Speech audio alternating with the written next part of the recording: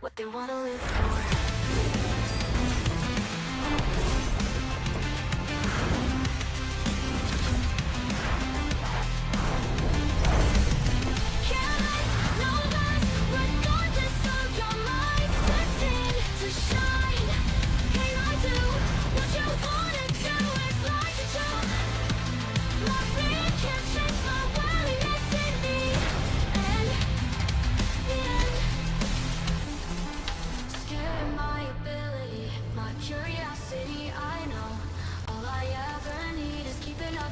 Why'd you prison me instead? Cut it, what's good from us? Escape what comes along. You're too colorblind to visualize who we are. Light, careless, no less, regardless of your mind. Destined to shine. Can I do what you wanna do? It's like a joke. My fear can't change my willingness in me. And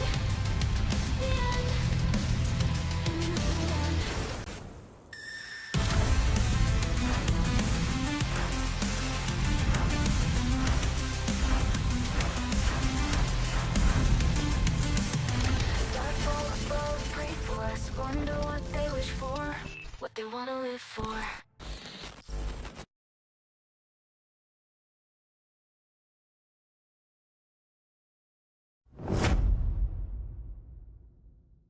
For thousands of years, my wrath has burned in the waters of the deep. Its power awakens me. The kingdom will fall once more. The sea will consume all yet again.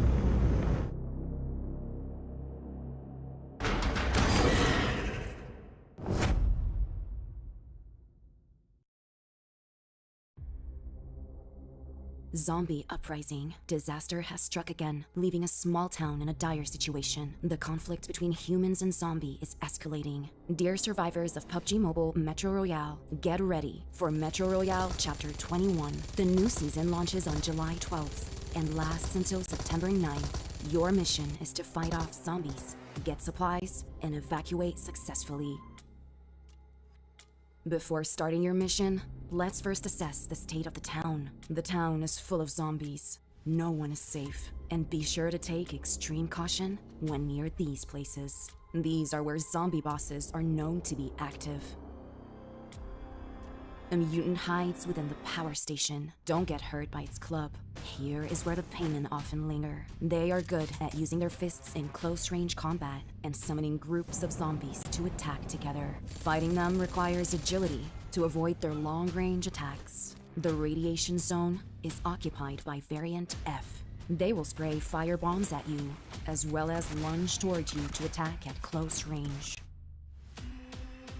During the match, you will experience time of day changes, from day to dusk, and finally night. Be cautious of the time changes. When the darkness of night falls, zombies will be abnormally aggressive. Next, if you look carefully, you will find many special containers have appeared in the town, with different bosses inside. Each night, they will wake up from their container, and these bosses are stronger and have better abilities. Of course, they are not without weaknesses. Find the glowing energy source on them and try to eliminate them. Oh, and as darkness falls, more dangers will arise. Watch out for newly dropped containers. Defeat the bosses inside them to get more supplies. In the town, you will encounter all kinds of zombie enemies, as well as special supply crates. Opening special supply crates attracts swarms of zombies to attack. Stay vigilant. When faced with a zombie attack, the new weapons and utility items may come in handy. First, let's look at the new weapons. The M134 and the flamethrower. These weapons will help you deal heavy damage to zombies and eliminate them more effectively. You can also use the stealth serum and lure grenade. With these items and weapons, you can formulate your ideal strategy. Additionally, by utilizing the bonus special trait and special trait system, you can modify your gear and improve your combat capabilities. On the battlefield of zombie uprising mode, you can get schematics needed to make modifications. Take them to the workstation to forge or modify fabled equipment traits. In addition to the new gear and systems for fighting zombies, we made some improvements to the gameplay experience, including a new room feature, a more convenient access tab, loss replays, highlights, as well as firearm adjustments, improvements to teaming up, and more. In terms of weapons, we added faction variants of the DBS and S12K, and existing faction weapons have been buffed. Additionally, starting from this season, you can use the room feature in Metro Royale to organize a match and fight alongside friends. Also, team-up functionality has been improved. When teaming up, teammates won't be able to change their loadout settings once they've readied up. If the team leader enters the match with loadout settings that are too low, the whole team must confirm in order for the match to start as normal. When the match ends, you can view the match results screen to watch loss replays and highlights. By the way, a new, more convenient access tab can be used to enter Metro Royale. This season, Misty Port and Arctic Base feature Spirit Pearl crates that can be found and opened for supplies. Next, new collectibles will be available with the start of the season. Also, if it's your first time playing Metro Royale, the number of maps you'll need to download will be fewer than was needed in the past to begin playing. Frontline Confrontation and Old Blockade Zone maps will be downloaded by default. Based on your own preferences, you can later download the Misty Port and Arctic Base maps. Metro Royale Chapter 21 is about to begin. Survivors, get ready for combat. We wish you all successful evacuations and bountiful loot.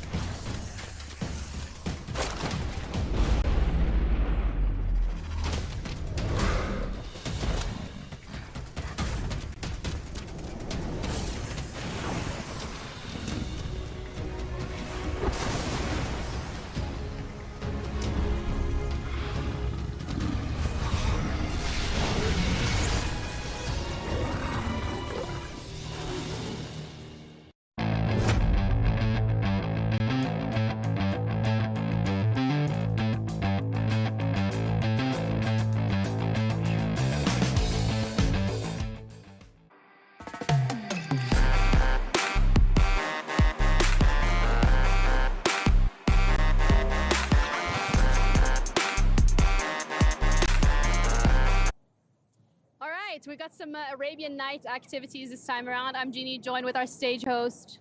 Barney Banks. How's it going, Thank you Jenny? so much. Good, how are you? I'm okay, I'm ready. You've had a great day at work, but I thought, we could test the limits a little further because we have some really great entertainment up here for free on the Boulevard. We do indeed. This bad boy over here. Now, I'm assuming you know how this works. I know how it works. Are you sure? Do you need an explainer? I feel like I want you to go first. Fun fact. Whoa! Fun fact about myself, Gennaro. I broke my thumb on one of these machines one time because I missed it and I hit the wall. A little advice: you can put your thumb in your hand. That's worse. Don't do that. No, you can. You can totally do that. You'll hurt yourself. I don't want you hurting yourself here. We need you for the rest of the week. I'm trying to knock out the competition here. I know Either you way. Do you want to go first? Should I go first? Do you want to rock, first. paper, You go rock, first. paper, scissors, man? Okay, and after 3 or on 3? On 3. 1, 2, 3. 1, 2, 3. Ha! What the 1, 2, ha! Ah, it's me first. Yeah. I believe it's me. Okay. Are you ready? I'm ready, but I hope you are too. Okay. This is my competition. Bro! What do you mean? Okay. Hello? I didn't break my thumb that time. Happy days. 713. Huh? 713. Like. Yeah. Do you need me to pick you up? Yeah. Do you need me to pick you up so you can do this? Come on, Jenny. Give me that All right, microphone. I'm gonna have to take off my rings. Take off the rings. Oh, it's serious. She didn't do it beforehand, people. She didn't take off the rings. She's creating tension. Yes! Oh, dear. That was an extra 1 at the back. That was, wasn't it? It nearly stopped at a very fun number. I Do you want wanted one to more go? stop at the other one. Do I want to have one more Do go? you want me to go or do you want you to go? Can you go and we can pretend it's my punch? Sure, We'll okay. just like cut it out. Oh, ready. Awesome. So Ginny's just chilling. She's got some, whatever.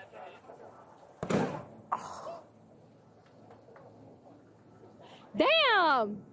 I'm sorry. I am so strong, guys. I got 750. Who got That's 878? Me, my alter ego. Was Anthony Joshua yeah, here? That was He no, that was, was wasn't me. he? That was It was me. you. Yeah, I was here yesterday. Set the highest score, beat Gennaro, and you can win yourself. What do they win? 1,000 Saudi riyals. Yeah, that. So What you gotta said. beat me first, guys. Well, you know what? That wraps up what we're getting done on the Boulevard right here, right now. Don't forget to tune in to day 2 of the PUBG Mobile World Cup because it is getting spicy on the main stage, isn't it, Gennaro? I hope so. You're the one hosting it, so I guess we're gonna have to wait and see. See you guys tomorrow. Hello PUBG Mobile fans. We're getting closer to the start of the PUBG Mobile World Cup, so it really is time to take a look back and remind ourselves of how all the teams qualified. In PMSL EMEA finals, Brute Force took a decisive lead on the second day with a stunning 23 elimination chicken dinner. A standout performance came from their newest addition, Freezer, who impressed everyone with his consistent play on his first official tournament. He sealed the victory with an incredible 1v3 clutch in the final match, securing the championship for Brute Force.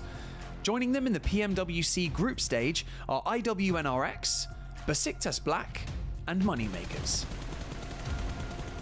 Brazilian teams dominated PMSL Americas, but the title was ultimately decided in the final match, with Team Liquid emerging as champions. Mythic and Ayala delivered standout performances that impressed everyone. Their rivals, Alpha 7 Esports, along with Inco Gaming, will join them and are sure to bring chaos and excitement to the stage, especially Revo from A7, who was crowned MVP. In PMSL Southeast Asia, Boom Esports dominated the finals with an impressive 115 eliminations. They secured 2 remarkable chicken dinners, each featuring 18 eliminations, showcasing their exceptional skill and strategy. A star to definitely watch out for in this roster is Yummy, who racked up an impressive 14 eliminations in a single match. They will be joined by DXavier, Alliance, and Talon Esports. In PMCL of Southeast Asia, Harambro had to give it their all against their fierce rivals, Oja Esports. But with Federales putting on a spectacular show, Harame Bro snagged the victory, claiming the title and qualified for PMWC by a 1-point margin. From the CSA region, 4 Miracle Vibes and Team Falcons were in a fierce battle for the title. Ultimately, 4 Miracle Vibes emerged victorious, with 98 eliminations and a consistently strong placements. The MVP, Doc, was a key factor in their success and is definitely a player to watch. Joining them on the journey to Riyadh are Madballs and IHC Esports. In South Korea, DRX dominated with impressive aggression and consistency, earning them the PMPS title, whereas D+ Kia will be joining them after winning PMRC Korea vs Japan. Over in Japan, KAG Osaka made a stunning impact on the final day, closing the finals with back-to-back chicken dinners. The PMGO champions, Reject, will also join them competing in the PUBG MOBILE World Cup. Meanwhile, in PEL in China, Tianba's MVP QZZ made an unforgettable 1v4 play in boot camp during the league stages, setting a high bar for the competition.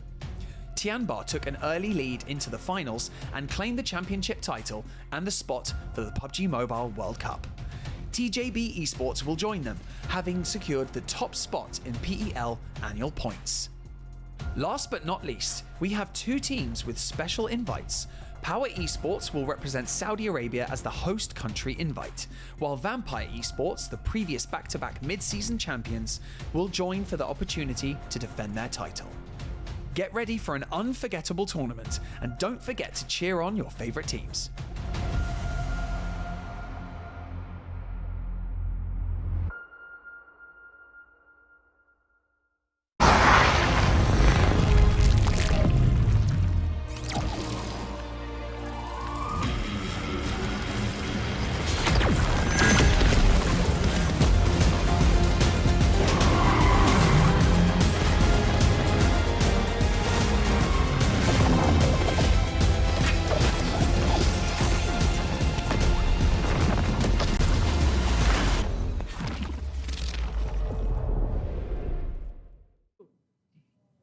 Where is he? You know what? We're just gonna start. Welcome to the PUBG Mobile World Cup at the ESPORTS World Cup. My name is the 7WG, and we're on day 2. Bro!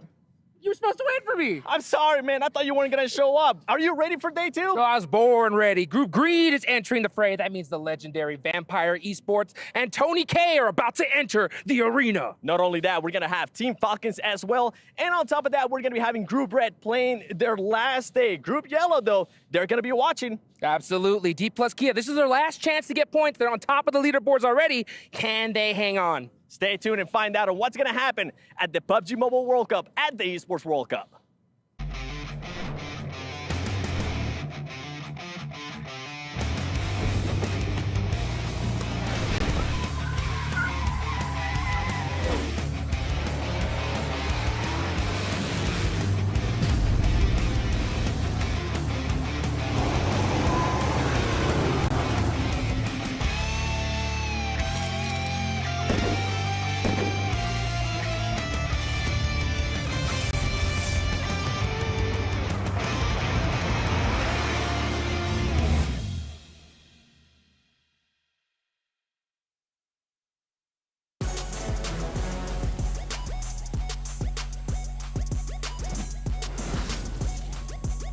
Welcome back, ladies and gentlemen, to the PUBG Mobile World Cup 2024. We're into day 2 of our group stage, and if you missed out on day 1, well, you missed out on our South Korean overlords stepping up and taking first place off the bat. But the question is, can D+ Kia hold on to that?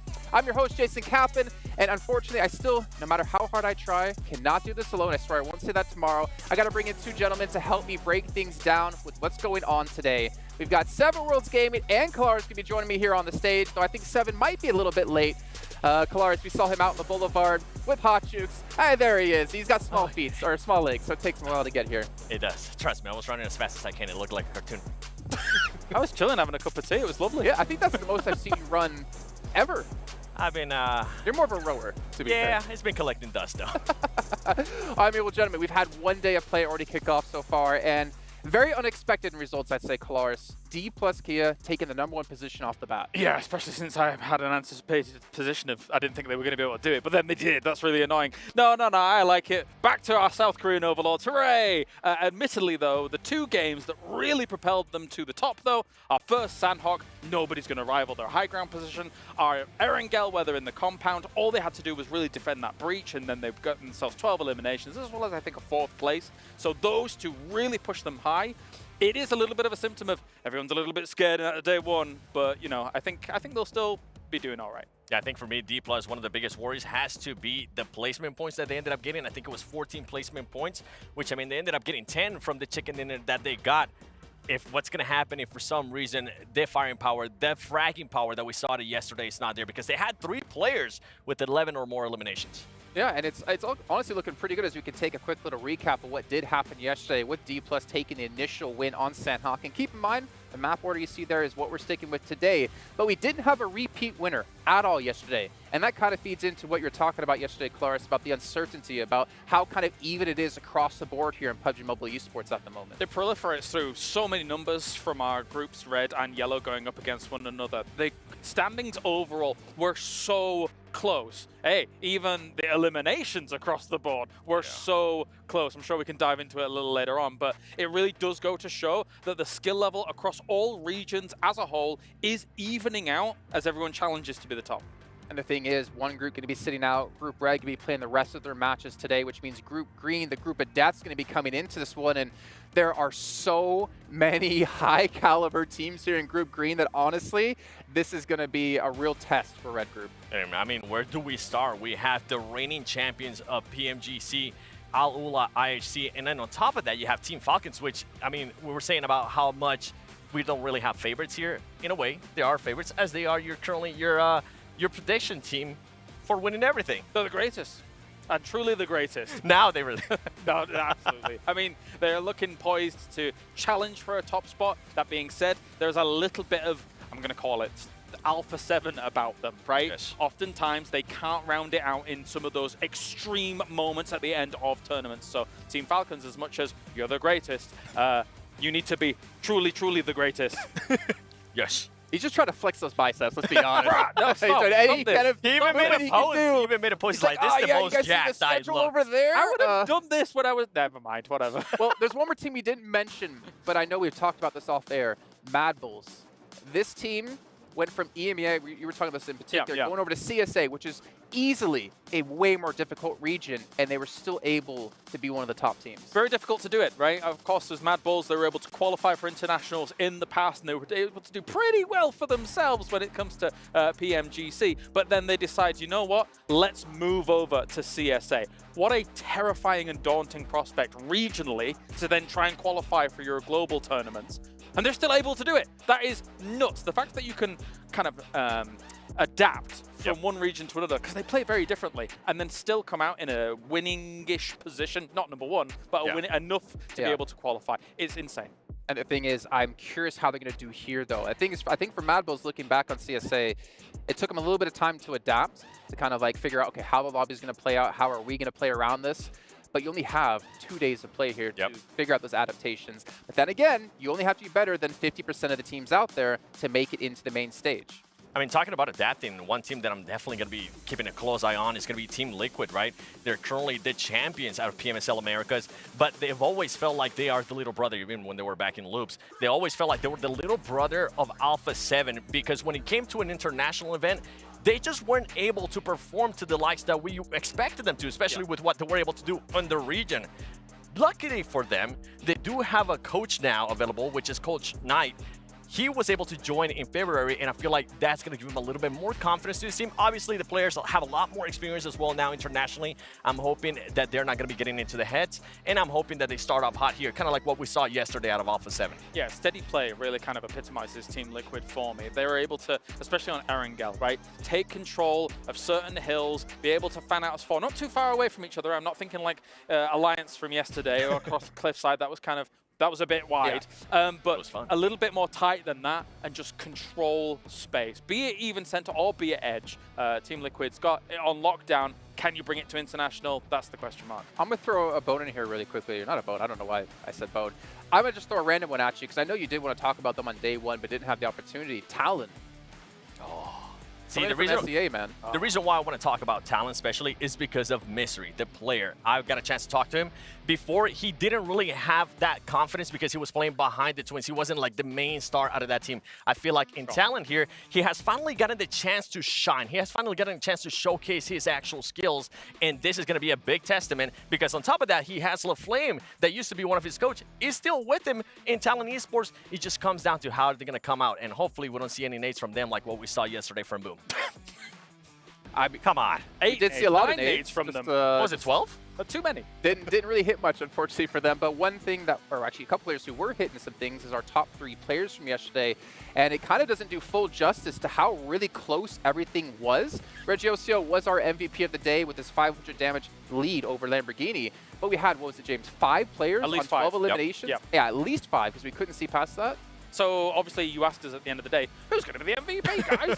And this is why we had a hard time, all right? The fact that these 3, yes, being able to take 12, and then obviously we had another 2 getting 12 eliminations as well, it showed once again how much that lobby was so close to one another in terms of skill. It was very difficult to pinpoint who the standout was, how they were standing out, because of how awesome the level of play has gotten to. So I'm hoping for it today. I think Green is going to come in and shake that up completely. I think maybe we'll see a bit more of a disparity at the top. Well, we've seen disparity alone when it comes to the 2 groups, I should say, right? We'll take a look at that when we get into our overalls with Group Yellow struggling a little bit. But before we get to that, one thing I do love about live events that we don't really get to do too often is seeing the player reactions. And luckily, we do have quite a few of them from yesterday, brought to you by Pepsi. So let's take a look here and enjoy. Gotta take it, sure it's not impossible. The race is on, show them what you're fighting for. Take your time, don't lose your mind. Hold your nerve and settle the score. You're into it, straight to the top. You gotta fight your corner, strike while it's hot. You're into it, straight to the top. You gotta fight your corner, strike while it's hot.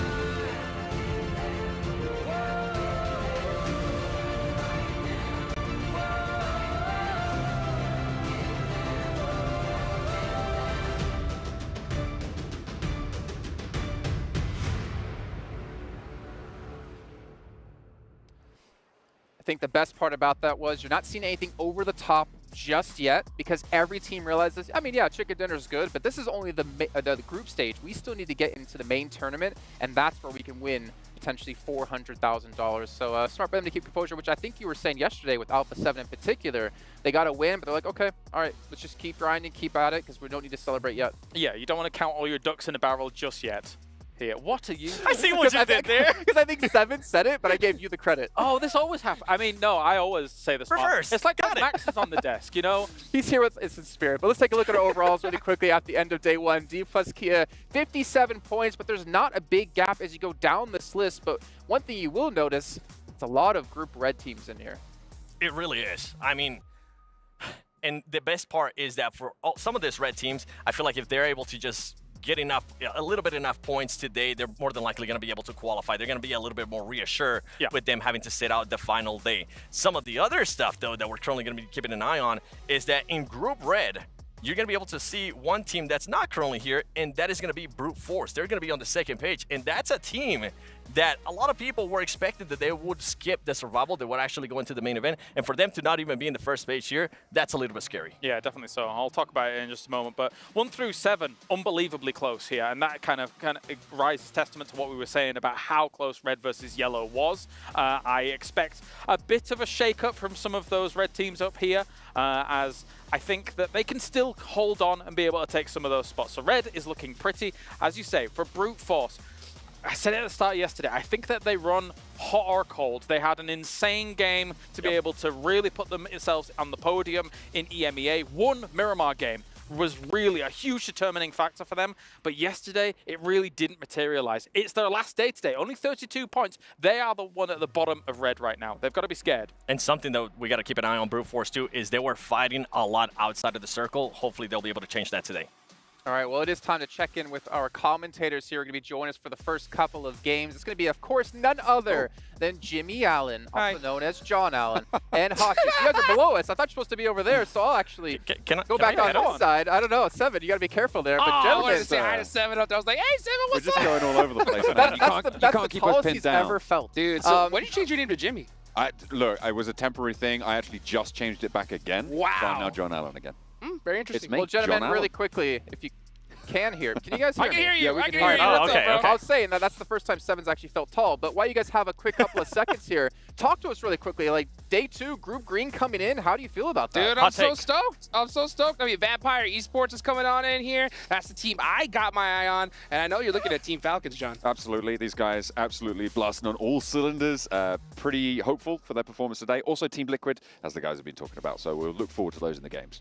Okay, well, gentlemen, thank you so much for joining us. We'll catch you in just a few moments' time when we get into the first match. Is it a coincidence that Falcons, whose logo is green, is in Group Green? Oh. Oh, hard-hitting stuff here at the death. I don't know. I'm taking it over now, guys. If you just... All right, Clark's the host now. I'll see myself out. You guys obviously are hearing about the teams we expect to do extremely well here. We want to hear about who you expect to do extremely well. You can head over to stcplay.gg and get your predictions in and potentially compare to the likes of what we have. But we all know the analysts here have the best predictions in the game. Unless you're Max Man, he's got the best curse in the game. Team Falcons. Yes. You can't trade. Wait, what? No. I'm being Baxman. Team Falcons is going to win. I just need a jersey, and then I'll really fully curse You them. almost did it. And you need probably like half your hair. Yeah, you almost did it. Oh, yes. Lose it. It's Maxman. Yes, Falcons. No. You almost, Can't do that you almost voice. went that far. That was, I mean, Falcons is a great choice, right? I mean, Yeah.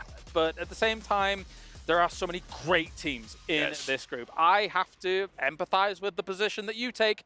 Team Liquid has an opportunity. And I say every tournament, it's time for Brazil to win, please. What if it actually turns out to be Team Liquid winning and Alpha 7 second place? Oh, no. Actually, the evil in me hopes for that. I mean, yeah, I love the chaos that ensues for that. I wouldn't be surprised. I'm so used to it as an Alpha 7 fan. But Seven, you haven't even mentioned our NA representative coming into this one. GK first, TJB. I'm curious to see if he's going to be played. I know I caught him completely off guard, but as you can see behind me, we got 8 seconds to go until we head into our first match of day 2. Group Green making his debut. Let's see how things kick off as we head down to the stage. And who?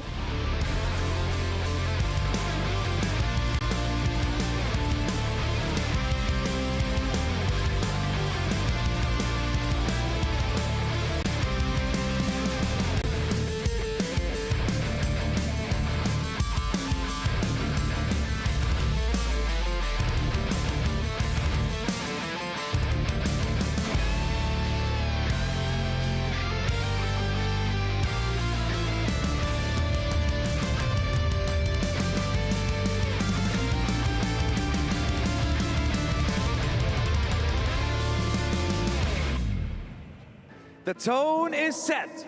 Our players have had a taste of what it is like to compete here on the main stage. And today, Group Red will complete the first part of their journey, and their fates will be sealed. Ladies and gentlemen, welcome to day 2 of the group stage of the PUBG MOBILE World Cup at ESPORTS World Cup. Yes, I love it. My name is Barney Banks, and I am your host alongside Sandstorm, and just 6 maps remain before Group Red will set the bar for the rest of our competitors. It's quickly getting heated here in the STC arena as our team start to realize that, you know what? First impressions mean everything. That they do, because Group Green joins us on the battlegrounds today, which begs the question, will they be immediately on the back foot as Group Red already have 6 games under their belt? Will they be able to surmount all the pressure that they are feeling at this point in time? Will the new faces come out swinging and take down every single one of their opponents? Only time will tell. That is right. Remember, only 12 teams will make it out of this stage unscathed. So, while our remainder will battle it out in the survival stage, but we're getting ahead of ourselves here, Sandstorm. I believe it is time to introduce our teams to the main stage to kick off day 2, starting with Group Red and 4 Miracle Vibes.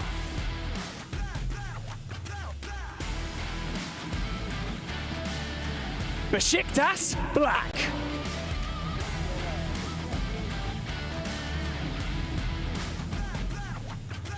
Alliance.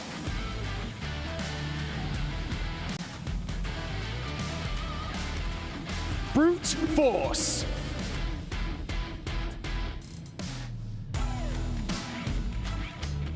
Reject.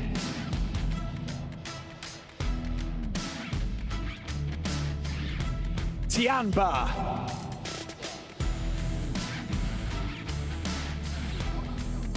D plus Kia.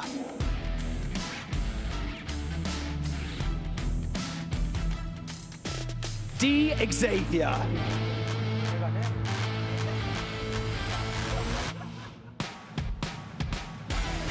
Here comes Group Green, starting off with Vampire Esports.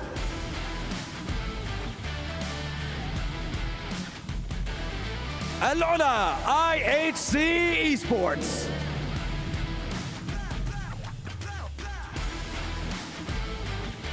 Team Falcons.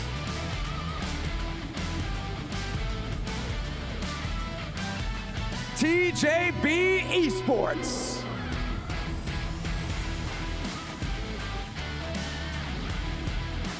Talon Esports.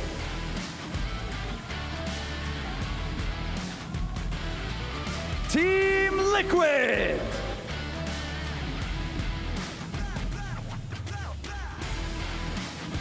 Mad Bulls.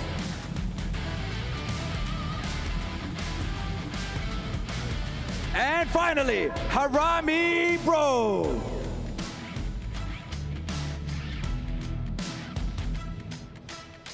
There we have it, the 16 teams competing in today's games. And you better keep an eye on for the teams from Group Green. How closely were they watching their opponents yesterday? Any chinks in the armor they may have found? Any cracks that were exposed? And will they be able to exploit them today? If there wasn't enough pressure already, remember there is $1 million on the line for this stage alone. So, with that being said, I believe it is time to kick off day 2 of the PUBG Mobile World Cup at the ESPORTS World Cup. Casters, take it away. Day number 2, baby. Let's get after it. You heard Banks say it himself.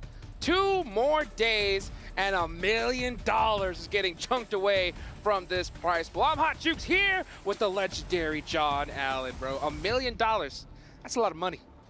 Like that you called me legendary there as well. That's very flattering. Thank you very much. You're not so bad yourself. Group Red's last day, though, that is a big factor that's going to be weighing on these teams' minds going into the day. Obviously, the debut of the Death Group, Group Green, coming through as well. So everything gonna be a little bit on shaky ground, I think, at the start. Yeah, you know what? And all these teams are gonna have tons of experience when it comes to this type of, situation, tournament format, if I say so myself. So we have to keep an eye on, obviously, is Group Red, right? Group Red need to not believe the scoreboard at all, right? They just need to put up so many points that nobody can pass them.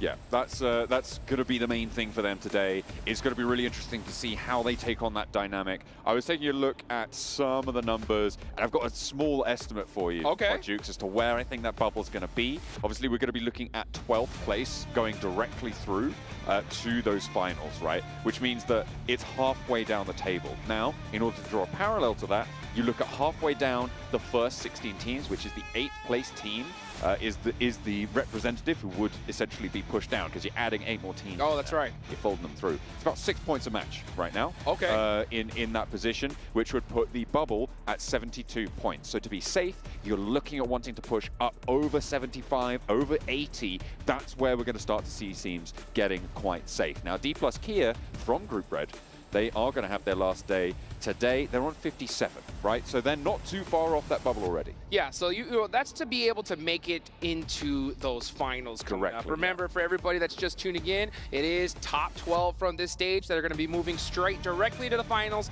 The bottom 12 going to that survival stage, and that is the place you don't want to be, because we're going to have some more teams coming in, and they are watching this. They are studying these squads with a magnifying glass, so you don't want to be in that spot. But yeah, D plus Kia, not too far off. They had a great day one, obviously. 57 total points. They are our leaderboard leaders right now, but that, again, we did not see Group Green play at all, so they cannot get comfortable. Yeah, making it to the main stage is great. We can't forget there's $1 million on the line here. That's a lot of money. You want to be able to get as high up on the leaderboards as you possibly can. Yeah, each spot's worth over $1,000, right? Whew. So you definitely want to be pushing as fast and as hard as you can go. You don't want to lose those keys, right? That's what's all important here. I don't think we're going to be crushing any for quite a little bit. I think it's the survival stage where we'll cut which makes sense. Our teams, right? So it's going to be the end of the week, and we're going to have, what is it, like 12 keys to crush in a row? That's going to be fun to watch. It's going to be fun to watch if you're fans of the teams that are doing the crushing. You know, that's for sure. Yeah. So, you know, these teams got to go and put everything on the line, especially Group Red, because this is their last day. So if they fumble today, and I'm looking at teams like IWNRX, Power, Boom, Inco, so many names, you know, had a really kind of rough day one. They got to make sure they put in some work here today. So Group Red, obviously, you know, IWNRX, they're in Group Yellow. We'll see them tomorrow. But, you know, at the end of the day, D plus Kia, that's the team I have my eye on. I don't think anybody expected for them to be up on top here at the end of day one. No, Keloris definitely expected them to be. Oh, that's true. For sure, 100%. That's what he believed. Obviously a bit of a lie. We're only teasing him. No, he didn't think, as you rightly said, as with everybody else, that we'd be seeing that. We saw some very steady hands just there from Besiktas. Oh. I mean, it looks like they're taking it all in their stride. Right now, they're in 8th place. So as it stands, if you expand the table with 8 more teams being put in there, they would be right on that bubble. And obviously, it's not phasing them. They're taking it in their stride. Yeah, they are. You know, as a matter of fact, another team I got to talk to Brute Force a little bit earlier today. You know, they were a little frustrated with their performance. You know, they said a couple things surprised them. They made some adjustments, and they know that today is their last day, so they got to put in some serious work. I think the biggest disappointment yesterday was that first match in Sandhawk. You know, they landed on that northwestern island. They got that circle, and they were right next to D plus Kia. They could have challenged them early on and taken that high ground, but instead they played it safe and weren't able to put up as many points as I think they wanted to. Yeah, I mean, that first Sandhawk, they got 4th place with 4 limbs. And they also, in the 4th match of the day, the final Erangel, they came 2nd with 3 limbs, right? And getting those podium finishes, but not converting with a decent chunk of limbs. I'm looking at sort of 6 or more as being a decent chunk, right? It's just a little bit galling, because you know you've gotten deep into this game. This is your chance. The only strong performance they had was that 3rd place on the first Miramar with 10 eliminations, which they were able to obviously rack up a load of points for that. But it's just too few and far between right now. We know that Brute Force can do it. They are the champions of the EMEA, right? They are coming in as a tournament winner.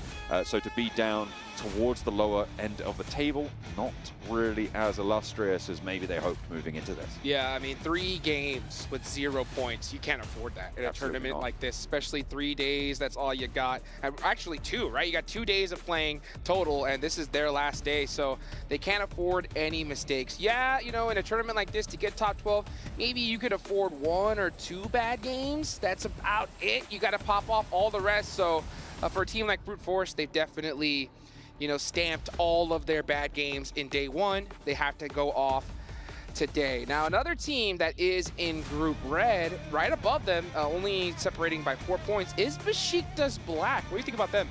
Well, I was talking before, right? They were holding the hand out, very steady, cool, calm, collected. I like that shot. It's pretty cool. But it's kind of, to be honest, this is a team that I think overall people were potentially a little bit surprised to see make it all the way through. They did manage to get up into 3rd place in the EMEA region, and they obviously have got a lot of very talented players. But at the moment, I feel like it's not the sort of team that you look at from the region, certainly from EMEA, when you're thinking about the best team, right? It is definitely a team with a lot to prove. So if they can get into those finals directly, avoid the the survival stage later on, that's what I'm going to be looking for. Yeah, I mean, there's so many things we have to keep an eye on. You know, one other team that I'm definitely got my eyes on today is Team Reject, right? Team Reject, They are our PMGO Brazil champions. They won $100,000 in that one.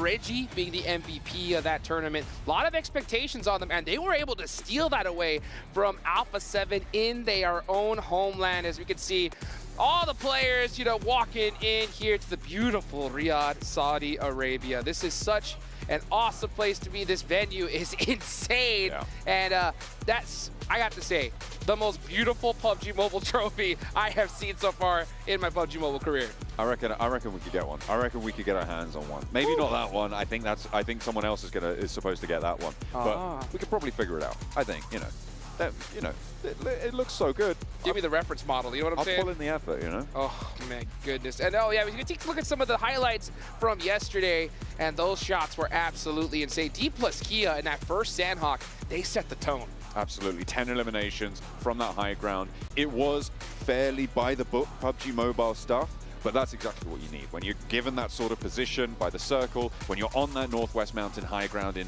Sandhawk, you just got to go for it. So it is great stuff. Obviously, a military island finish for Alpha 7 as well with 9 eliminations. They started out quite strong. The interesting fact about this, facet, I would say, of the overall standings right now is that it is very, very, very close at the moment, right? You've got 57 points in first place.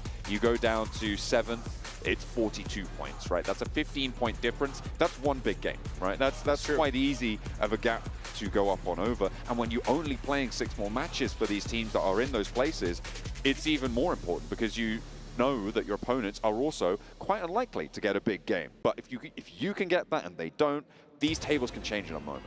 They could change in an instant, absolutely right. And, you know, that's to be able to make it into the finals, which everyone's hunting down, obviously. You want top 12 is the minimum that you wanted to do. But, you know, I'm always looking at top 3. And we have 3 squads in Group Red, right, that are in top 3. You got D plus Kia, Tianba, and D Xavier. So all 3 of these teams, you know, they want to kind of continue that streak that they had yesterday. And like I mentioned a little bit earlier, put on so many points that nobody can pass them. Let me ask you this. So you did make that bubble, Matt, and I know you kind of did that overnight. Off the top of your head right now, how many points would you like to see from D plus Kia to think that they're going to win this whole thing? To win the whole thing? To win the whole thing. Ooh. Okay, so I'm going to tell you now, I didn't do this overnight. I just did it about 5 minutes before the show. Oh, okay. I literally divided 36 by 6. Because 6 matches, and then multiplied it by 12. Oh. Very, very basic analysis, and so there is a lot of room for error there. However, looking towards the top of the tables, it's actually a lot more volatile as to where teams tend to end up, right? It can either be a situation, it depends really if you have a clear front runner or 2 or 3 teams vying for that top spot.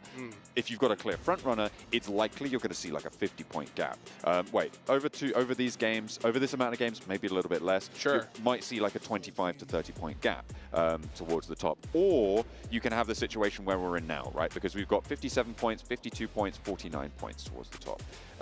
That would expand a little bit, but it could be that it's just blow for blow, right? It could be anyone's game right up until the end. And that has a big impact as to where the end of that curve sort of ends up, right? In first place, in the finals, as far as that goes, I'm not entirely sure what sort of point scoring we're going to need to see. Or at least for the group stage. Yeah, for the group stage, I mean, we've got a total of 18 matches played, but only 12 matches per, which means that you could basically, the best estimate you can give is just kind of double the top score, which we're looking at 114. But in order to double your score, you're going to need to get into the games. That's exactly what we're going to do with dual gaming chipsets and a 144Hz AMOLED screen. The GT20 Pro will equip teams with up to 120 FPS, which is also, of course, the first batch of supported devices, offering esports level performance and visually stunning experiences in the 2024 PMWC. I'm ready to be visually stunned by the first map of the day. It's Sandhawk. It's Sandhawk, and we are ready to get it going. I know you guys are so pumped up for day number 2, but you know what? We're gonna take a little bit of time here. That's right, psych! We're gonna get these players just a little bit more warmed up for today. So, you know, you were talking about D plus Kia. If they doubled their points, I do agree. I think that they will be able to win this. 114 would be that measure, right? That's on one day's games. They got 57, 2 times 57, as everybody knows. Of course. 14. That might not be as prevalent. What would that be over 12 matches?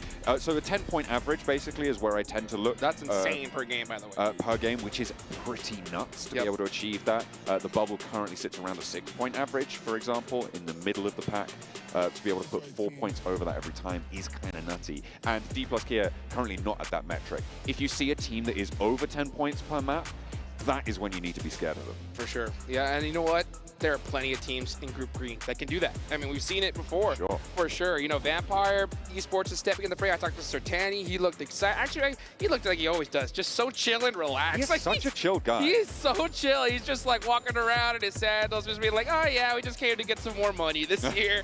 Just like we did last time. I mean, I don't think anybody expected Vampire to have the performance mid-season that we saw last year. And man, these guys look calm, collected. I saw Tony K playing foosball in the players' lounge. Like, he's just like, ah, man, I'm ready for this. Yeah, absolutely. I spoke to Sertani earlier this morning.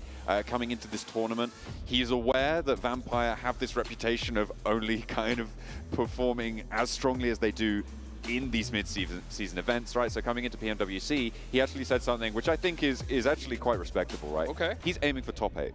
All right. Right now. Okay. That is what he was going for. They had an adjustment in their IGL structure at the start of the year, moving into PMGO.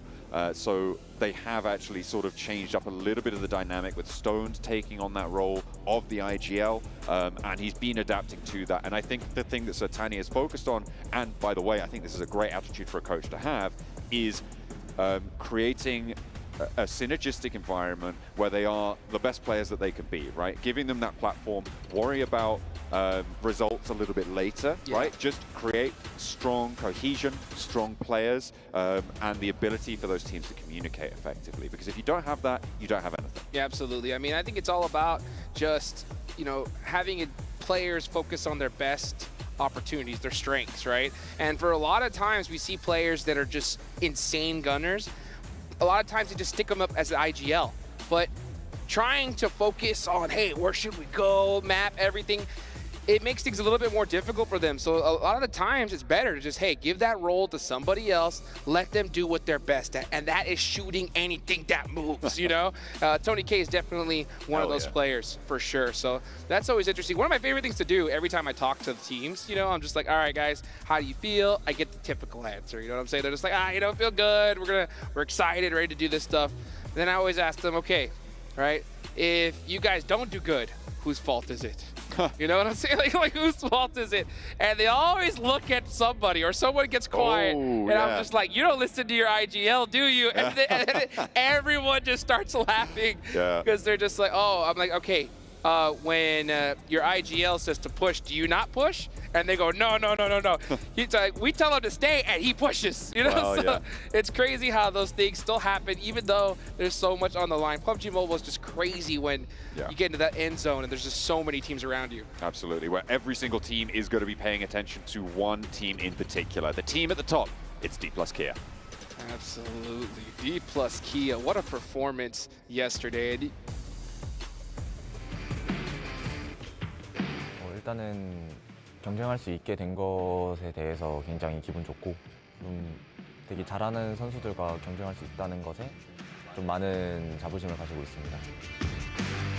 일단은 인게임 리더는 이제 K 선수가 맡고 있고 이제 롤부 칩스 선수 같은 경우에는 어태커 겸 백업을 맡고 있고요.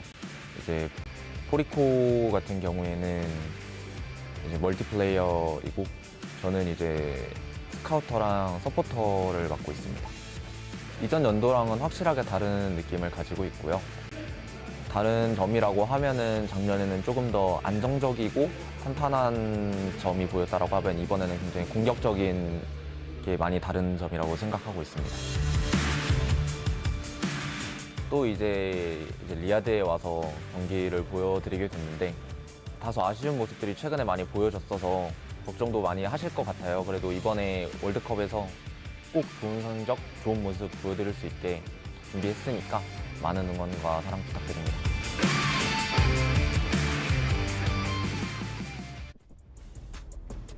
Hell yeah, that's what we're looking at. D plus Kia, current leaders, of course, on the tables, 57 points. They're the bar to beat right now. Hopefully, they can keep things rolling for today. Yes, sir, indeed. And you can just see it. You heard we saw in the interview right there. You know, he said, I think a lot of our fans are worried about us right now because we've kind of been struggling in some seasons prior to this. But I don't think they're worried anymore. I mean, with a performance like that in day number 1, what more could you ask for? Starting off with that chicken dinner, 10 eliminations. That's 20 of their 57 points here. So it's going to be interesting to see if they get that Northwestern Circle in Sandhawk once again. That's going to pay off big time for them. Now, if they don't get that zone, John, right, do you think that they have a possibility of having a similar performance they did yesterday, or? I think that's almost impossible to say. Right. I think that you can't really read too much into it from yesterday. What we did see is that they were able to back up their result in that first map with 2 other high-profile games. Right, you have an 11 elimination game in the second Erangel, followed up by a third Erangel with 12 eliminations and a 4th place, which to me indicates that they definitely do have more strings to their bow than just get circle, win game. However, you always have to put that question mark on there, right? When it is going to shift towards you on that high ground, on Sandhawk, are you going to be able to transition? Historically, I think that the best example of teams not being able to transition as effectively, I think towards the end of their tenure as a big roster, was the Gladiators coming through, and they started to just really struggle well, to be honest, they started to struggle when they got the circle or not on that Northwestern Island, but their transitions were always being cut down, and they really kind of struggled to leave that sort of position. So maybe we'll see the same thing with D plus Kia, maybe we won't. I think it's too early to say, given that we've only seen one Sandhawk played. Yeah, since we've seen that with Sandhawk played, it really is a little bit of a gamble when you land on that Northwestern Island. If you get that zone, your chances of popping off are crazy, but you have to still perform, and they did, right? Double elimination, chicken dinner is everything they hope for, but if it doesn't go your way, it is quite difficult. And the thing is, you know, we saw D plus Kia, they got that zone, they performed as expected, as they should. You know, next game though, 16th place, 0 eliminations, you know? If that happens today, where they actually struggle in Sandhawk, I want to see that flip in reverse, right? Aaron Gale, just go crazy and put everything out on the line. Yeah, absolutely. You need to be taking things well, but they did then follow that up with some big Erangel games, right? So they were able to do that. And not to mention rounding out the day with a pretty decent scoreline. I mean, in general, obviously, they have performed very well yesterday. I think that is inarguable. They are at the top of the tables right now. Tiampa as well, really came out swinging in a couple of their games. Unfortunately, it was only one where they were able to punch all the way through. Well, I say all the way through and get 16 elims. It was a 3rd place on that first Erangel, that Military Island finish. I feel like the show on that match was kind of stolen by them, right? Because you had Alpha 7-1 from C Block. There was a pretty crazy finish there, which I'm sure is going to be plenty of highlight reels, but it really was Tiamba who made their mark on that Erangel. They're going to be looking to make their mark here again on Sandhawk as well, as this time we may actually be going into the map. And we're ready to get it going here. You can see that plane going right down the center here of Sandhawk. Of course, all these players are going to be able to fly anywhere that they want to. And I am looking, and we can already see some squads jumping out really early here. I'm looking at Mad Bulls. They were one of the first teams out of the plane. You got Besiktas Black going to that southern east side of the map. Oh, baby. It's day number 2, the last day for Group Red. Let's see what they can do. Mad Bulls, the new entry to today, and Besiktas Black that old hat from yesterday. Only 6 matches. I don't know why I'm calling them old hat, but they are going to be coming on in. Vampire out over towards Ruins and Tambang. Looks like they're not going to be super contested there. Obviously, a lot of rotational paths available to them from that area. They could swing down south past Painan, move up north to that island. I quite like that sort of area. We'll see if they're able to do anything with it. Painan, potentially a little bit of trouble there as Reject are split a little bit further north with 4MV taking up Painan mainly, but Duello might have a look in quite early to be able to take shots down to 4MV. Yeah, and I don't think he wants to because all the rest of his players and teammates are quite a distance away from him. And that's kind of that Painan split, you know, because Painan, you could definitely split loot a little bit. Yeah, but you definitely want some players to kind of get some of those surrounding areas. Now, we do not have a similar zone to yesterday. So we have a mainland circle. So teams like DPlus Kia, who performed great, are going to have to get moving pretty quick here. For sure. I'm looking up on the north side as well there. Tiamba and Brute Force pretty close to each other around Cow and Tapmark. There is basically an encirclement going on right now. Tiamba going to have to fight to leave unless Brute Force move early. Oh boy, so let's see what happens. You got Vampire Esports, of course, over there near Ruins. Bashik does Black running, just trying to get their loot set up. You know they want them in force. You know they want that DBS because they're going to need them here towards the end game. Now, Team Liquid, dead center of the map right now. They are in a great spot here. And not to mention D-Xavier over near in Paradise Resort. They're going to have all the loot that they want. But at the end of the day, they're coming in fresh, right? So, we're already starting to see some shots ring out from Brute Force. Yeah, this is still on that north side, right? It looks like Tiamba have fully grouped up over towards Cow after dropping a little bit more disparately. Brute Force not going to fully engage onto this fight, and you can see exactly why now, because they are vulnerable. They are too spread to go for this full engagement, and Neos is in danger at this stage, being rolled straight on out. And Tiamba with an excellent response from Cow on that northern side. As soon as you take shots without the backup, you are going to feel the pain, and Tiamba will make it happen. Neos knew he screwed up. He knew it. As soon as he did that shot, he hit that 180 and started sending it at full speed. And unfortunately, let me tell you something. Yeah, he's like, wait. I was just kidding. It was all a prank. It was all a prank. Freepod tried to help him out, but it was just too late. And that's what I was talking about. Is when you have those split loots, you almost don't want to start those engagements, because if you're going against, 3 or 4 players that are pretty grouped up, you're in big trouble. And we saw what happened right there. TJB getting a little bit close to the fire there. Roasty toes, but nothing more than that just yet. Yappy out the door, will not be able to find the shots. Being diverted around. TJB moving fairly early, actually, it has to be said, into this circle. Trying to move past Team Liquid, who have regrouped to the northeast side of that quarry. Well, they definitely know where all these teams are, so they got a lot of intel on that one. And very fortunate for them, they don't lose a player. And a lot of times we see rotations like that. Teams will sacrifice maybe 1 or 2 players in the process, but fortunate for them, they're going to be just all right. Now, teams that are still outside of this circle, Mad Bulls still need to make their way in, Vampire, DPlus Kia, a lot of names here. So we'll see how they decide to make this rotation on in. Now, we already seen some squads on the move. D-Xavier have left Paradise Resort. They looted very quickly and are looking for a more central position. Teams starting to group up towards the center now. Boot camp has been evacuated. This northwest island, pretty slow on the move at the moment. Talon and DPlus Kia yet to make their move. But we're on board with DXavier, and you're right, they've got a really important compound on the northern side of this circle. It controls a lot of the territory around them. In general, it's the compound that DXavier are in, and the compound out to their west, those 2 junction compounds that have a lot of control. But for my money, I'd still be out on the hills. I don't think you want to be committing towards the indoors when you're not sort of slap bang in the center, and you know a lot of teams are going to be putting pressure on. I think on this northern side, for DXavier, I like that Paragen still has that outpost, right? Out to the east, it gives them a foothold outside of their compound, because you do not want to be boxed in this early. Yeah, you can tell they are just trying to get as much information as they can, and we're seeing them move away from that spot, which I definitely think is a good decision here. And that's the problem is, at Sandhawk, it's such a small map. You don't want to overcommit and get greedy, if I say so, right? So sometimes you're just like, oh, this spot is good, but if we just move up this next hill, it'll be a little bit better. You get into engagement, get third-partied, and you're out of there. Yeah, I mean, I guess you can say that maybe we didn't know how many teams were going to be moving around the north, but they dropped out late. They should have known there was a lot of teams to their south. So making this move now, I think is wise. They've now put 2 players for DXAV out over towards a little bit closer to Barn, which I much prefer. So I think that's a good decision coming through from them. Talon have now left Hatin and are over to the mainland. They're playing on the compounds just to the south of that north bridge, which means that if D plus Kia opt to rotate past that ground, it's going to be tricky. Yeah, so they're going to have to gatekeep, you know, 2 monster squads of D plus Kia and possibly Tianba as well.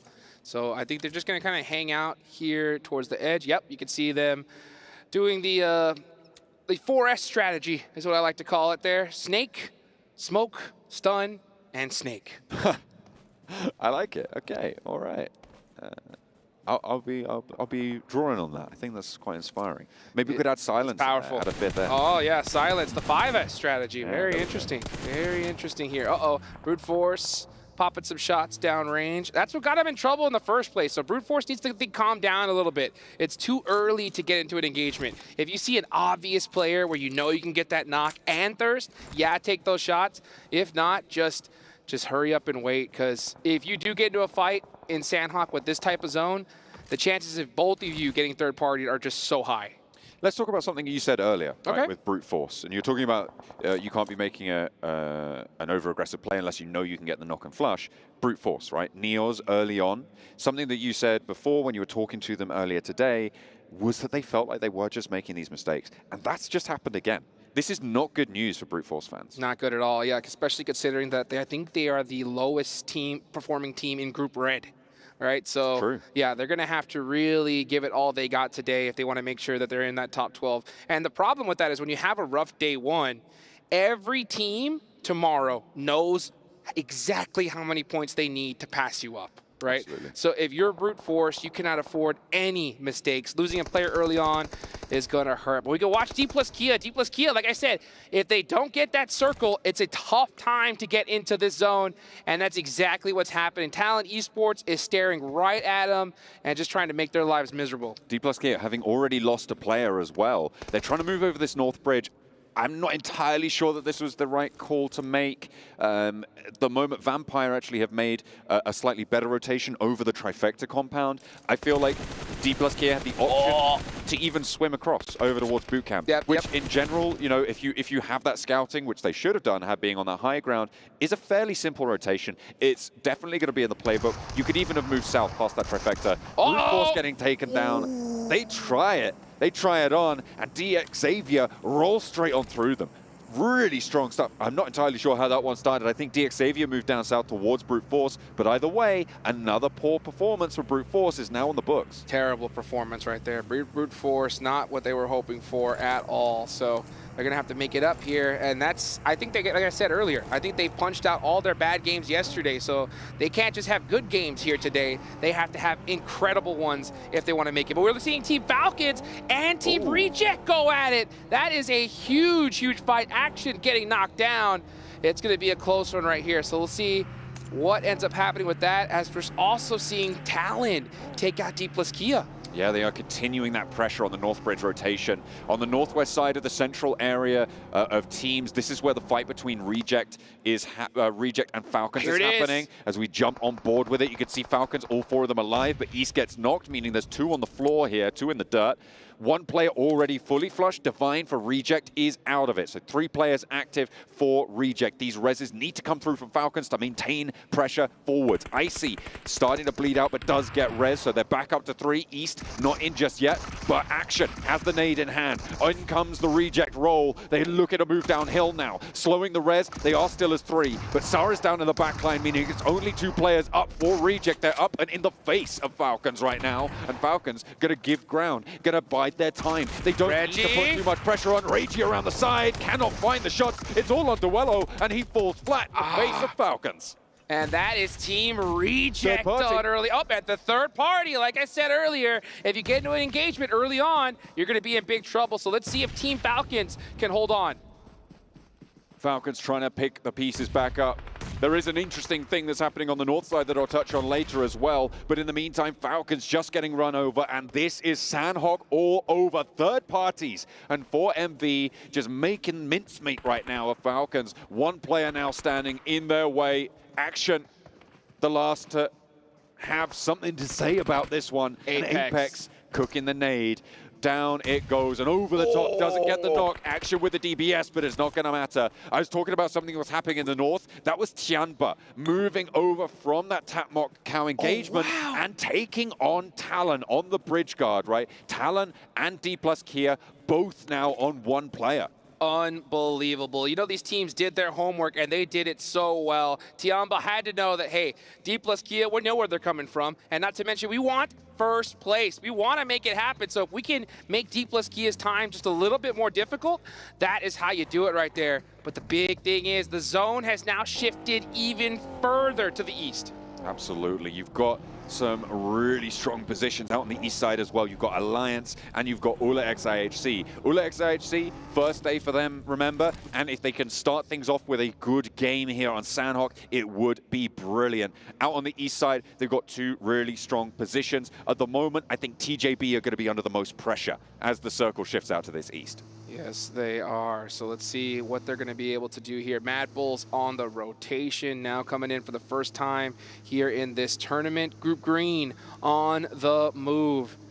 So let's see how they're going to be able to make it happen in Sandhawk. They have a very open rotation here, so they should be able to make it through Bond. And it's very typical of a circle like this. Anytime you have a hard shift, you see a lot of teams just hug that zone, go all the way to the hard shift side, and it looks like that will work out from them. Meanwhile, I mean, these teams are practically stacked on top of each other. They are so, so close, just waiting for that next zone.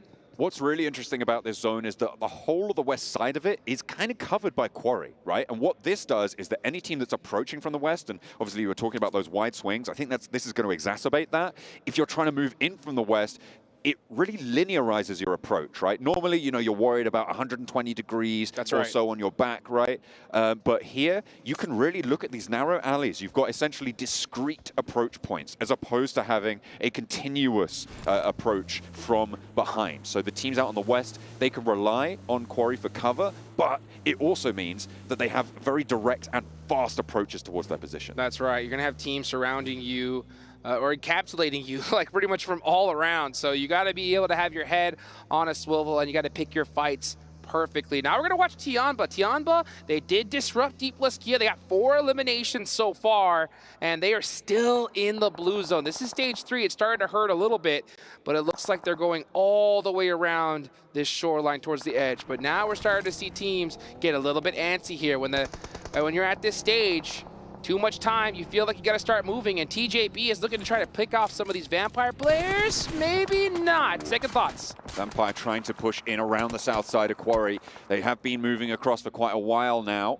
They tried to move up towards TJB's position, but it was Besiktas Black who were able to take the shots and stop them from doing that. Vampire now on 3 players, but they have got their foot in the door, right? They are right back towards that quarry, and this is a pretty interesting shift, actually. It keeps a lot of those teams already in. Yes, so it's a perfect zone for so many of these squads. Even Vampire, they're going to be able to move or just inch their way in little by little. But Besiktas Black are still out of this one, though. They got to get moving here. Not to mention Tianba, they've been in the blue zone for majority of this game. Now they're going to start making their way in, and it looks like they're going to have to get through Mad Bulls first.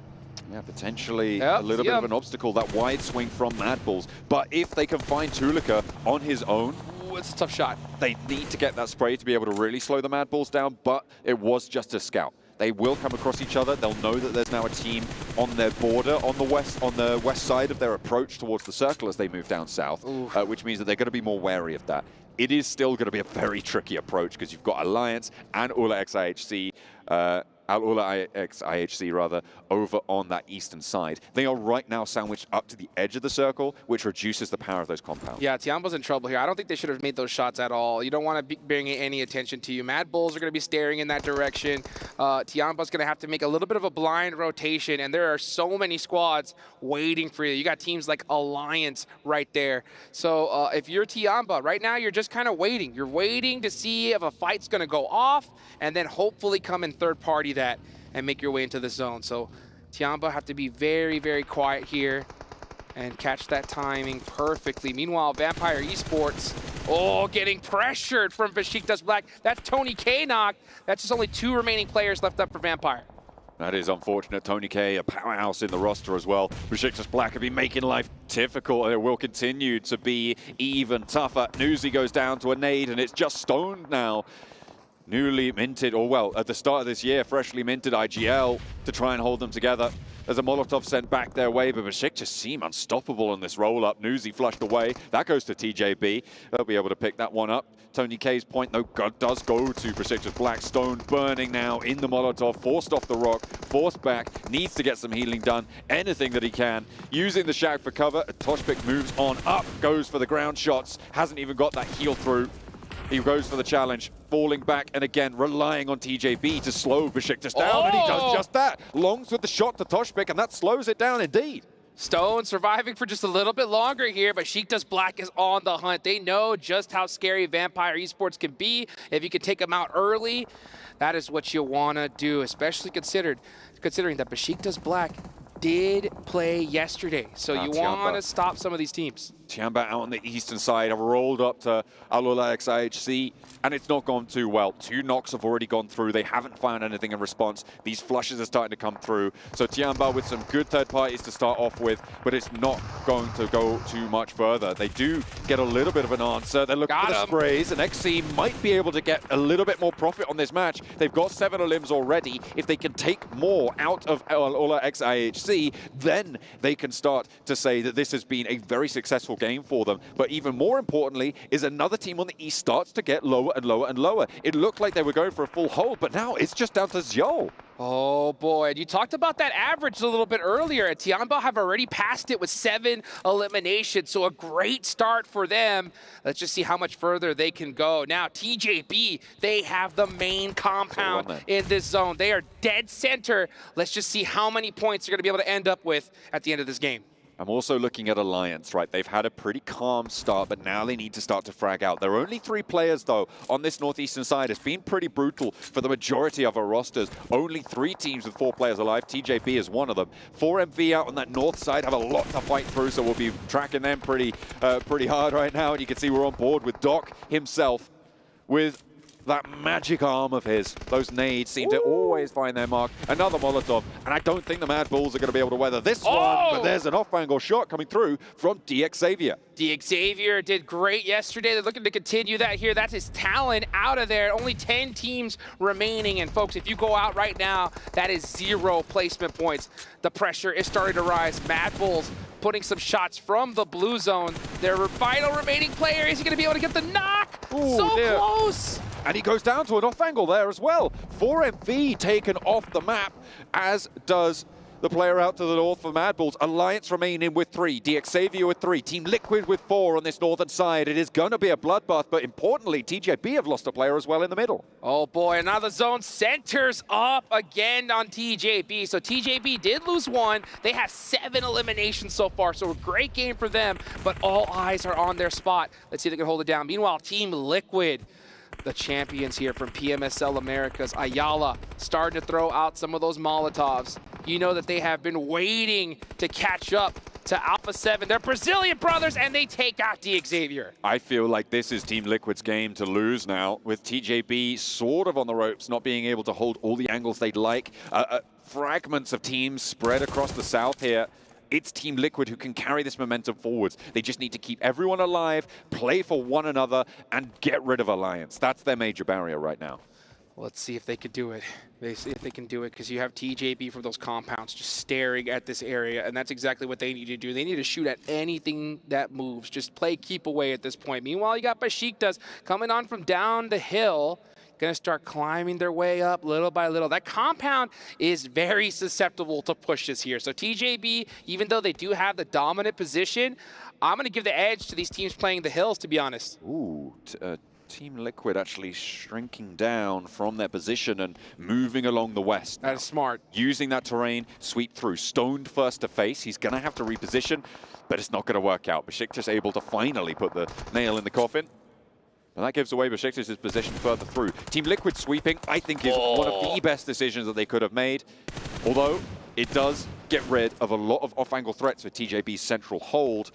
The question is, what can Team Liquid do with the outer position? Yeah, Team Liquid's trying to soak up some eliminations here, and that's what I was talking about, is that compound is basically in a bowl. So all these surrounding areas, and you can even see Alliance so close, but has plenty of coverage. Let's see if he's going to be able to get some shots onto Team Liquid. Honestly, Team Liquid's looking very, very strong. Even though they only have 2 eliminations so far, I think they're going to get a whole bunch more. See if they're able to keep this one going. Tianba, remember, they had a great start to the match with the third-party rotate. And they're still alive as well with their solo representative. Leon up close now against Xiol from Alulex IHC. Only 2 elims for them. And a low HP close to him. There's only 3 players here. 1v3s are doable. The heal doesn't come through. And their SK12 is doing a lot of work, but it's not going to be enough to do the heavy lifting for them. It was going to be a little bit of an outside chance there, but they go down. 2 eliminations on the match in 6th place. Oh, that was so, so close. If he was able to get that shot, who knows what could have happened, but Alliance shut that down, and they shut it down well. 8 eliminations so far. They are doing great here at this one, and now we're down to our final 4 teams here for match number 1 on day 2. And the shift finally goes away from TJB. They're on the outside. Oh, Shan's so close. Solo player right on the money. That's 1. Takes him out. First player down. 1v2 now as Leon's. Are they looking for him? Do they know he's on the tree? It seems like they do. They just need to isolate these angles. The cook is there. Cluck not going to be able to take the peek. He's forced out. He's forced wide, but no damage. There is a response. The knock goes through the back lines. He finds 1, and it's Shan with a 1 versus 3 for Tianba. They do not stop. It's 11 eliminations, and the solo warrior himself here to play. A knock over towards Team Liquid. Might be able to find the knock. The flush is there. Cardozen seals the deal as TJB tried to stretch out, but it's not out of the question for Shan to make it happen again. Are you kidding me? Sean's got those nades locked and loaded, and TJB is feeling the punishment. Chief gets naded down to about 20% HP, and it's really up to Ayala to finish off Tianba here as fast as he possibly can. There Sean, all by his lonesome. Can he make something happen? He cannot. It's going to be Team Liquid to win right off the bat. They come in from Group Yellow, and I'm sorry, Group Green, and shut things down. But what a way to carry on for Tianba, right? Shan is a Terminator. This is the 2nd time we've seen them do this, right? Come in, not win the game, but kind of steal the show.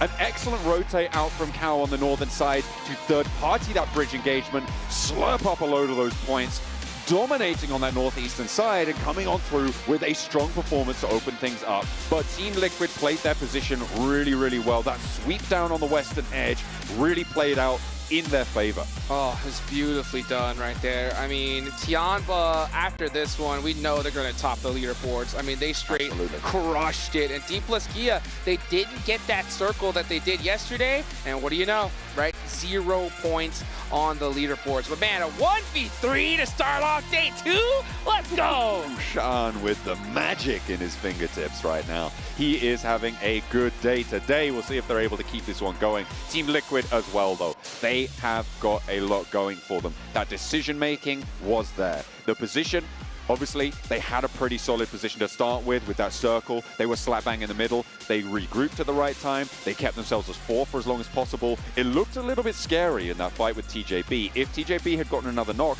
Shan had that in the back. That's 100%. right. That's right. Maybe not 100%. Well, but still, look at this. I mean, what a crazy way to finish this one out. Able to get that first knock and then win that 1v2 when he was behind a single tree. That's all he had to play with. That's it. That's it. And he was able to get it done right there for Tianba. Now, the big thing is that you were talking about scary, and I think if you're in Group Red, you should be scared because Team Liquid, right, coming from Group Green, just straight crushed it. Absolutely. This is a great way to make a statement at the start of the day, right? And it's the same thing that D plus Kia did at the start of yesterday. Right. Coming in with a good game number 1, 10 eliminations in first place. They were able to get on that Sandhawk. Oh my goodness, what's going to happen at the end of this day? Because you got Tianba just straight crushing it. Sean with the 1v3. Guys, don't go anywhere. We're going to be right back.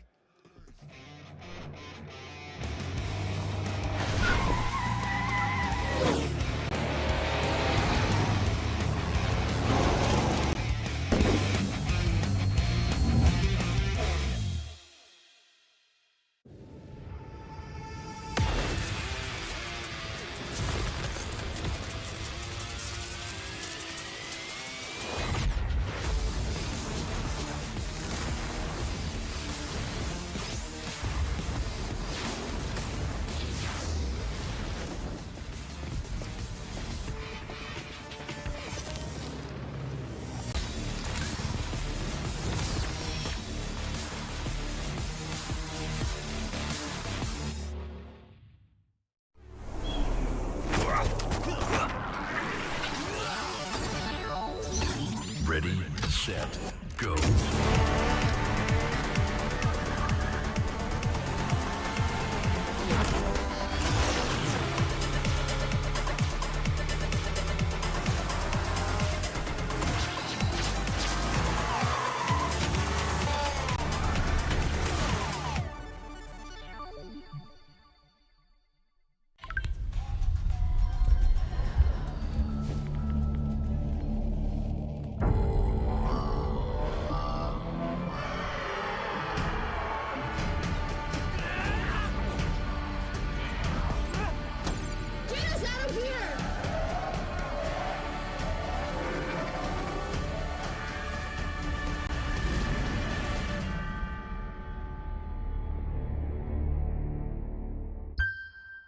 New adventures bring new challenges. Even as the heat rises, dandruff and grease won't stand a chance. With new Clear Men, powered by triple formula technology. To eliminate dandruff, itch and grease, gives you 8 hours of freshness and 100% dandruff-free hair. New Clear Men, 0% dandruff, 100% confidence.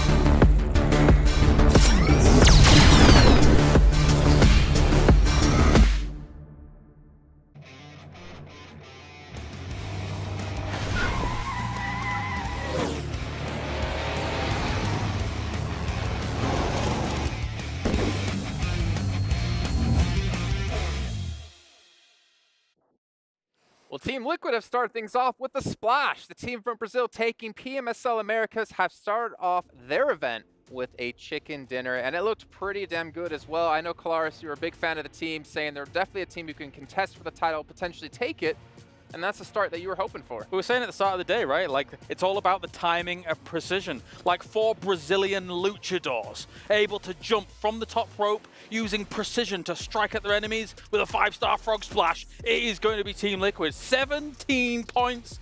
It's not the highest elim game from them, but they play for the victory. They know exactly what they want. It's in the palm of their hand. They're playing for the belt, man, or trophy in this case here. 17 points is Tiamba as well, coming in with 17 at the very end. Was it Shan who was able to pick up a ton of eliminations towards the end and survive a 1v2 against Alliance that honestly we had to ask the Indo talent what's going on. It was a 1v3. Oh, yeah, it was a 1v3. He got Olio knocked with the nade initially. 1v3 there for Sean with those nades. I mean, once again, I'm sorry, Boom, but you're going to have to taking notes here from that player because those nades were beautiful out of him. TJ Esports, though, being able to get those 13 points. That team, I feel like they definitely got a little bit blessed. They were in the compound for quite a long time, but they were able to be proactive. But going back to Team Liquid, I was really impressed with what they were able to do, and I'm happy that they're able to start an international event with a chicken dinner. And going here towards the second page, Team Falcons, they ended up getting third party by 4MB, but it's good to see that they were still able to collect some elimination points. I do like that you've just outed us on broadcast as well, Jason. We turned to the Indo talent saying, what's going on? Didn't we also do that yesterday with Boom? Every time one of their teams has a mishap, we're just like, Indo talent, what's happening? What's going on here? I mean, to be honest, the perfect answer back is, oh, hey, Jason, where's all the NA teams? Yeah, well, yeah. I mean, that's true. Yeah. We have players that played in NA. I mean, we do. But I do want to point something out, as you did mention with Falcons, something that's really interesting is that East is now on Team Falcons, who was previously on 4MV, and after that was on Stronger, playing in PMSL CSA. But now he's playing with Falcons, and he was actually playing in this match over Nurzed. And I'm kind of curious, why are we seeing him in so quickly when Falcons were already looking pretty good in PMSL? It's a good question. I wonder if it's a Sandhawk thing? I'm not sure. Like, okay, so a different battleground. Maybe they want to actually switch from battleground to battleground. Who knows? However, I mean, on Sandhawk here, right, the opportunity for third parties are just aplenty. And unfortunately, they will fall via a third party here. Unfortunately, he couldn't really do much. But it is a good question. I mean, we'll have to see how it develops, Jason, if he's playing for the rest of the day. Besides that third party, I mean, the fight that they were having against Reject was a great fight. They were able to execute it really well. But that third party, it comes down to Sandhawk. We always talk about it with Sandhawk. You got to make sure you finish up those fights quickly. Well, there was some revenge coming in later on because 4MV got in a fight against Mad Bulls. Yep. And then we had DXavier actually third party that fight and take out those teams, which, to be fair, for Mad Bulls, kind of interesting to see that they're able to do the super swing, the super wide rotate around the zone, realizing the direction it was going. But that leads me to go into our next topic of, well, D+. This is their last day of games. Playing on the Northwest Island yesterday in the Sandhawk win. The zone went to them. This time they had to play from the outside, and it wasn't too successful. I mean, we've been talking about them. Did they end up getting blessed yesterday? Was it just a fluke because of the circles that they ended up getting? We can't really say that after just one match, especially after Sandhawk, but something to do tell, they had to rotate. They rotated very, very late. They ended up running into Talon Esports, and Talon Esports went on a chase after them, even whenever they decided to rotate southeast for D+. Talon was like, we're just going to keep chasing you guys. So for what I want to see out of D+, if they do end up not getting blessed by this circle like they did yesterday, I want to see a little bit quicker rotations. You're right. Sandhawk, it's hard to judge from it, right? It is the most arduous map to transition on across when you are against the circle as opposed to having it go your way. So Erangel and Miramar will tell us a bit of a tale, maybe. Jason, we'll see. Well, what about Alula LHC, a reigning PMGC, a reigning world champions? And I know, Clark, you were saying that you weren't really too happy with the split they had and the compound they were in, kind of like towards the east side of where TJB were set up. Yeah. Because they just got overrun, and they should have held that, in your opinion. So it was Tiamba that eventually breached on towards them from the east side, as we take a look at the Team Liquid stats coming in. But Alula IHC, holding that compound down as 4 is very difficult. It's an extremely hard compound to hold. It's not just one road in some scenarios that you have to traverse across to be able to reinforce your team. It's sometimes 2 roads because of the way the compound works out. A few buildings on the west side, one in the middle on that kind of fork, and then some buildings on the east side as well. Tiamba picked exactly the right compound to breach, because they were using a lot of information gathering on that east side to identify exactly where the weak spots were. And unfortunately, Alula IHC fell victim to it. I'm talking about, we got a chance to see there some of the stats from Team Liquid as we're going to be looking at Sean. This was a star play. Him by himself, 637 damage, and we got a chance to see what Team Liquid, the team that won, they ended up with 700 damage, which it's not the likes of Brazil team that we usually like to see. We usually tend to see a lot more damage. And this shows the importance of holding utility to the late game. Yep. If Shan has only his guns, to be able to make that 1v3 happen, it doesn't happen. Because he had nades to be able to start the ball rolling, being able to kind of pivot around, get a few knocks here and there with those nades to start things off. That's why it's so important in the late game. So being able to make that 1v3 happen, nades, absolutely pivotal. And something that I wanted to mention there at Team Liquid, because we got the Sean graphic, is it's a very big contrast from that team because they were willing to back away from fights. They weren't even taking shots at them. They were just focusing on how to get inside that circle. So a big difference out of the Brazilian team. Yeah, big difference indeed, but we're going to see how things will continue to progress on later on today. But for you guys who are watching, you might have noticed the players using a very sick skin. The Violet Thunder set and S12K are now out for you guys to pick up as well, and incorporates aspects of the PMWC trophy, which you actually see on the back of them. You see the little W in there. But you know what, speaking of W's, we're going to head back to our casters to kick off our second match of the day. It's going to be our first Erangel of the day. So Hot Jukes and John Allen, take it away. Big W. Big W's, man. Hell yeah. Yeah, that's what I'm talking about. And a big W from Team Liquid coming in today for Group Green. And remember, folks, we have a squad, an entire group sitting out here. So do not believe the leaderboards, right, for a second, because tomorrow is going to be absolute chaos. And I'm going to talk a little bit about some of the struggling squads here, because that's who we're really keeping our eyes on. You know, one of them is Brute Force, right? Brute Force struggled yesterday, and they start off this one with a bad goose egg. But now we are headed into Erangel. Let's get it going.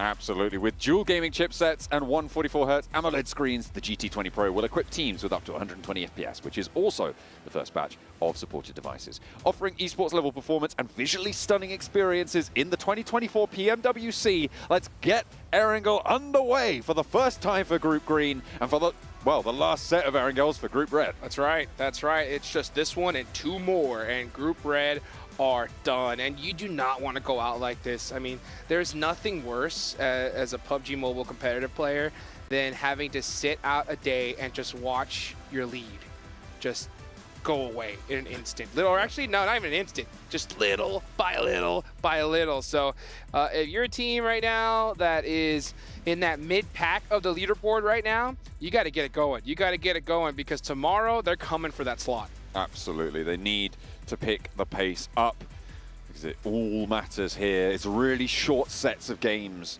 in these group stages, in these survival stages, and there is a lot of money still on the line for the early part of things. Plane path on the south side from Napovka down to Primorsk. Looks like we're going to get a little bit of a difficult path, potentially up towards George. And it's not even going to go out there. Hard northeast shift on the circle here. Keeps a lot of those Yaz fields in, and Stalber as well. Kameshki's in play, baby. Hell yeah. Kameshki is in play. Let's go. Let's go. Everybody send me your energy. I have not seen a Kameshki finish in years, so that'd be awesome. But, you know, I think a lot of teams are going to be kind of heading for those Yasnaya fields. A lot of zones like to end up in that area there, so we'll see what happens. Team Liquid are in a great spot near Lipovka. You've got, of course, Talon taking up Yasnaya. But you got squads like Vampire, right, all the way near Primorsk. They have a big journey ahead of them. Speaking of teams that didn't do so great, right? Vampire in that first match, their approach, I felt like it kind of just didn't have any wind in its sails to start with. It was a lot of grouped up teams, to be fair, and that's kind of what I was talking about with the linearized approach to the west side of that circle that you had to take, is a lot of teams are also going to be packed in behind you, so when you're taking that approach, it's going to be pretty tricky to navigate. Vampire definitely felt that. They didn't have their back clear. It was Besiktas Black who were able to take them down on it. Yeah, you know, Vampire to me, they just look like a team that's coming in for the first day. You know what I'm saying? Like, Sure. not a overwhelming performance, just a little bit of synergy issues here, some little slight mistakes. And at this stage, especially we have an entire group that has already played, they're hot, they're ready to go. Any little slip-ups, you are going to get taken out. So yeah, Vampire need to definitely step it up here. We heard Sertani, or you talked to him, and he said what? They were looking for at least top 8. Right? Yeah, in the finals, that is, not for the group stage. Okay. I mean, yeah, in general, top 8 is kind of where they would be happy with as a result at the end of this tournament. And I think that that's kind of what they're focusing on. They're focusing on creating that foundation to be a titanic international team, right? That's kind of what matters. And hopefully we'll see that start to emerge here. And you can never judge a team coming into a tournament off one game. That's true. But I think in that last match, there was a pretty clear lack of attention given to their back. Well, right? It makes a lot of sense. I mean, especially considering that, you know, they are our last year's mid-season champions, so a lot of expectations are going to be on them. And, of course, we're going to be scrutinizing the teams that we have high expectations for. And, you know, Vampire is definitely one of those squads. So it's one thing, right, to win a championship. It's another to defend it, you know? That is true. That is true. You've got to... Yeah, all sorts of logistical problems. They got to get that back-to-back. That back-to-back. And I mean, they did it once. They did it once. That's right. That is right. So let's see if they could do it once again. Now, I'm looking at the circle here. We see teams, I think, very, very comfortable with it because there is that northern island still available, and there's a lot of different routes that these teams can take to make it to safety. But at this point, I think a lot of these squads are a little bit slow on the rotate. Meanwhile, Team Reject trying to take out Tiamba. Oh, Reggie getting caught. Oh, dear. And again, Tiamba with an early opener. This is a team that's starting to turn heads, right? I don't think many people would have put Tiamba as a top team in terms of like predictions coming into things, which, I mean, to be fair, they did win PEL, so it's reasonable that that they are performing as well as they are right now. But I feel like a lot more attention was being given to the Falcons, to the Alpha 7s of the world, and to Team Liquid. But Tiamba reminding us just why they are such a big name in the international scene as well. Ooh, that's how you do it right there. I mean, they crushed it in game number 1 today. They did a great job yesterday, and already starting off with an elimination. 69 points right now on that leaderboard. Nice. I mean, these guys are not messing around. Now, teams like, you know, T+ Kia, they need to have a good bounce back game here because this is their last day they're going to be playing in, at least in this stage. Alliance starting to take some shots downrange. Looks like they got a nice knock near Potato Hill. And they are, just setting up nice and pretty, and that is going to be Harami Bro. They're going to lose a player. Yeah, to Alliance as well, which is going to slow them down on that southwest side, playing around that Potato Hill position. Losing a player, again, this is their first day as well. Harami Bro did not have, I believe, a great first map. They didn't get any point. Well, the opposite of great, I think. It's the worst possible result, first map, getting 0 points. And it looks like they're not off to another great start either. I'm a little bit worried about this team. I mean, they came through, I think they were champions from SEA, right? And it's just not happening for them so far at the start of these first 2 matches.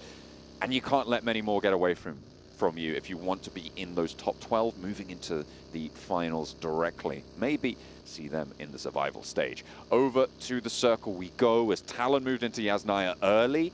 They've been in there for quite a while now, and they're starting to have neighbors move in. It's going to be pretty difficult to isolate these positions. Yas Fields being a big factor here, with D+ Kia taking up a really strong compound on the west side of those Yas Fields. The east side currently being dominated by Team Liquid, although it looks like they might want a little bit of a scrap with Besiktas up north. Okay, meanwhile, speaking of scrap, we're looking at Mad Bulls taking on some shots under Harami Bro. Harami Bro down to 3 players. You can see them late to the party here, and they're just trying to find a spot. Looks like they're going to commit to Alliance, though.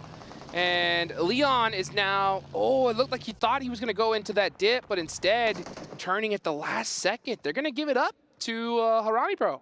All right, okay. It looks like Harami Bro are starting to take things back into their own control. 2 eliminations now on the board for the one that they had taken away from them, and 2 players from Alliance have gone down as well in the midst of this scrap. Mad Bulls have yet to find these pickoffs, and they will continue to just trudge up north for Harami Bro. There's 3 players alive. Yeah, Harami Bro taking a place we like to call OP dip, right? And it is a pretty good, strong spot. The problem is you have to commit to it when the zone is in this area, right? They lost a lot of resources there. Their vehicles are smoking out, and the zone could still go all the way north. So very interesting for them to hard commit here. They did get 2 eliminations in the process, so definitely take that to the bank. And I think they are getting a little bit antsy considering that they lost 1 and had a bad game 1. So sometimes you got to take some risks, and this time it paid off, at least for now. Absolutely. We'll have to wait and see where this next circle goes. Vampire now moving past Pachinki, a little bit slow to get in, but another Eastern shift keeps Lepovka in it. Sorry, Jukes, we're going to get Kameshki. Not this time around. We've got 2 more chances, though. 2 more rolls of those dice, so we'll see how that goes. Vampire on the southwest side, close to 4MV, who dropped in military base. They've been moving up for quite a while now, and they're going to be trying to punch in on that western edge around that Potato Hill. They'll try and navigate this treacherous terrain and push in near DXavier, south of D+ Kia, who are leaving their really strong compound on the west side of Yas Fields. Probably rightly so. You don't want to be locked into going for a full rotate straight across Yas Fields when a lot of those teams on the south are going to start to post up. Yeah, you can see a Vampire trying to find a good spot here. They're getting shot at. For Miracle doing exactly what they're supposed to over here by Potato Hill. Just if you see anybody get close, just play keep away. And Vampire are definitely going to do exactly that. They're going to be just still hunting down a spot. Actually, I think they might just hold up this edge here. Yeah, just kind of hold it down for now and figure out where this next zone is going to go. So they're going to stick it in that compound for now. Meanwhile, look it up north, Team Falcons are starting to make their way down into the fray near Yasnaya. Yeah. This was actually a very fortunate zone shift, by the way, for Brute Force. over there to the middle. If they would have went north, they would have been in big trouble. So yeah, I'm going to say it. Honestly, I think if Brute Force does bad this game, we might not see them here, or we might see them in the survival stage. Yeah, it might have to be. We'll have to see if that is going to be the case. A knock sent over towards Xavier. I'm not entirely sure who was able to pick that one up. And it was a flush as well, leaving them a little bit the worse for wear. 3 players alive, and actually a lot of damage being sent their way. Tianba, I mean, of course it is. Who else is it going to be? Tianba taking the fight. Balls as well. Xavier. Is that Xavier just getting picked apart slowly? Little by little. At range. They're down to 1. They tried to send in. They tried to send into the middle. Didn't work. Yeah, this late of a rotation is just not where it's at. I mean, there's still 16 teams remaining. You got to know that if you're late to this circle, you got to just play edge because everything in the middle is already taken. Unless you're a solo and sort of going for a last-ditch attempt kind of player, right? But it's still too early. It's exactly. only stage 2. You're right, absolutely. Yeah. It is definitely a little bit, let's call it interesting of a decision for Xavier to make that one go for them. They do still have 1 player alive. They're not out of it just yet, and we've seen what a solo player can do in Shan, but those performances are few and far between. Tianba holding down in a pretty central position now. Yes, they are. And yeah, Xavier, they started the day in 3rd place, right? In 3rd place. So they had a great day, number 1. And now we're starting to see them fall little by little here. Another rough performance here in game number 2. At least it was looking like, let's see what Lamborghini could do. This zone does not help them out. That is for sure. And what did I say, right? Yes, Naya Fields. It looks like that is where this could end up. And it's very fortunate for Talent to be in the position they're in right now. But, you know, teams on the southern edge, I'm looking at you, Brute Force, right? You're going to have to fight your way into this one. Yeah, it's going to be really, really tricky here. Mad Bulls in a really strong ridge line, but the difficulty is defending it from that south side. They're going to have their wits about them. Xavier losing. Did they get a res there? I don't know, but oh no, this is a replay. Okay, yeah. I was caught completely off guard. I was looking at the map feed there, but yeah, that's how Xavier lost a lot of their players. Moving on up north, Mad Bulls now in a position to try and defend their south side ridge of Yas Fields. Could be pretty profitable if they're able to hold on to it. And let's see right now, for Miracle Vibes, getting some nice knocks. They're be putting in some work here. Western Edge. Yes, they are. Third party from D+ Kia coming in from the south side of it, though, as they try and rotate back on up. This is Al-Ulex IHC. D+ Kia now wading into the fray, but Olbu actually taken down. Says, hold on a minute, we're busy. Shuts the door for them. Now 4MV trying to take this fight. It's not going well really for anyone in this compound as the spray goes around the side and Godless wins it out for Al-Ulex IHC, but now D+ Kia can get this res, can turn their attention further on in. Yasfield's a major feature and getting any control over it would be great. That position on the west edge, pretty isolated, but could be Sanctuary. Yeah, D+ Kia could definitely afford to take this fight. I mean, they have plenty of points from yesterday here. Oh, look at all the nades coming out from this way. Oh, you also got Brute Force here on the edge. So D+ Kia, if you're going to take this fight, you better commit to it pretty quickly. They need to try and make this one work. Only a couple of players to defend off against it. Nolbu does get res, but Osal immediately traded out. And that's Brute Force swimming on in. And that is going to be a nasty knock for them. That is their backstop as well. Prepod out in the blue zone, still taking shots.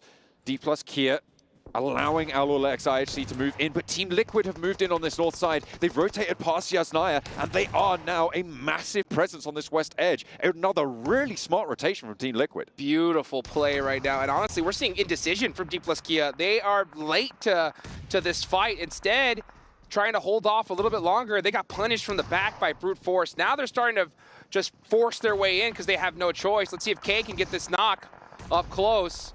Oh, and they do end up getting one. We're starting to see some jump outs. Let's see what Godless could do on the outside. He has that UMP. Going up against Chips. Chips now stuck between a rock and a hard place. He's holding those stairs for dear life. And meanwhile, looks like Brute Force up on top of the hill trying to make something happen. And Team Liquid are just very satisfied with where they're at. They're throwing out the mud, slowing the steps of all of these opposing players. Brute Force, this is a good start for it, right? They need to convert here. 3 eliminations, a sweep potential on the west, but with the hard shift out east on the circle, this again makes their path hard.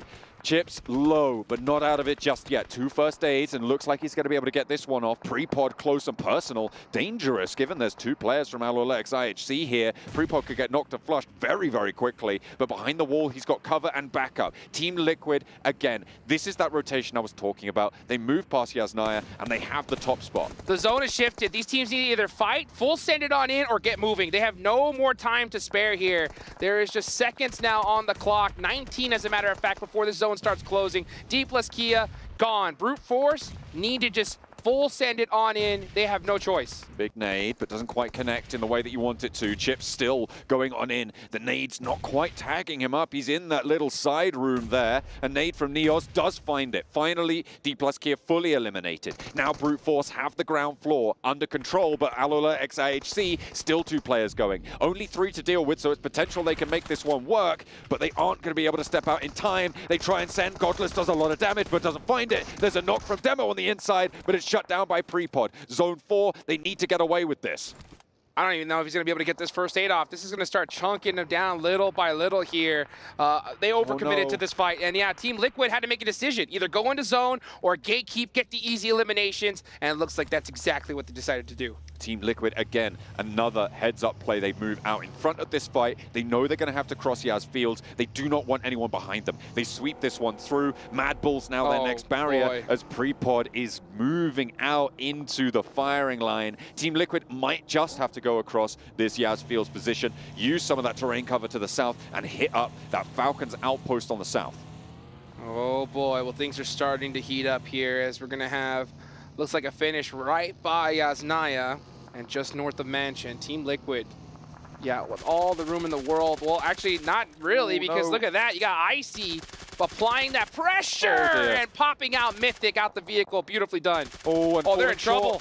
They hit the vehicle, they hit a snag, and another knock goes to Icy. They go too far north, and these buildings, they knew they were in the zone, and likely there's a team in there. I'm not sure about that one. It felt like everything they'd done up until that point was good. They just needed to turn their noses a little bit south, go for that Falcons outpost. I guess they didn't have the scouting to go for it fully confidently, and try to make this one work. They didn't scout at all. They just full sent it blind.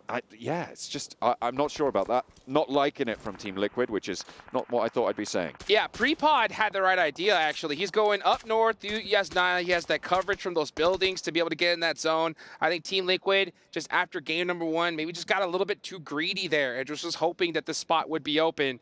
And again, guys, this is the World Cup. You know, if you make one small, mistake, you're going to get punished for it. And Icy did it all by himself.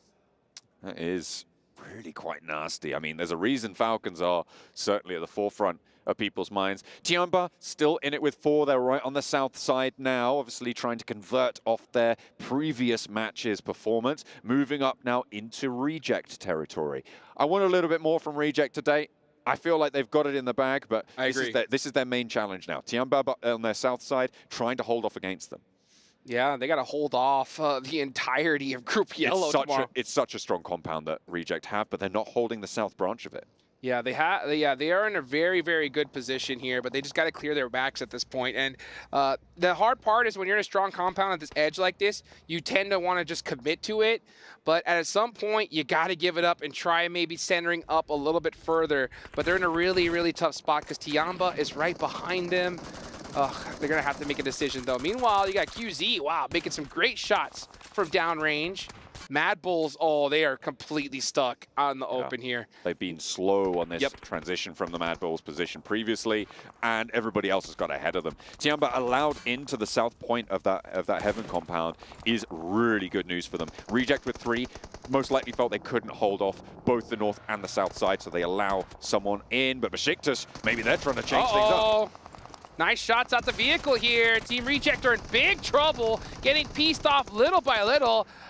We just got Sara and Duello now, last 2 players. Oh, Besiktas! They're down to just 1. Kakali, last player, made in. Here they come.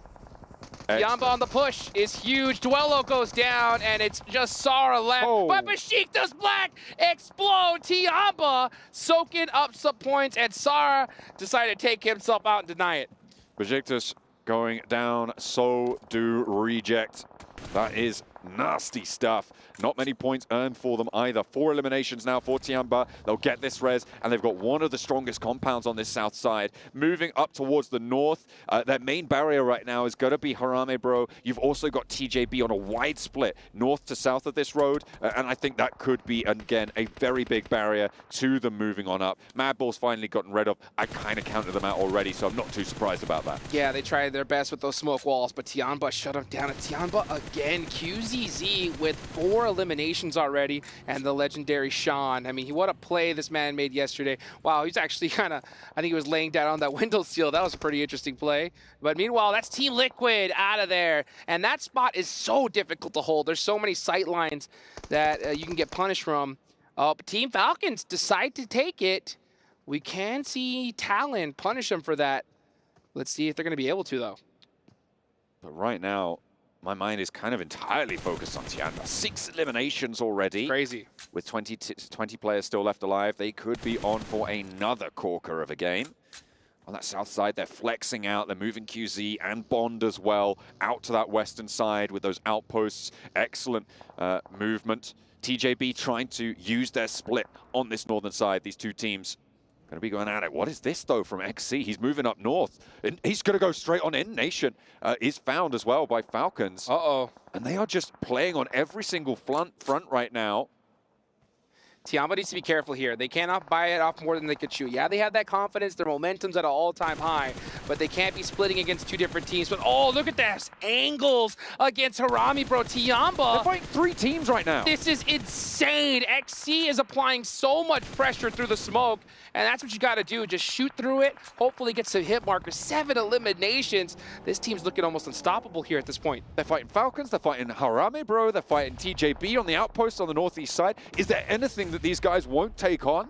It is absolutely incredible to see this pace pick up at the start of the day. Nades over, and this is a crunch being put on Harame Bro right now. Oh, Tiamba's committing a lot of resources here to these last 2 players. They should just kind of run up and take him out. Harame Bro, yeah, Nades, they smoked themselves out, completely eliminated their own sight lines.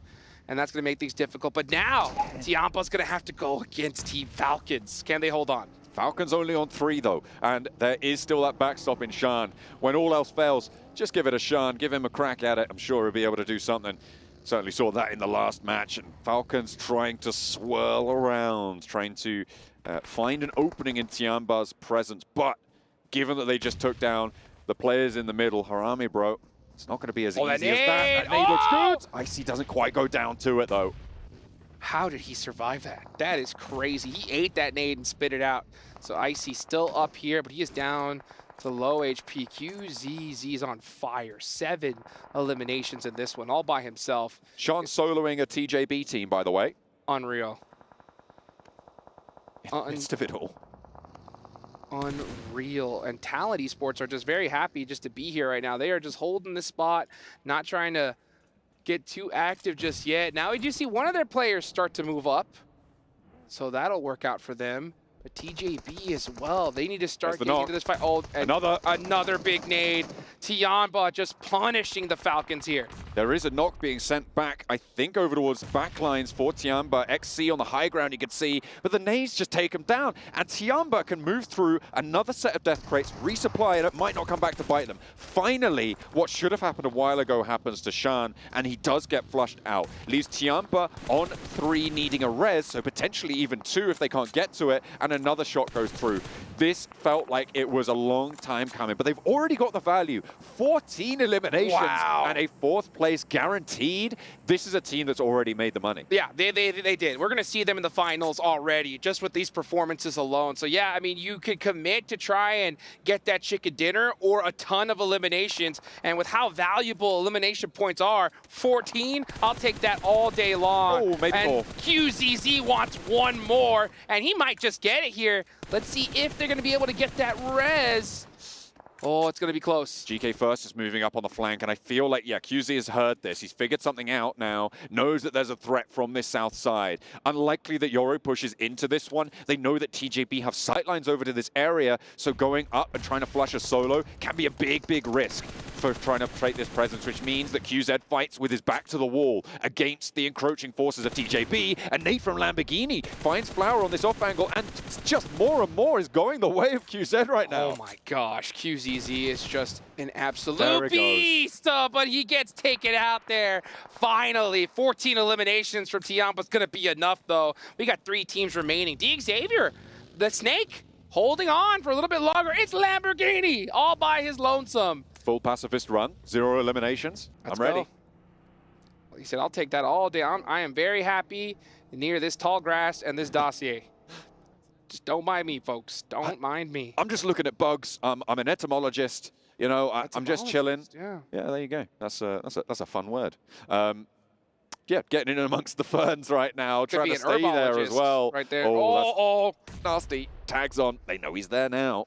Actually, they don't. Yeah, because those nades don't give those indicators. So unless they heard him shimmy, they're going to know. At the same time, Lamborghini's got that pad out. Just trying to be as sneaky as he possibly can. Nice little not blind nade from TJB, though. Ooh, another one. Not quite on the mark.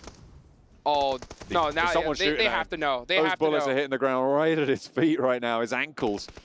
That's it. Okay. Going through. There you go. 2 teams remaining. It's Talon versus TJB.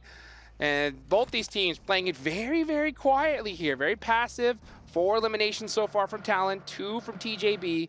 Both have 3 players up. It's anyone's game. Swinging on through this ridge line. Peaks in the middle of this one as well. 2 teams from the newly minted Group Green trying to make their mark on their first day of play. Yoru, frontman right now. They were able to move through and take down QZ because of that nade that went on in and slowed TJB's off angles, but a great opener for them, for TJB. Flower starting this off good, and we saw TJB just kind of send out a scout, try to get some information. He got caught out, so now it's going to be a 3v2 for sure. There's no way they're going to be able to pick him up now. So Talon now on that back foot, and if a fight like this, it's all about that first knock. So if Talon want to win this, Axel and Linux are going to have to make something magical happen. They are outside of the circle, needing to move forwards. GK First now out in the buggy. 2v3. If Yoru can crawl back, they might find this res. The nade from Linux. Gonna isolate some ground, but there's the shot. Axel on the off angle, playing around the smoke, finds the first knock. This is the opening now for for Talon to look to come back into this one. Axel is in this next zone, but GK First is so quick for this res. No way. Yoru with the miracle crawl. He's gonna get picked back up. TJB playing that one a little bit passive, getting that. Oh, look at Axel from this off angle. Shimmy. Oh, TJB's in big trouble. Axel, when is he going to pull that trigger? There it is. That's one. In for the shot. And he goes for the flush. A really good pickup with Yoru getting res. There's now that threat. That crunch is on. Linux into the buggy. Axel's on the off angle. Linux draws fire. Only S around the sidelines. Rolls over with the buggy. There's the shot. And it is GK First to hold his nerve. 2 players from TJB. And another knock found. They're bringing it back under control. But it's Axel still to handle. Only S with the smoke to play around. He doesn't quite get the knock. Doesn't quite get it. But it's going to be that off angle. Finding those shots. And finally TJB put it to bed. What a game. That was so close with TJB. I think they lucked out on that one. I think Talon could have definitely made it happen there. But wow, back and forth. Great game from both these squads. But at the end of the day, the big name we're also looking at, I mean, it's got to be Tiampa, right? Oh, for sure. They got so many eliminations there. I think it was maybe up to 15 at the end, 14 or 15, and a 4th place as well. That's a chunk of placement points to add to the tally. Tiampa are absolutely here to play. It is great stuff to see. It felt like they got a little bit silly with it, though, in that match. They were like, we're not losing. Let's just fight everyone. Everyone, right? It's us versus this entire lobby at the end of the day, and they definitely did well. But you know what? I got to give a big shout out to these top 2 teams here towards the end. You know, TJB, again, coming in from Group Green. You know, they didn't have that warm-up that we saw from Group Red. Did a great job here in this one, and that's what they need to do, because at the end of the day, top 12 is the minimum goal, right? For sure. That is what you need to be hitting to get to those finals. Sure, the money's good when you get higher up the tables, but getting to finals, that's even more money, right? And you're guaranteed, I think if you get directly into finals, I think it's 54K in 12th place, something around that sort of mark. Yeah, 54K in 12th place. So if you're able to make that, you're going to be happy. It goes up about 25 grand towards the top end, which means that obviously that's nice, but it's not the end of the world because you're guaranteed 25K just for getting to those finals. Yeah, you want to be able to just perform your best. Again, folks, $1 million going out tomorrow. So that is absolutely insane. What a performance, though, again, from Tianba. You guys over there in the cube, right? I want to see some QZZ player stats because, man, he went absolutely crazy. But that's it for game number 2, folks. Don't go anywhere. We're going to be right back.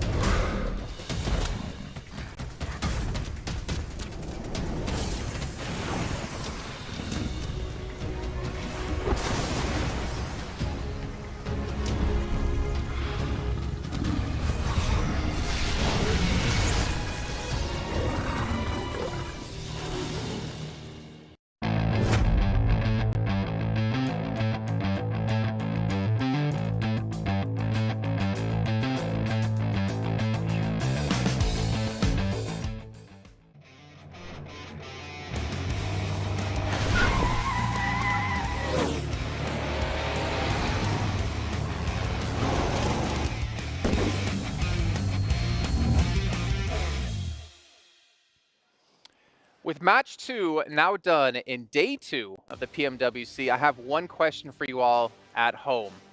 China #1? Yeah. Yeah? Yeah, they're pretty good right now. Yeah? I like it. I like it a lot. I was singing the praises of Tianba coming in. Obviously they've had 2 good games. But TJB's here to play as well. As I mean, in the previous game they had the compound, so that was nice. But this time around, hey man, they were battling. It was awesome.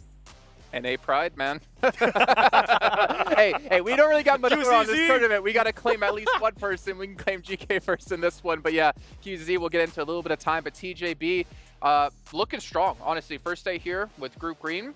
And match 1, they look good. They got into a compound fairly early on. They eliminated, I think it was Harami. And then this one, they ended up coming out with a strong another match. And what I really liked out of their play right there is that they were still doing that compound play, but on top of that, they were having a great split with Flower being the lone player away from the squad, letting them know what was going on, kind of being the scout. It worked out wonders for them. You can see the stats right here. 1,800 damage, 11 eliminations, and most of those come from QZC, which Paraboy. Nah, just kidding. Not too soon. Whoa, too soon. whoa, whoa. Too soon. You're comparing an NA player to Paraboy. No, no. And Hyper's Who would happy. be the NA Paraboy? Seven We're not going to talk gaming. about it. And he's not even here. I mean, they're here in some aspect. But yeah, obviously a great game. I mean, the thing is, coming in from PL, coming in from the regional clash as well, we are seeing some serious work here as we're comparing Tiamba day 1 versus Tiamba day 2 here, or sorry, match 1 versus match 2, I believe, and the damage is being quite consistent. I mean, across those numbers, that is pretty unreal of a start here for day number 2. They already did brilliantly yesterday, right? But now they're back once again. I mean, for a long time, we expected China to always pop off here in PUBG Mobile. And then there was a little bit of a lull. I think it's fair to say there was a little bit of a lull here for PMWC. They're coming in hot. They're coming in strong. I do think it... Go on. The lull, I mean, that was from the end of Nova's era, right? Yes, exactly. I mean, I think that they've come in with great practice under their belt. PEL is, of course, obviously an insane battleground to actually contend in. And then PMRC was brilliant for them because it gave them international play just before coming here, realistically. Yeah, what's scary about Tiamba, too, is that they're being able to do all of this without even being able to get an actual chicken dinner. I know some of the other teams, I mean, we were talking about it right yesterday. Some of the teams that were at the top, like D+, they were being kind of favored by the zones. They were able to get those chicken dinners. They were able to get those placement points. But this team's being able to get not only the eliminations, they're being able to get also the placement points without having that chicken dinner. So for some of the other teams that are trying to fight for those points, when they do end up getting chicken dinners, that's going to be even scarier team. Well, you can see here a little bit of a head-to-head with match 1 versus match 2 for TJB.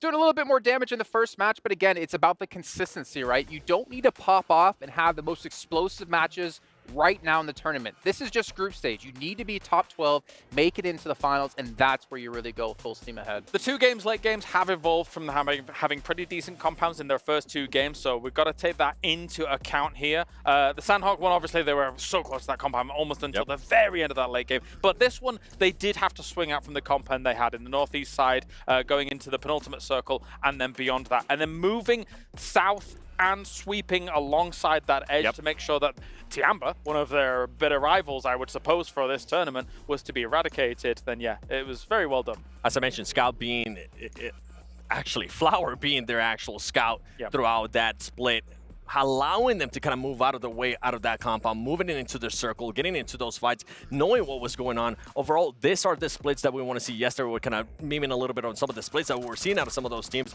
that weren't really working out, but so far it was working out. And yeah, oh, no, I don't know if it was that fight exactly where we had Besiktas rock up on, was it Reject, and then Tiamba was like, hey, cleaned up 3 eliminations. Like, okay, I'm gonna be real. It's Mean Kale again. Yes, I don't know why Besiktas is rocking up to heaven there in that location in a circle like that. You're basically assuring yours and Reject's destruction as long as there's another team there, because usually heaven is coexisted by 2 teams taking the south as well as the north. So it's rough. The even crazier part out of that push from Besiktas was that they were expecting Reject to just be in one building, because you could see them being absolutely surprised whenever a player from Reject started shooting them from the other building. They were like, okay, wait, how do we not? I think they had zero knowledge. And talking about zero knowledge of what happened there, I kind of want to just mention it because we're talking about it so much too. Team Liquid was doing such great rotations at the beginning of the match that I felt like they were going to be able to possibly have a great match. But boy, they sent it through the fields of just Naya, and it backfired in a big way, Kyle. Yeah, I was being Mean Kale again, actually, now that you say it. I mean, like, the place that they sent themselves to in between the Falcons 3-1 split in Yasnaya as well as in the Fields compound, if you send yourself to that location as Team Liquid, you can't go there that early. It is not possible. The whole of Yasnaya can see you in there. There's really not much cover there where Team Liquid went, and it felt as if they got a little bit lazy in their transition. You were mentioning that they could have maybe gone through Yaz the way Brute Force went. Well, and the reason why I was mentioning that too is because that's where the team was kind of coming from. They would have known if there was going to be any shots from over there, and the time between those circles, between those rotations, wouldn't have been that long. They would have been able to take bigger fights too. Ultimately, you ended up helping Talent Esports. That ended up pushing out of Yasnaya. Sadly, didn't end up working out for Team Liquid. Well, Seven, I'm going to throw it right back to you here in just a second as you see Tiamba with a nice, almost 30-point lead in first place. But Xavier, Lamborghini, surviving into a top 3 right there. And those placement points that them and now Tiamba now share with 27 is pretty insane. It is pretty insane. Something that we want to see a little bit, well, I personally want to see a little bit more out of Xavier is clutching up more elimination points. They've been getting themselves over and over again towards the later matches. We were talking about yesterday in regards to their splits, that they were maybe forcing themselves a little bit too much, spreading thin a little bit too much. But in this one, we've been seeing a little bit better splits out of them. It just comes down to, I want to see them get those placement points a little bit higher too. Being able to get that chicken dinner, but most of all, being able to see more eliminations. The interesting thing about that for me is we're seeing these like roster swaps, right? With East coming in and Zed not playing for Falcons, but for Xavier, Shadows was playing, who was previously known as Levi's in PMSL SEA, and yet Chua is actually the one playing instead of him at the moment for Xavier. So we're definitely seeing some like swap ups come in. We also saw TJB already able to break through in the leaderboard here, and Kalaris, uh-oh. Mean Kalaris is back. What do you want to be mean about? I'm looking at that leaderboard, and I'm looking at the very bottom of the leaderboard, and it's only been 2 matches, but 1 point. It might be tough. It might be tough. It's only 2 games. It's only 2 games. Just relax. Only 2 games. Okay. Well, we can end it there. Only 2 games. We still have a lot of games left to go here. But in the meantime, we have to head down to the stage to actually hear what Team Liquid had to say about that last match. Hello and welcome back to the main stage where I am joined by the coach from Team Liquid. It's night. I mean, I've got to say, what a great start to the day so far. Sandhawk, winner, chicken dinner. Sandhawk's a little bit of a roll of the dice, isn't it? It can be quite chaotic. So you guys seem to play it really well. You played it quite slow. What was the plan of the approach from the top of the day? So we recently changed the drop spot to carry. So we kind of were getting used to this position. But I think the main idea is, since Sandhawk is such a small map, we can't take too many fights, because otherwise you're going to bring the attention of the teams around. So we kind of got the compound, and we waited until the teams start fighting to third-party them. And then we have like a clear path towards the end game, and we develop our game. Nice tactical approach, I love it. Let's talk a little bit about the team itself, because you guys have formed almost like a collection of different players from different teams and different places, and sometimes that doesn't always work, but your team just seems to click. They just seem to play extremely well together. Can you tell me why that is?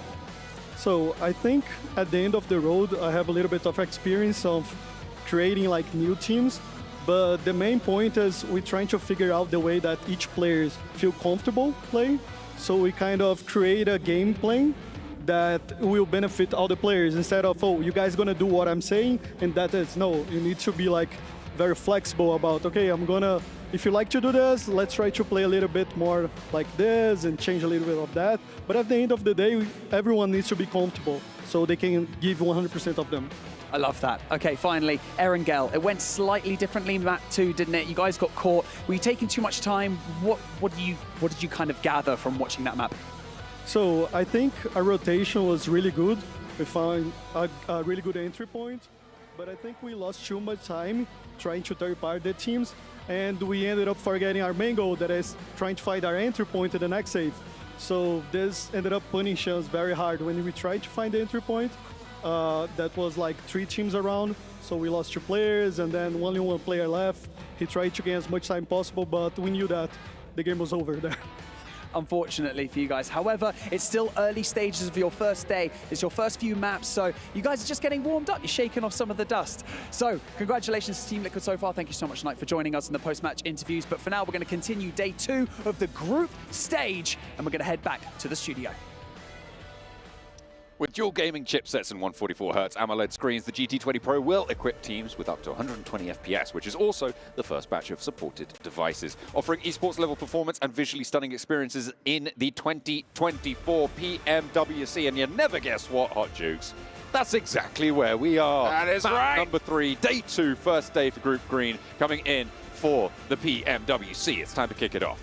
Let's kick it off indeed, and we kicked it off strong right here. Tianba going crazy. You can see QZZ with the most eliminations so far, most damage, no surprise there. And to kind of galvanize the interview that we just heard a little bit earlier with Knight from Team Liquid, man, I love the fact that when it comes to his idea of building a new team, right? Not just having an idea of what he wants and fitting just random players in there that will make that happen. No, search out different players and then build off that, right? Find out what each strength is, how can we make this work, and just go from there. And it's worked. It worked well. And I like his answer of what happened in the last game. Sometimes you get a little antsy, head up a little bit too early, and in a tournament like this, that small mistake, you can pay big time for it. Absolutely. We'll see if they're able to stay a little bit less squirmy in their seats this time around. The playing path, very similar to the first one, Apovka down to Primos, but the circle, very much not similar to the first one. Right. Opposite side of the map, down towards Primos. This is good news, potentially, for a team like Vampire. Obviously, mean Kale over on the desk, mean old Kale, that grumpy old so-and-so, was saying how bad they were in those first two matches. No, but they have only got 1 point, right? So this is their chance. They've got the circle shifting out their way. They aren't going to have too much to getting on with. Ayala, okay. Getting it done. The shot out the sky. It's a skeet shoot. Man, that's like shooting ducks in a barrel, as that's what our I local always say. Scrooge must say. You know, so it's crazy to see that right off the rip. That's gonna hurt, especially since TJB did so well in the last match. I'm definitely going to be calling him Scrooge McHale from now on. Scrooge McHale. Yeah, I think that's a new name right there. Hopefully we can see him change it on all platforms. Yeah, on the lower thirds. That's I'll get on to Tomash about that one. We'll be all right. D plus Kia, they're currently dropping out towards school. Should be fairly easy transitions out southwest for them. Before, in a previous match, we saw Everest be quite an important feature. That was Reject who were taking control of that one pretty effectively. But right now, Falcons are pretty close to it. Al Ula XIHC as well in South George. Going to be around that sort of area. A lot of potential to control the west coast from a position like this. A lot of teams, though, could just send straight across those Gatka fields into it as well. Yeah, and I think that if they were going to make that stand, they would have had to do it already. And that's the thing, that every single time you have a zone shift so far away from the playing path, you have to decide, right? Okay, are we going to stay here, loot, and be late? Or are we going to just pick up whatever item we can find and get on the move? You could even see Tianba. I mean, they're the top team right now in this lobby. Already 87 points. They're starting to create that gap from the rest of everybody. Now, Tianba, if I recall, yeah, Tianba will not be playing tomorrow, right? So they're doing exactly what they need to, putting up so many points that nobody can even touch them. And man, they really started off strong here. And remember what I said at the start, where I predicted that the bubble would be somewhere in the low 70s? That's right. This is the first team to cross that threshold, right? Tianba now 87 points. No matter what, it's very likely that they'll get through to the finals directly, right? Oh, yeah. Just off the first couple of games that they've had today. They obviously have more leg room now to try and stretch out a little bit of a lead, make their way up towards the top. And you know, there's so many different advantages, right, when it comes to having such a strong performance off the rip. I mean, yeah, they've already crossed that, you know, threshold. Not an official threshold, but it is our estimate here, you know. And if you do that so early, I mean, they still have 4 more matches left to go. At this point, it's just about making more money in the bank. But there's another thing as well they could do. What could they do? When you have such a great performance and you're like, all right, we know we're going to go to that finals already. There's a couple different things you could do. One, play your heart out, try to go ahead and get that first place, put some more money in the bank. 2, right? Mix some things up, try and train your players up, right, for the finals. So, bring hey, subs in, that sort of stuff. That's right. You know, bring subs in, or if we feel like we struggle with this particular strategy, let's try it now. It's risky, but we can afford to try it and train up for the finals coming up, right? Yeah, they've got Tian Yu, for instance. I think that's from a previous team. I don't know if they are playing or not. I think they've got a sub or 2 on the roster. It's possible. So yeah, so many different things you could try, and you can afford to try it here now because this is going to be the best practice you could possibly hope for coming up for the finals. Or number 3, John. What's number 3? I'm liking this. I like door number 3 already. I choose door number 3. Decide that you want certain teams not to make it in the finals and hunt them down. Oh, I chose the right door. Oh, that is the baby. most fun one, certainly for us. It could be pretty tricky, pretty chaotic as well. If you're Tianba, then I put it to you. If you're going to choose door number 3, which team do you want to be behind that door? Ooh.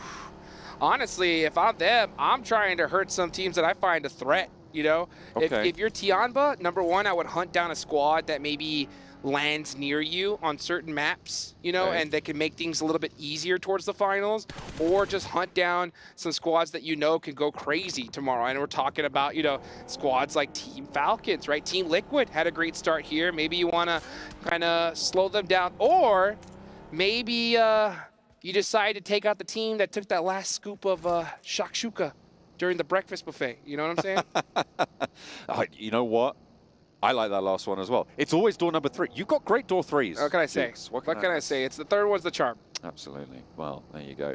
No, Tianba, I mean, I would sort of agree. I like the idea of targeting a strong team that is on the boundary right now. So, for instance, Team Liquid, they have got that 10-point average that I was talking about earlier today being very, very impressive. But I'll tell you what, who else has that now is Tianba themselves, right? 80 points would be 10 points average. They've got a little bit more than that. They've got almost an 11-point average. They're 1 point off of that from that previous result.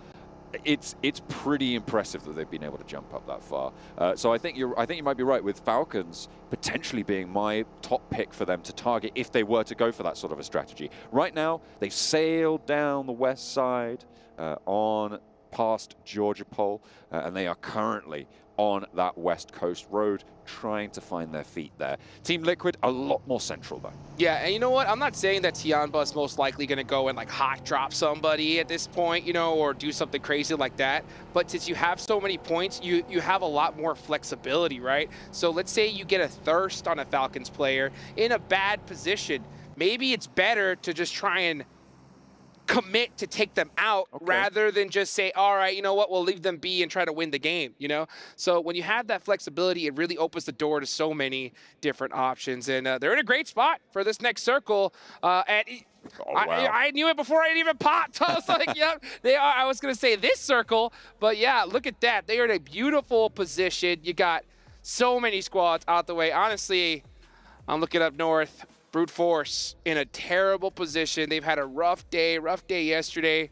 It is not looking good for them. At this point, I think if we want to even see them make it into the finals, we can just see like a double-digit elimination chicken dinner at the minimum. Look at the rush for the central positions now, moving around the foothills of Everest. Tianba are in and amongst that fray, so I think we know how that one might go. Vampire pushing in from the southwest side, need to make their mark as well. They're fending off approach from Reject right now. Haven't lost anyone just yet. Reject taking damage, diverted away. They're going to have to get in and amongst it with the other teams as well. They've been sent packing. Besiktas right over that ridge line. I feel like Vampire are going to want to take this ridge on the southwest edge near Besiktas with oversight there, and Reject can't do a damn thing about it. Sara just overcommitted there on that rotate. I mean, he just got a little bit too greedy, I think, on information. Went down the hill and got punished immediately.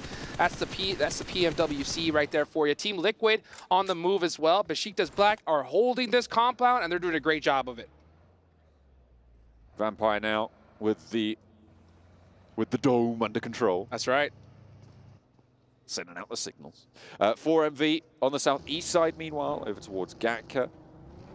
Alliance trying to move in pretty close by to them. They're sort of trading off, moving from these compounds through the hills to the south side of it. No one really getting aggy just yet. No, sir, indeed. Yeah, especially Vampire. They got that observatory. Nice and locked down, looking pretty. And I think everybody right now is just very happy to be in the position that they're in. You got 4MV near Gatka, right next to those chopsticks. So if the zone does make a shift towards in that direction, they're going to be in a really good position. Mad Bulls are still looting in Rozhok. What do you think about that? They need more loot. Yeah. Basically, you win the game by having the most first aid kits. That's how it works. And so, actually, I think the recent patch actually made it so that the longer you spend in the blue, the cooler you are, and therefore, that's pretty sick. You gotta be cool. Hell yeah. Gotta be cool. That's for sure. But you know what's not cool is this rotation they're gonna have to do. Very fortunate for them that this side of Ruins is not taken at all. But they're gonna definitely have to combat a couple teams if they want to even get some points on the board here with this next possible shift. Where do you think the zone's going to go? Where do I think the zone's going to go? Let's see. Okay, with pure guess, throw a dart at it. I think it's going to go over to the North Gatka Fields. It's going to be hard shift east, and it's going to be right on top of Falcons. I'm going to say it's going to go all the way north. All the way, D plus Kia going to get this circle right here towards Everest. Let's see what happens. Oh, man. That's pretty north Yeah, right there. that's you. That's definitely you. Hospital in play. Other two. Let's talk about what impact that has. Tianba's position right now holds out all of these teams to the south. TJB on their east flank actually helps them do that as well. They have this line. Everybody in the southeast side is going to have to figure out how to get through. The one avenue that they have, swing west, up that road, but then you crash into brute force on the west side of South Georgia. Yeah, you got teams like Alliance all the way on the south side. They're just going to have to fight their way on in. As we look at that, yeah, that knock right there, Sara getting punished. Nice shots there from Tosspick. These players are so good at popping people out of vehicles from long range. Just taking those shots and able to land them time and time again. I'm pretty sure my guns don't work like that when I play. Woo! Tony K with the Mini 14 as well, a range, able to do a lot of work. Tianba actually fell back from their position that they were holding on that line, so they are giving ground. They didn't want to be the team actually holding that line. Tony K busting out that Mini. We saw him last year, mid-season championships, dominated with that weapon. So the gun has definitely shot off here, so teams need to be careful here and have to start shutting him down quickly. Meanwhile, Chips from D plus Kia gets knocked. We're starting to see fights happen all over the place. D plus Kia getting punished once again. They are holding that edge of hospital, and they are getting picked apart. Tianba, Sean, whoa, gets the explosion and takes out Reject just like that. 3 eliminations for Tianba, and they will not slow down. That's 90 points now on the cards for them, which means they keep up their 10-point average guaranteed. Excellent news. Meanwhile, Alolex IHC trying to fend off against D plus Kia as well, but it's going not great right now for the Korean squad. They have been all but out of these matches so far today, and it looks like that's not going to change. Alolex IHC take them down, and D plus Kia, they're going out with a whimper. I don't know what's going on with D plus Kia. I think if I were to guess, though, just from what I see here, if I could hear their comms, I'd know better. But from what I'm seeing, it just looks like they're starting to play it passive. I think they did so well yesterday that they're kind of erring on, hey, let's just try to get some points and guarantee our way to top 12. That's a mistake in my eyes. I think they need to play the same game they played yesterday, just holding those positions strong, taking out every single team on their way in, and it'll work out. But, I mean, already 3 games with rough performances, that is not good. I'm just taking a look at the map right now. You can see the Mad Bulls on your screens descending from Everest. They are moving up towards the north side to try and flank around there. DX Xavier on the north side of the hay farm, taking control of a compound right on the junction of some of the paths that went their way through. This is a Tianba circle all the way through. Look at that. It is a great compound that they have on the north side of the open ground. It's a hill that rises southwards from them, which means that having QZ actually on the top of that hill will give them a lot of info. He's in a vehicle, and very, very likely as soon as there's pressure put on that spot, he folds back, but they get so much info for I was about to say, as soon as that zone shifted, I think there's pressure already, so he needs to start getting back to his team right now because there's no way he's going to be able to hold that by himself. But hey, we saw Tianba doing some crazy splits. They were fighting everybody in the last match, and that worked out. Let's see if they can do it here once again. Meanwhile, Tony K on the hill getting peppered. Looks like from Team Liquid. They got their eyes on Besiktas Black right here. Yeah, a push is imminent on this location. Absolutely seems to be. Besiktas going to have to leave likely soon. Newsy for Vampire flowing around the edge. QZ did go down, get knocked and flushed for Tianba, so was very much exploited. You were right, that pressure was just too much. Yeah, he had to move immediately after the zone shifted, but you know what? Like I said, when you're on top, right, you have some flexibility. True. So at this point, I'm not going to blame whatever you do when you're on top of the leaderboards. But the rest of these teams, they got to do something. One of them in particular, it's got to be brute force. They've had a terrible day. If they want to continue to stay here in Riyadh, Saudi Arabia, they got to perform here and now. Meanwhile, we watch Vampire just outside of the circle here. Looks like they're going to wait until the last second to make this push. They have been playing very slow and methodical on this edge so far in the first matches. Obviously, it's not worked out for them, but they have already doubled their score total in this match, which is great news for the team. Unfortunately, what is not great news is when Mythic looks at you and clicks on your head. Oh, and that Schweppes thirsted immediately. So Vampire going to lose one here. And now they're in trouble because they got Team Falcons right next to them. But let's take a look over here at Mad Bulls on the rotate. Very, very close to Talon Esports. And Zurich trying to get some knocks out of the vehicle. Axel not able to get the pick on the car. And, oh, they actually do get one. Down in the open, but 3 players make it through. A very dangerous rotate. And straight on into the auto shotty. TJB do not give an inch when Mad Bulls try and open the door. Yeah, I would have liked to see Mad Bulls just take that commitment onto that fight there rather than the blind send. At this stage, these just don't work. They're just going to get shut down 95% of the time. Let's look at this replay, though. Sean! I mean, this man has been on point today. What can you do? What can you do when someone's on fire like that? It's just get out of the way or die trying. I see on the off angle for Falcons, lighten up Team Liquid right now, who have got this position out on the east side. Near that radio tower there, and they are trying to roll on up. You've got Talon trying to push on in. This is a 3-way fight right now. Ayala's down, 2 players down there. Falcons trying to roll on in. Misery, Linux down, and Talon are suffering. At the moment, I think the front foot might actually be on Falcons rolling up into this fight, but hang on a minute, I had to turn that around. They've just gone down completely. They try and overcommit. And Mythic, now the last player to stand for Team Liquid. Everybody's having a bad day. Team Falcons got deleted right there. They tried to commit to that radio tower, and they got knocked out. Meanwhile, Vampire Esports were able to get some reses off, so they still have 3 players up, and they're trying to commit onto this edge here. But man, you got Talon right there around the corner. 2 players up. Yoru's gonna, oh, what a great shot through the smoke. Able to get so much done, and the nades are there to back it up. Vampire finally turning up the heat now with a swing out to the east side.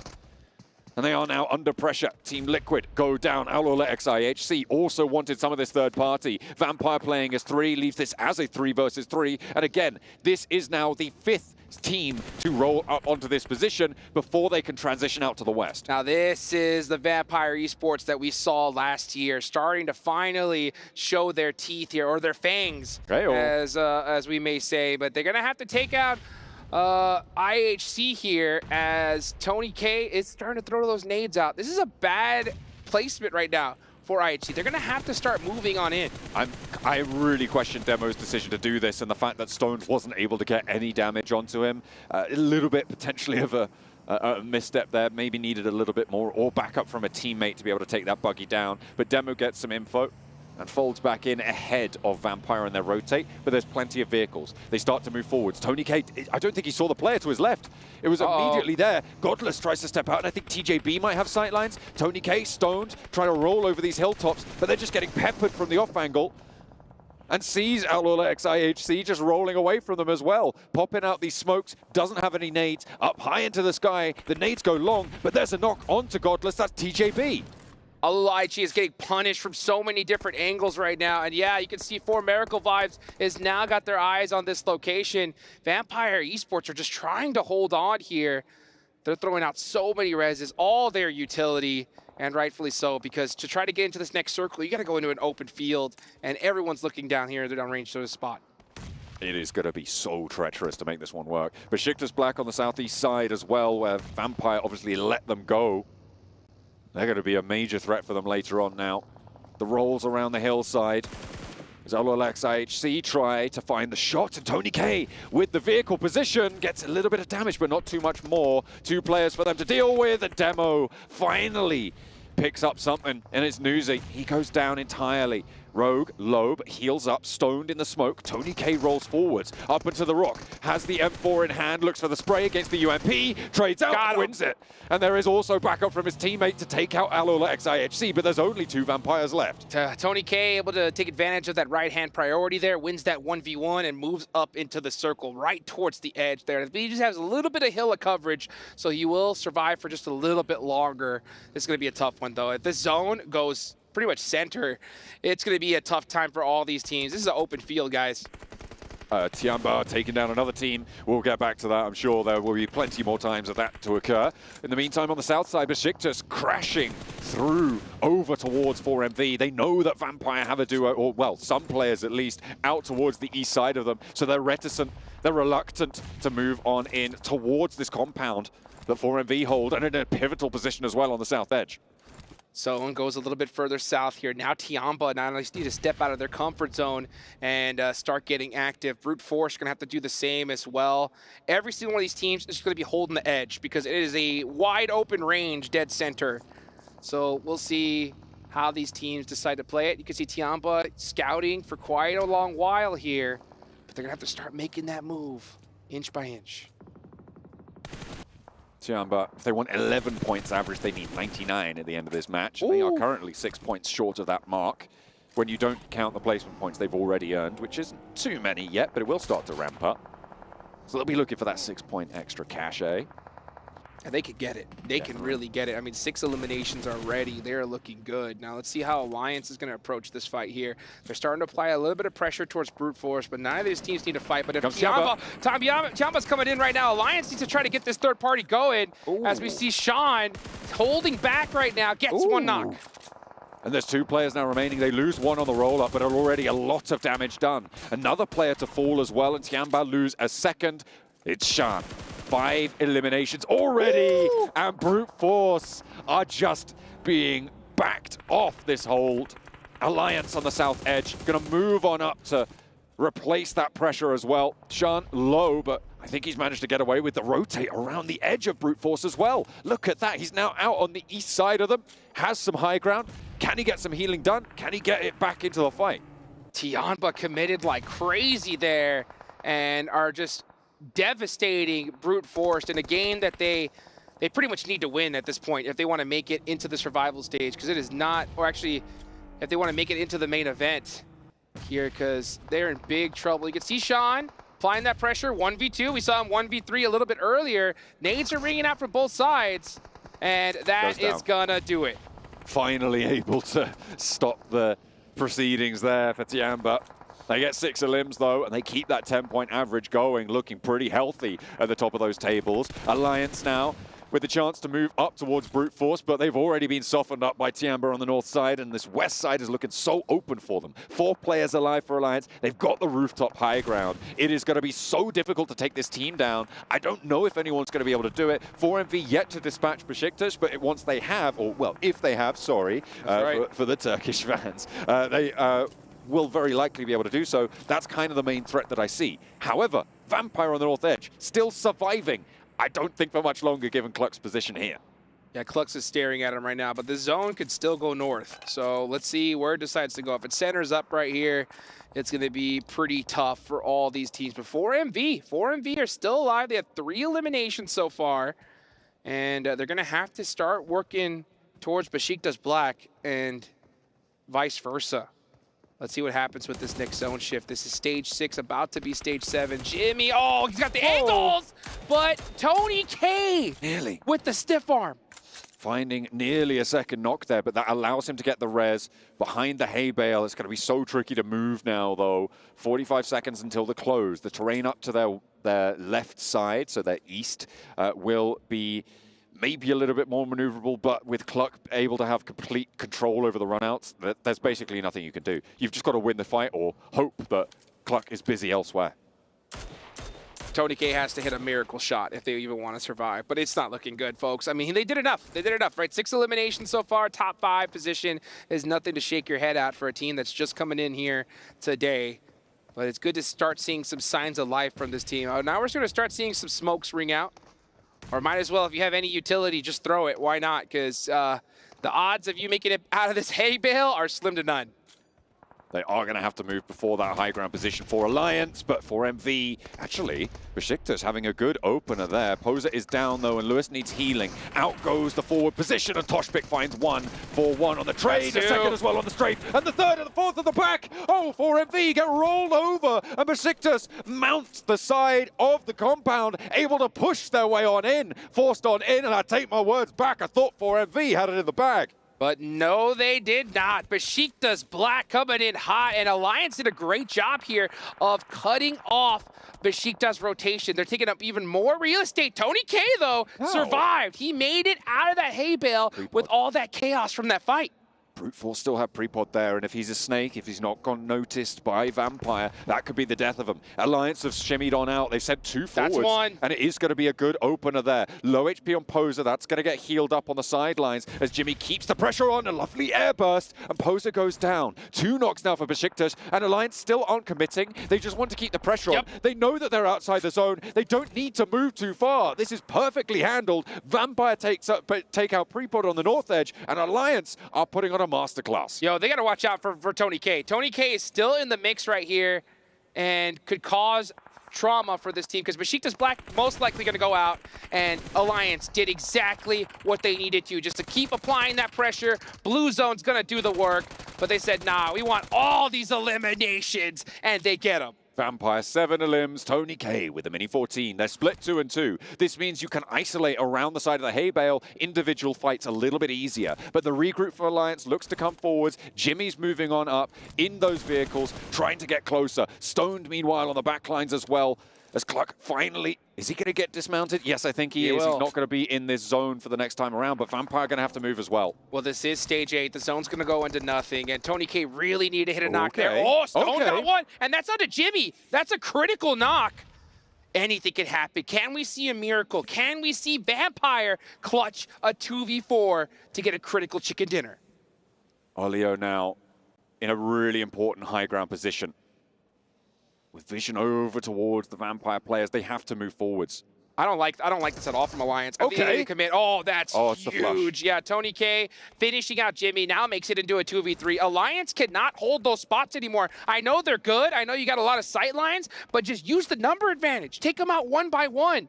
You're basically essentially allowing 1v1s to happen here, and you're getting punished for it. That's what I was saying, right? With that 2-2 split, they haven't fully recoalesced. They've left Cluck too far back, but now they move in. Play 2 players forwards with that backstop. Cluck, the off angle, the wild card.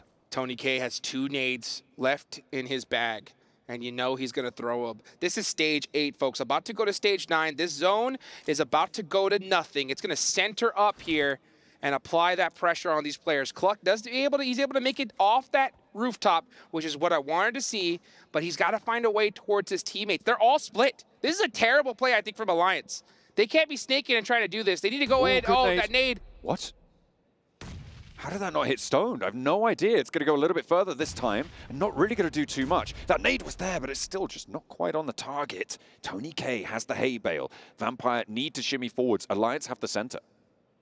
Tony K. Oh, he wanted to get you the crate. He wanted that crate so bad. Tony K goes down, and that's Stone out of there. So you know what? Sometimes patience is a virtue, and Alliance are able to clutch out the 3rd game of the day. And hey, you know what? That's still a good game for Vampire, right? They were able to get a 2nd place, 8 eliminations on the board as well, meaning that they have jumped up the tables a little bit faster than those first 2 matches would have you believe. But the chicken dinner goes to Alliance. Their 2-2 split, their hold on Besiktas with those opening nades. They knew they didn't need to commit to it. They played the outside. They have that crossfire backup. You can't get pushed. It was theirs for the taking at that point. Man, beautiful game right here. A huge win for Alliance as well. You know that this is one that they have been waiting for. And a great performance for Vampire. We're starting to see some signs of life on them. I know we've only played 3 matches so far. At least they've played 3 matches so far. And this was one that we definitely wanted to see early on. Absolutely. Something that you really like to see. Started the match in 4th place, so you do Alliance rather, going to be jumping up pretty far with D plus Kia, with the Xavier not really having a great performance. Man, D plus Kia, you know, speaking of disappointing performances so far, oh my goodness, I think they have what, like less than 4 points so far today. 3 matches have been played. We're now going to reach the 2nd half of this day and the last 3 matches for them. So, man, they really need to pull something out here in these last 3 coming up. it's not been a repeat from yesterday, and that's what happens when you get the death group green coming on into the mix, right? When you're playing against teams like Team Liquid, like, well, Tiamba, who's just always in their group anyway. Right. But when you've got Falcons coming in, when you've got Team Liquid, and I mean, on that last game, I guess Vampire, maybe not the first two, yeah, there's so much more pressure on you.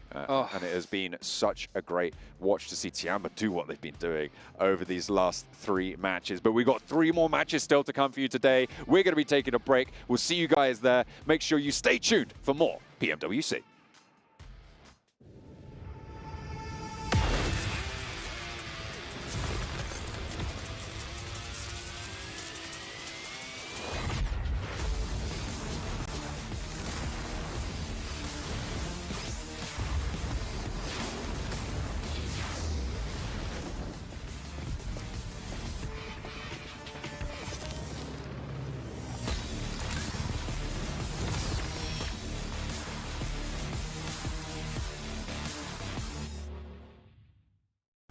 لحظات البداية عاشت معنا. كنا نحسبها وقت للتسلية بس. نحسبها بس ذكريات. عبود أعطي أختك اليد يا ولد. ابتكرنا فيها ابتكارات، وإذا بغينا قلبناها خرافات. كنا نحسبها بس لمة وصحبة وسهرات. انتبه نو ترى نو. لكن كنا نشوف عالم ما حد يشوفه. ليته يشغل وقته بشيء يفيده. الله عليك على اليد سود. عالم كبر وعاش فينا. عالم الحماس فيه يوصلك كل مرة لحلم أصعب، بس ما يصعب عليك. بارد معك وين ما تروح.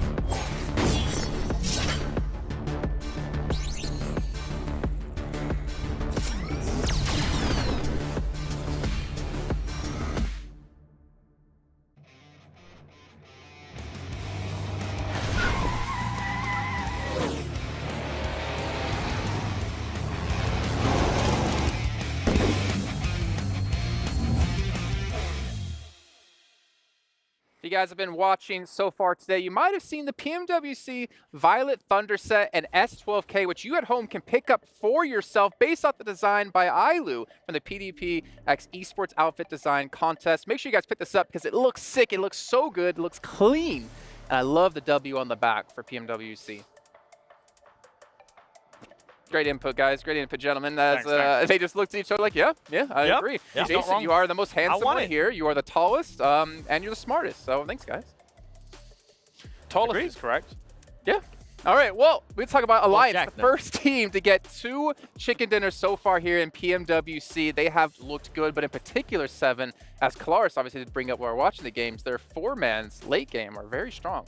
It has been. Not even that, just their splits have been really good. We're talking throughout watching that match, talking about teams that are being proactive. This team is so good at being proactive. We saw Jimmy being able to hit a great nade on one of the teams that was going to stop their push into those final zones. Out of Alliance, what I'm enjoying, whenever they do get a chance, whenever they do have their backs covered, they're going to be splitting, they're going to be proactive, getting ready for the next circles. And as you mentioned, being able to get those 2 wins. They're not afraid of putting themselves in danger, though, when they've found themselves at a good spot at the very end. Speaking of Jimmy, he's the back person to do it twice now. They didn't have to go out hunting for Vampire, but they definitely wanted it. Again, actually, it probably comes back to what you were saying about the brute force scenario on Erangel for them yesterday. They want absolutely every point they can scramble for, so they don't want teams denying themselves. Once you know that you are guaranteed 4v2 somewhere in this circle, you probably kind of do have to hunt them down if you want to actually get those limbs. Well, you don't have Maxman to curse you either, because he did that more enough in PMSL CSA. But I did want to point out really quickly, Aula IHC. Yes. 11 eliminations, 0 placement points. This is looking like the team for PMGC, man, where they get like no placements, no chicken dinners, just get those elims. And that's what we want to see out of this team. I mean, is that what we want to see, though?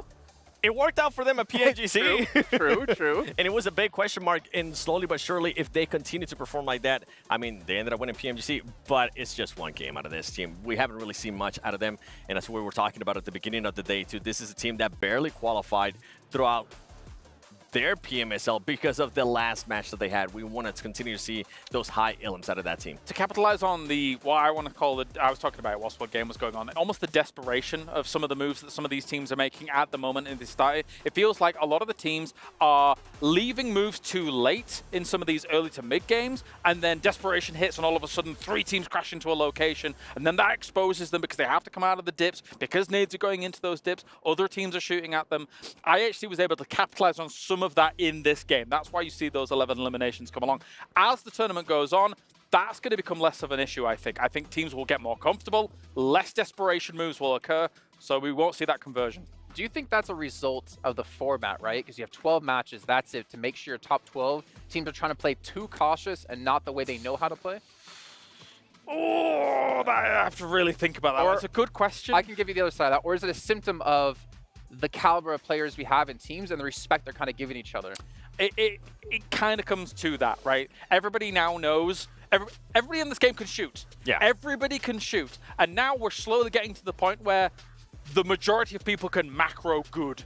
That's not a proper real sentence. Don't use that anymore. Macro that was good. Macro good. But what I mean is they understand, okay, we need to be making this wide rotate. We only have the option to wide rotate at this point. We only have the option to try and thread the needle and get to this location. So everybody is rising the bar constantly, and it makes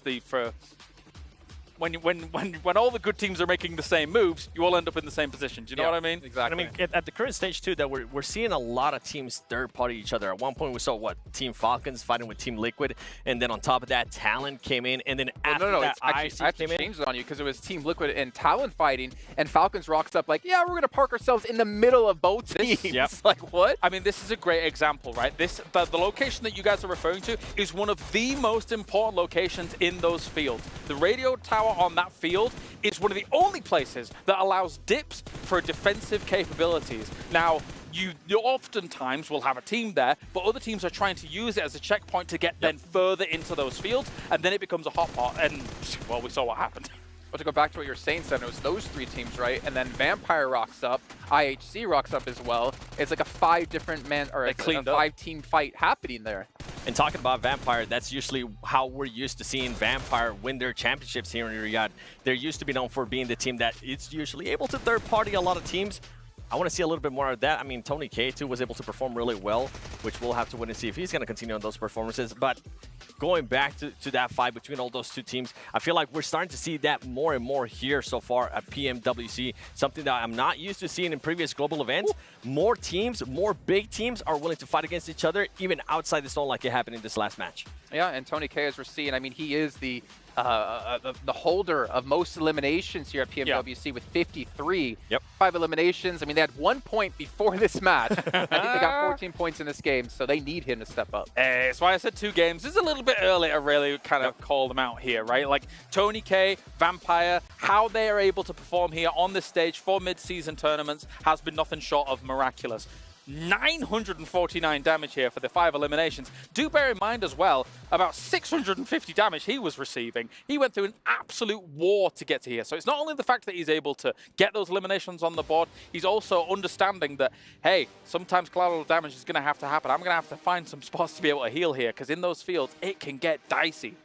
Well, there is another team we wanted to talk about here, and we're talking about, you know, teams kind of playing reactive or playing a little bit too slow.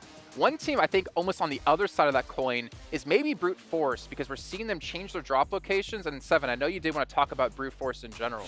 I mean, with Brute Force being the champions out of PMSL EMEA, by the way, this is going to be a comparison of what they were able to do yesterday to today. Yesterday is going to be on the left side. This is a team that after they're going to be playing their last 3 matches. You can see in the elims, they're pretty much around the same. If they continue on the performance that they currently are, it's going to end up being at about the same. And if it wasn't for this last match that we just had, if they wouldn't have had such good performance there in regards to placement, this stats would have looked a lot more different. It would have been a bigger gap. For the group stage, the clock is almost striking 12 for Brute Force. When you think about their position, they are on a knife's edge here right now. They are capable. I've said it many times here at this stage already. They can run hot, they can run cold. Sometimes when they run hot, oh my days, they're getting themselves 23 eliminations. We saw it. We saw it happen, but it needs to happen now, because I was talking about desperation before. It's becoming desperate times for Brute Force. They're down towards the bottom, and you don't want to leave it in the hands of everybody else tomorrow when you're just an observer. I will give them credit, though, because I always respect a team who's willing to make changes, and for them to be dropping Nova before and switch it up and say, hey, let's go Kameshki, I feel like that almost gave them the amount of points they got in this game, because the rotation they had over towards the north side of the zone. You thought they were concerned about going Nova, or? I don't actually know, because Falcons would typically drop Nova. Every time in PMSL CSA, they would drop there. But Falcons hasn't gone for that drop location, and we had almost, as you pointed out, almost exactly the same playing path. So I don't know why they switched things up, but maybe they weren't feeling too confident to have to come in from military into the mainland. It's interesting, right? Because you come into internationals, and Falcons is clearly like, okay, any chance of a hot drop, we don't want it. Straight off the bat, which makes complete sense. We have seen so many teams' opportunities dashed against the rocks just because they're in a hot drop. You could be the best team in the world. If you're in a hot drop scenario, even if you lose 1 player, you're hurting your chances to win that game significantly. Even if you wipe out the 4. Yeah, you could make an argument that you're keeping your points up in terms of an average from getting 4 eliminations early on, but it doesn't work out because the other teams that you're competing against are keeping their average at 10, 11 points as time goes on. So, yeah, don't hot drop. Could this be one of the PMWCs that we're really not seeing that many teams hot drop? Because I can't think of one. No, I don't think we've really had any hot drops, which is very interesting. And maybe these 2 gentlemen to my right-hand side actually has any thoughts on this. We got Jack and we got Blank join us here on air. Gentlemen, we have our first half of the day now done. Day 2, we're pretty much at the exact halfway point of the group stage. How are you guys feeling about this? It's been good, Jason. I think everything's ramping up. It's getting tasty. The competition's feisty. And Blank has just been absolutely living his movie today. I have, yeah. I'm having a great time. It's been awesome so far. The games have been pretty sick. You know, seeing Tony K almost take it all back home. They got the gold on the T-shirt as well, the jersey, because they're looking to bring back that moolah at the end of the day. A bit more of it, at least. I've already accumulated 2 mil or something crazy. Yeah, but you can always do better, Blank. You can always ask just for a like bit more. Alliance right now. Well, let's see what they can get, Jason. Yeah, hopefully for Vampire in particular, they can get themselves back into the main event, because I think out of any other team out there, they have the hardest job, considering they have the pressure on them of being the back-to-back champions. To do it 3rd time, I don't think we've actually seen that in PUBG Mobile history so far, of a team being able to pull off a 3-peat like that. We had Nova get 2, we had Bigatron be able to pull off something close, but Vampire are on the toughest stage here. But to go quickly back to the hot drops thing, thinking back to PMSL CSA, we had Aula IHC dropping on that Northwest Island on Sandhawk every single time, and they would constantly fight against a team like 52 Esports. And we kind of, Max and I kept asking ourselves, like, why do they keep doing this? Because they're losing over 50% of the times they do it. But here, I feel like it's more respect to everyone in the lobby, and it's respect to the caliber of the lobby of, okay, we're going to just try to play safe, everyone gets their own location, and we'll play out the game properly. Oftentimes in a lot of competitions that I watch across the board, like if you're really, really aiming to be the champion, hot drops get sorted out in scrims. Yep. Or you are saying, okay, who are we dropping against? Oh, it's the world champions in, I don't know, Picardo or Pachinki, just a theoretical situation. Let's not go there, we have a backup, right? You always have to have a backup in your mind here in PUBG Mobile. We've had teams had backup before, but they just keep on that ego. We're not seeing any ego fights here, which I'm actually enjoying. Let's go. 7, did you know, by the way, that PUBG Mobile has been nominated as the esports game of the year, the mobile game of the year, and you guys can scan this QR code on the bottom of your screen to go vote. But if I'm not mistaken, Clarence, we have a very special gentleman here on the desk with us. That's right. As you are well aware of, 7 World Gaming has also been nominated as an analyst of the year as well. Check him out. All right, well, we're going to head over to the stage here to kick off our second half of day 2. Welcome back to the STC Arena, where we are having our halftime breakdown. 3 maps in with 3 to go. And the leaderboard is starting to take shape. Sandstorm, for those viewers who may be joining us a little bit late, why don't you take us through who has the first 3 winner chicken dinners? I mean, first of all, if you're not watching the PUBG Mobile World Cup and Esports World Cup, what are you doing? We have some of the best teams in the world competing over the course of 3 days. Group Green started off strong. We had Liquid taking Sandhawk. We had TJB taking the first Erangel game as well. So, I don't know, my group's doing well. What about yours? Well, my group being Group Red, the talk of the town is Tianba, absolutely storming with 31 eliminations so far in just 3 maps. So there's plenty more action to go. We're all really excited here on the stage, as you can probably tell from our energy right now. So let's hand it over to the casters to go into our 4th map of day 2. Damn, it feels good to have Barney on the stage. There's no one better to bring us in for the rest of the games today, Blank. He's getting the energy going, and damn right he should. Absolutely. Barney Banks is in the name. He's bringing the money back, depositing it here for us to redistribute to the players, of course. This man is where it's at, but it's also here on Erangel, where it's all going to break down. We've got the boys over on the top side of your screen and on the bottom side. They're everywhere. You've got nowhere that isn't filled with players, filled with action today, and the GT20 Pro outplay the rest, and you can only do that if you're playing on the best phone in the biz here, which all the players are currently using. Great little top shot there. Wish I could have seen that a little bit more, actually, on the map feed. The observers did a great job in that moment. Yeah, what do they've you been think? kind of killing it over the event, if I'm honest, bro. You like it? It's been pretty tasty. I've liked it. We've had some good pans, good establishing shots. It feels like I'm watching cinema, but on a smaller screen. Yeah. The cinema screen's quite big. Yeah, it's quite large. Yeah. We do have that surround sound, though. You know, I used to think that cinema screens were blurry just because they were big, and then I realized they need glasses. You're blind. Yeah, that was kind of a game-changing moment when I went, oh, it's actually really HD. I'm just blind. Yeah, I've had that. I had that moment, but is this off topic? It's too off topic. We're on the playing path. We can talk about it. I had this moment like when I was a kid. I think I was 16 and going without glasses for so long. Okay. I looked at the ceiling. I saw the lights. I was like, why are the lights in HD? And I got really sad. I was like, I missed out on this for like many years. Just be lens flare. Oh, you've been living in Michael Bay's movie. It was crazy, yeah. But straight into the game, we're going to get some optics on this one right now, see where people are dropping. We've got Team Liquid in here. We do have some of the other teams joining us from our groups. We are seeing how this one does play out. Group Green joining us today, playing alongside with Group Red. And this will be Group Red's last day to impress here on the stage, Jackie. Yeah, last chance to see if you can accumulate some of those points and really leave no stone unturned. You know, Rejects had a good start into yesterday. They had some hype, but we kind of had the question of, is that something that's going to carry on? That was the focal point down in the studio beneath us, Blank. And honestly, there was moments, but I don't think they followed through anywhere near as strong as they started. Dude, no, it's kind of unfortunate. I think teams have sussed them out almost, really, which is just a case of we walk at them, they get scared. They panic. And they go into the little small ball. Yeah. Right, as much as possible. Move. The armadillo move. They try and get away. They're not fast enough. They're not rolling like Sonic. They're rolling like an armadillo. Well, he's a hedgehog. Yeah, that's what I'm saying. They're rolling like an armadillo, not very fast. No. More known for defense. Armored shell, hedgehog, spiky shell. Yeah. Know your animals, everyone. However, the boys here in the tournament, they've got pretty powerful attacks here. So even the armadillo move doesn't save them. So I think that's something that Reject's going to have to change. But again, tough for them. This is their last day of play. Again, it is top 12. Top 12 make it through. It's the bottom 12 that will be heading through to the survival stage. No one wants that. You really don't want it. You don't want this map as either, because we're heading over towards Erangel. Tough tough decisions to be made here for a lot of teams. Few teams a bit luckier than others, with 4MB already starting down here. Falcons, classic position over Nova up Neuer. Back on ST, this is where they would drop all the time. They have a lot of control from this spot on the map. They do indeed. You know what, I'm going to throw you under the bus immediately, Blank. Do it. You need to do it right now, just based off what you're sealing. What's the gut feeling? Who's taking this one? I'm going to make you do it right now on air. I'm going to go Falcons on this map, actually. Yeah. I'm going to go. I'm going to go for a Team Falcons. It feels right. I mean, they've already rinsed Tiamba. See, this is why we pay you the big bucks. Blanks just knows what's going on. Falcons switching in immediately to kick this off. I smell it. You do. You kind of have quite strong nostrils for PUBG Mobile talent. Yeah.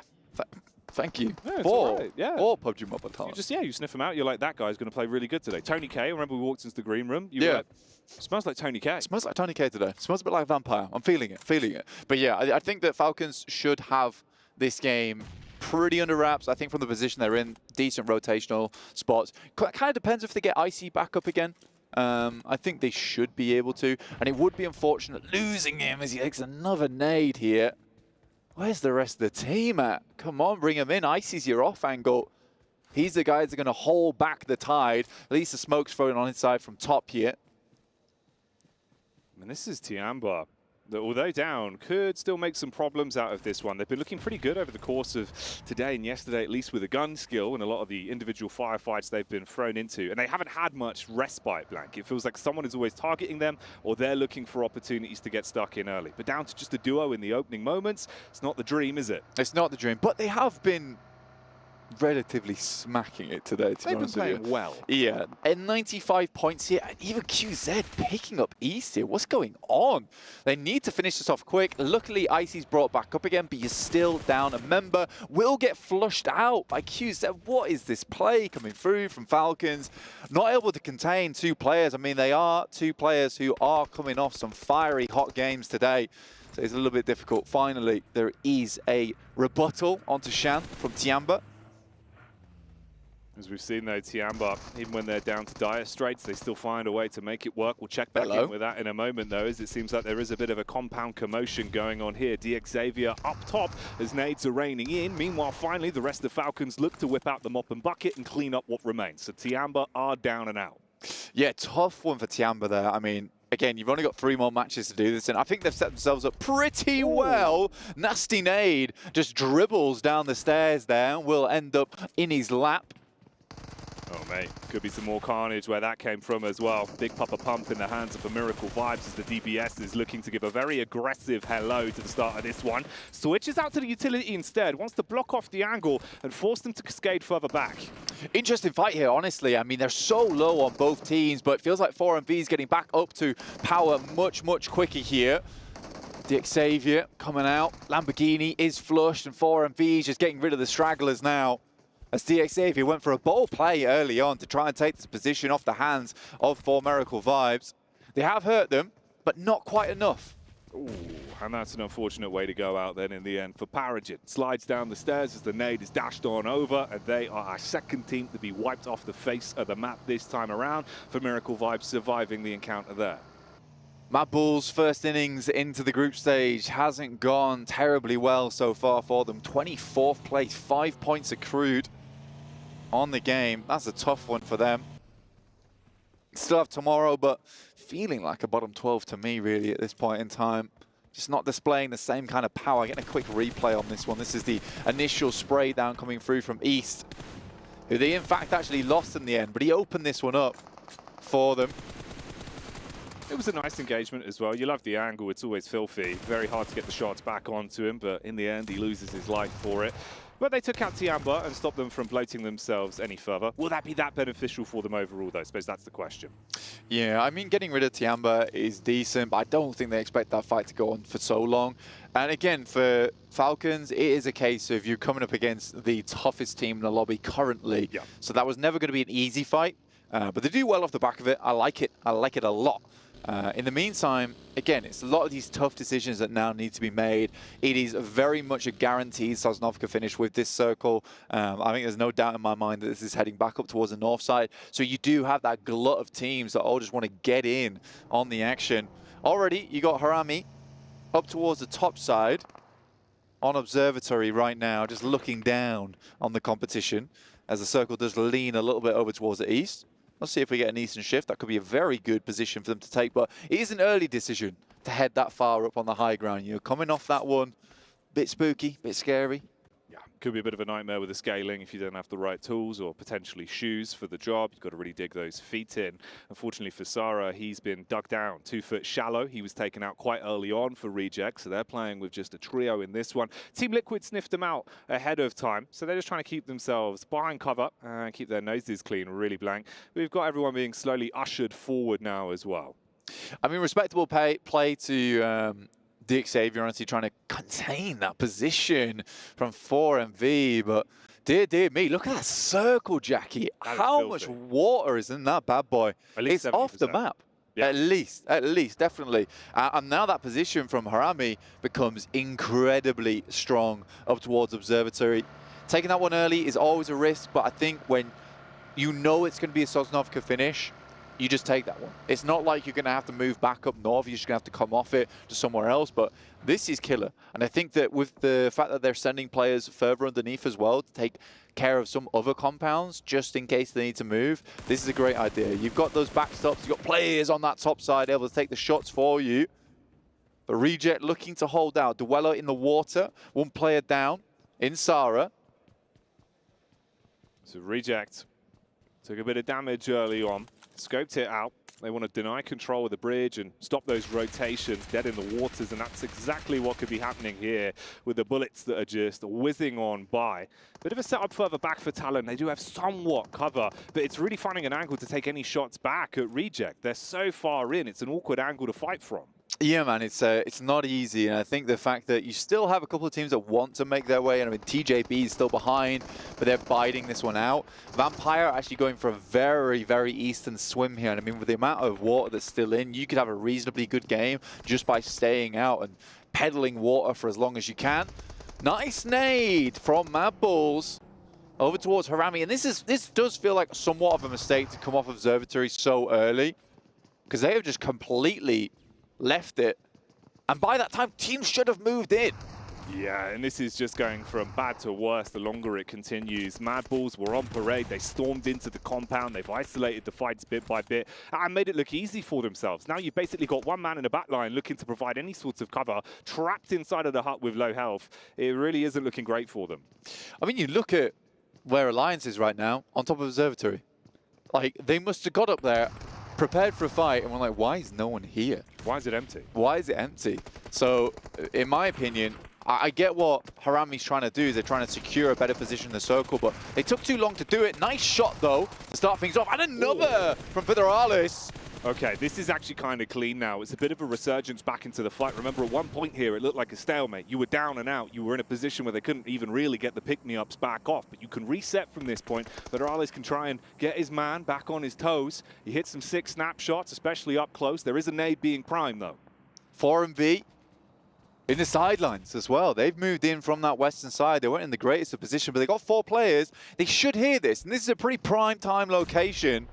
The fact that Mad Bulls are rebuffed off this one, look at this 4MV now setting up. They've got the side angles. This fight is going to be incredibly difficult now for both these teams, in Mad Bulls and Bro, Harami. It's all gone wrong, and I think it's simply just a case of getting a bit greedy with the positioning. You're there early enough, just accept the fact that you've got Observatory. They wanted more eyes bigger than their bellies, and it really could come back to haunt them. Really trying to get these nades on target as well. You've had a window of opportunity to delve back inside of the building, and that's exactly what they've gone for. So just a mere distance ahead of the Liquid on the rotate, and they are in the deep blue sea, Blank, going down. Man, this is what you get, Team Liquid. You got to find yourself a vehicle, find yourself a boat. Can't just be flowing in. Falcons taking shots over towards them, but Vampire, they are withstanding. The bullets coming their way. Team Liquid, that must have been a horrible feeling, hearing the boat propellers coming up behind you, desperately trying to swim, front crawl as quick as possible to the land so they can attempt to try and have some kind of defense versus them. Vampire can keep just swinging on the side. Get rid of the players from Team Liquid. They've set up shop. This is great news for them. It really is. And now it comes down to a battle of the mythological creatures in reality then. The vampires versus the seahorses. And the seahorses are gone blank. Wiped out from existence there. A little bit of rotating as well. So this fight isn't going to slow down for vampires. You're still going to be pushed on. Could be some stakes in the hands of the Falcons looking to trap them in place and deal with them. Got D plus Kia taking a fight with Brute Force. They moved in on that western side. They've had a slight slower rotate just because 4MV's kept them at bay for a long while. So they've forced them onto the edge. This having a great fight right now versus Brute Force, so at least they're able to handle this one. D plus Kia sort of haven't had an impressive day so far. I mean, they're still 5th place, but the amount of points they've been accrued since yesterday, not much. So I think for D plus Kia, they'd like to hit some more points on the board. This is their last day of play. Going out with 58, that gives a lot of opportunities for teams underneath them to leapfrog ahead. At one point here, it felt like Talon were the team that was getting gatekeeps by Reject on entry, but they've turned the tides a little bit, find their way through the squad ahead of them. Reject is still slightly further ahead and do have the blue behind them. They're going to try and get themselves into the zone, though. Could run into the pathway of Udo Alliance that are very close by. Yeah, I think if you're a Reject right now, you just want to get further into the circle. I think you've had enough of this time wasting over on the northern side versus Talon and Tongjiabao. So getting into the circle, better idea. They do lose a player on the back foot there. They were down to 3 already, so they know they desperately need that 3rd player to have any kind of hope at having some of these equalized fights. Good shots from 4MV here. Brute Force tried to circumvent round D plus Kia, but puts them in an awkward scenario. Good initial nade, though. Keep things at bay, but it's not enough. 4MV is lighting them up. Yeah, the Brute Force is good for the offense, but the defense right now not tenacious enough as for Miracle Vibes run in and initiate the cleanup crew protocol. Overall, we're dropping squads left and right. Vampire still towards the coast side, looking to make a bit of a move up as well now, finding an opportunity. The fact that they've been allowed to walk up to Mad Bull's compound alongside with Bro Harami is pretty disgraceful, honestly. Harami is not here anymore. They're gone.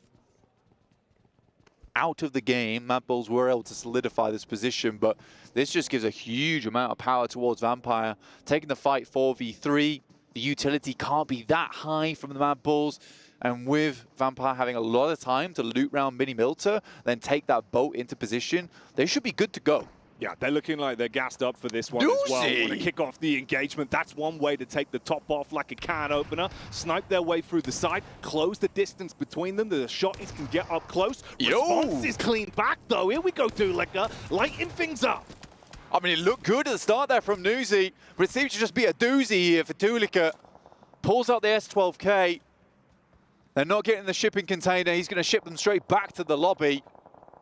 Very nice hold with 7 eliminations. This is what Mad Bulls needs. Down in 22nd place now. We're able to dig themselves out from 24th. Nice to see. Massive response. Good discipline as well, man. That's really one of those, Blank, where a small second of missed timing on getting that first shot off, it all could have gone wrong. In fact, he's been able to clean up like that, put himself into a great stead in terms of the elim points as well. Good response for Mad Bulls, but the fights continue elsewhere. Little replay on this one. He even got more on the fight here, bro. Damn. Just went through, easy peasy. Nice plays from the Mad Bulls. That's going to be some confidence that they desperately needed today. Has felt a bit rough for them. 4MV with their 9th elimination will sit themselves up into 3rd place here. Teams just keep assaulting them, and I think that they're delivering a message to the rest of the lobby right now. Yeah, they want to show that they're not scared. They're just fighting fire with fire, and right now it's lighting the fuse for those nades that are raining in and blowing away the opposition again for Miracle Vibes delivering when they're put under pressure today. This is a crazy game to start things off, Jackie. You do have this issue where so many squads had to get here so quickly. It was not easy at all. But they've managed to do it. They've got in, they're in position. 4MV swinging around the side. It's kind of a crazy ordeal, to be honest with you, to get into this position, then just holding it versus several different teams. I'm loving it. I'm loving it right now. Yeah, this game's been delivering. We came in at just the right time. Blank couldn't miss any of the action that we've been given on this one. Tulik is still getting stuck into the action, man. This guy doesn't give a damn. If there's an opportunity to fight, he's going to take it. Yeah, absolutely. I think for Mad Bulls, they know that they need these elimination points. They need them now. So I think for Tulika, picking up these points where they can is really, really good. I mean, look at this split from them as well, down towards the south side. They are all over the place. Even Tulika flying over towards Reefus, taking him down, running away like a ghost in the night. Yeah, I kind of love this. This is crazy. Is sick, man. He knows how to play with confidence right now. And it's kind of sick. You can see with the split, they're letting him just do it. If he wants to go in, he's going to go in. Swinging around the side, getting that information, but with this shift on the circle over towards the eastern edge, Falcons have a really good spot. Problem is 2 players. Right? They do not have the force to withstand a lot of this. And it's surprising the amount of teams on a circle like this that we have with 4 players alive. I think we currently have right now 4 teams with 4 players up, 1 team with 3 in Mad Bulls. Everyone else is on limited members. So this is going to be a really nice finish. If anything, this is going to be a very, very fun one. It's going to be action-packed, explosive. So hope you sorted out whatever you needed to do before the game, because we're locked in now. Yeah, there's no time to get a drink anymore. Make sure you got your seatbelt on, because it's about to get bumpy. We're entering turbulence, Blank. The no smoking sign's on and the seatbelt sign. So get strapped in as we're about to take off.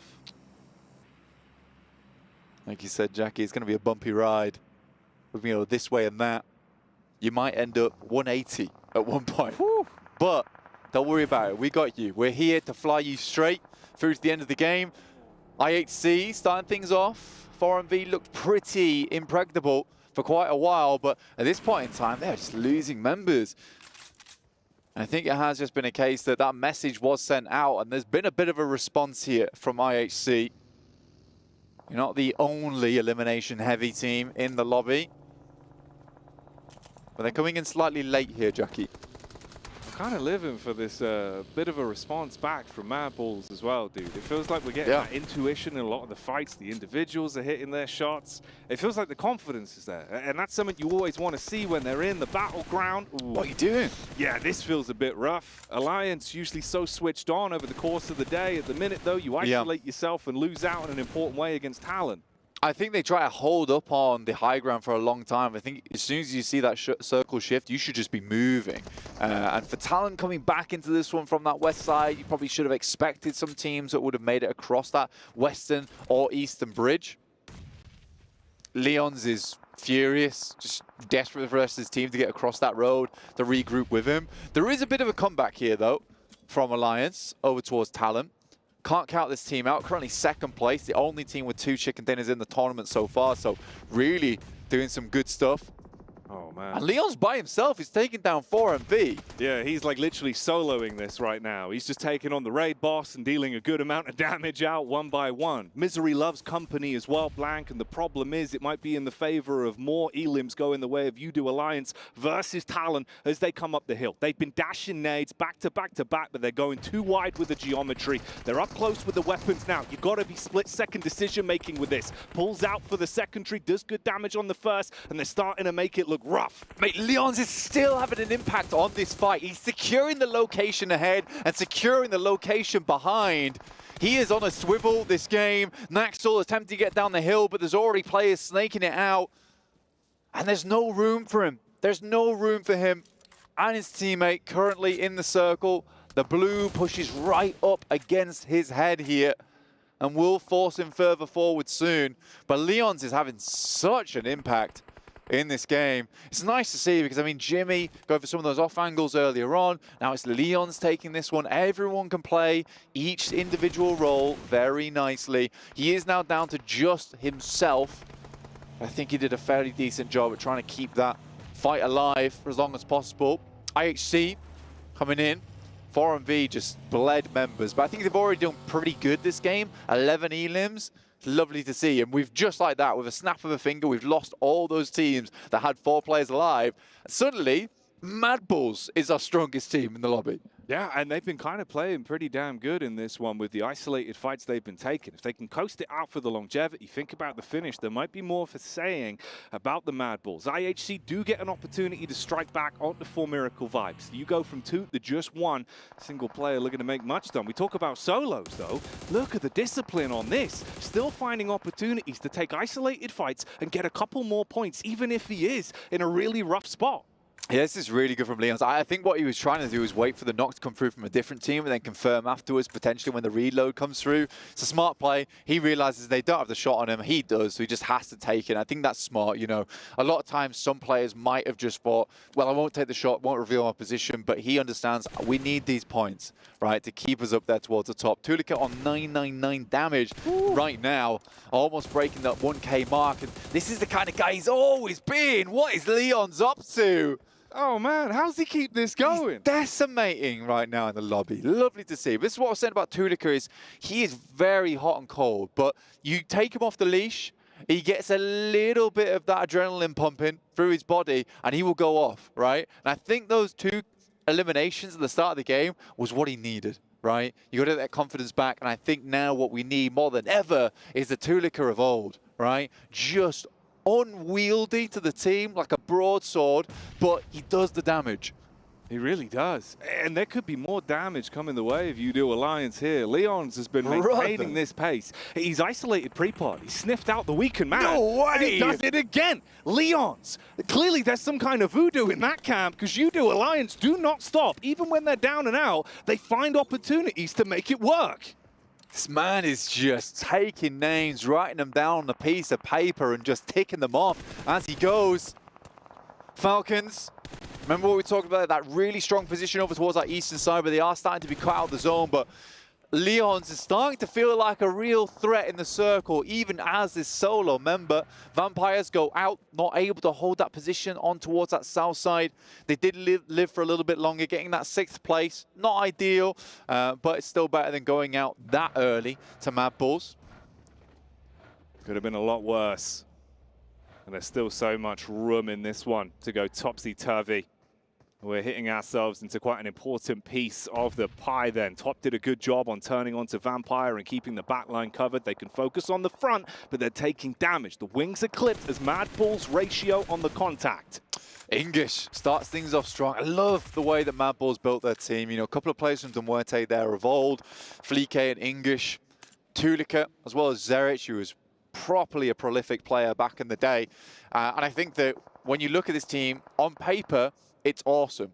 It doesn't always come together, though, the strategy-wise, and I think that's something that maybe they need to improve on. It looks like they're doing a lot better here, though. This split looks really cool for me, and they have just let Tulika fully off the leash. He's on the other side of the map to the rest of this team, and they're just okay with it. He is pumping damage into this lobby. Another there. And it's Tulika. Of course it is. Oh, man. The second he smells any kind of opportunity to strike, he gets involved. Tulika is lighting up the competition again and again in the battleground right now. There is no one that can test him, and it's not just him. That's the fact that you're bringing up, right? You've still got by far the largest amount of firepower in terms of the man advantage on the server. English and Flique, long-time duo in the past on teams, now reunited, and they're just playing off the back of one another. Letting Tulika get his thing done. Top's able to take down Baron before that nade goes off, so Mad Bulls will be taken away. One of those elims. Leon's from the backside, though. We'll find another. Confirms it onto English. This guy is the big story of the map. Down to just 2 players. This is go any way, honestly, at this point in time. Oh, man. Alliance. Leon's. The 4 fingers that are finding a way to bite back every opportunity they're given. And he will not go down without a fight. He has played it smart, played it slow, found opportunities to come in like a scalpel and cause carnage over the course of the remaining time he's had right here, Blank. And if he can still add more to his total tally, this could be a devilishly good game. If he fins the numbers, you've got an opportunity. He could still make something work here. That was the best member he could have taken out as well. Onto Mad Bulls, dropping him down to 2 players. There's a real chance now for him, as well as the fact that he gets a massive resupply. 7 grenades in the back pocket, 2 Molotovs. He's got a lot to work with there, and that 1 elimination might just be the difference maker. Flique on the back of a tree. This is easily nadeable here for Leon's. Oh, Leons, how far can you take it? Can he live his movie the whole way through and somehow snatch away another chicken dinner? Is that the storyline that could potentially be built from this one? It would be off the back of broken, busted squads that have come in front of him. He's taking damage from the side, though. Fleek spots him out. Nade thrown wide. He's looking to punish now. Bobbing, weaving. The man's a Hell in a Cell boxer, and he's looking to throw out the right hook. Switches back to the nade. Wants to engage on this one. He's waiting for his opportunity, primed and ready. The damage is going to go wide, Blank. He's got so many to work with. Got a Molotov as well. Hasn't used it just yet. Sends it behind the tree, but Fleeke's playing pretty perfectly until that one knocks him right in the gob. Another nade sent out randomly over the side, clearing out the other tree. Now knows that Tulika's further down the hill here. What is happening here? A 1v1v1. A four-way towards the end of the map. This is Leon's world, and we are just living in it. He is the beating heart of You-Do Alliance, and he will not stop pumping until he has found a way to carve a path to that chicken dinner. But there are still squads in front of him. Everyone isolated, playing the long con, playing the angles. They don't want to make that first mistake now. Just cutting through the lobby, assassinating members of other teams where he can, going toe-to-toe with two in front. Heads down the hill, spots another there. That should be an easy elim for Leons. Strikes it up to 13 elims. Contains the high ground. What an incredible game this has been so far from a solo.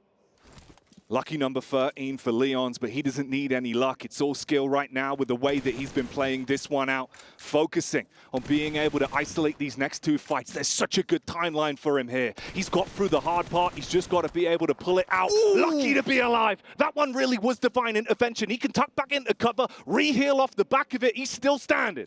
Top, out in the open here, challenging him to peek out. Gets a spot onto Rogue as well. This is perfect news for him. Circle's going to close in. Stage 9, last one. This will pull all teams together. And Leons has to run down this hill.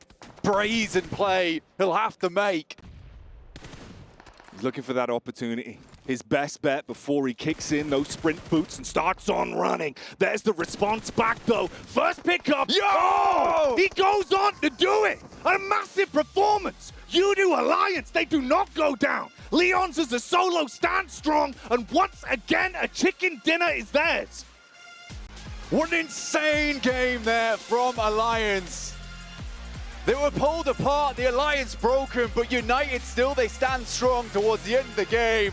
Leons, like you said, man, that was a move. We were talking about cinema at the start, but this guy's blown my ears off. Blown the roof off the studio too. Outrageous. The fact that he's been able to make the right decisions, hit the shots, the timing on it all, dude.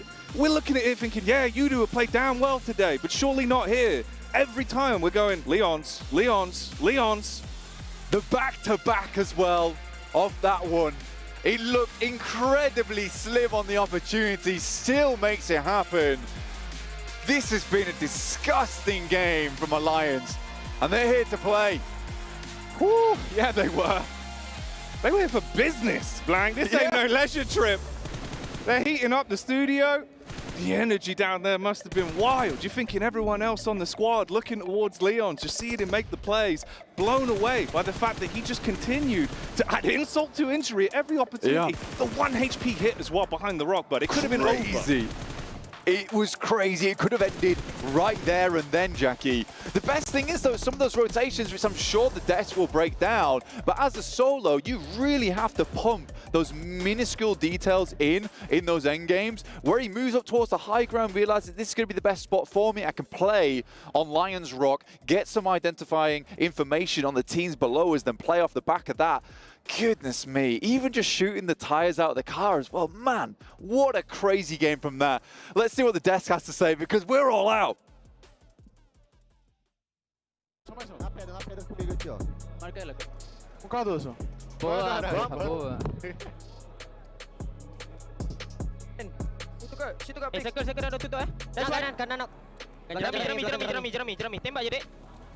Nice one. Anjing telur aku.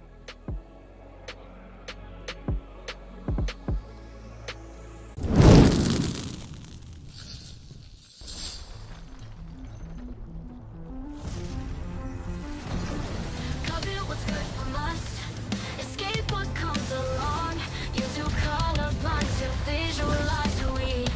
what they wanna live for.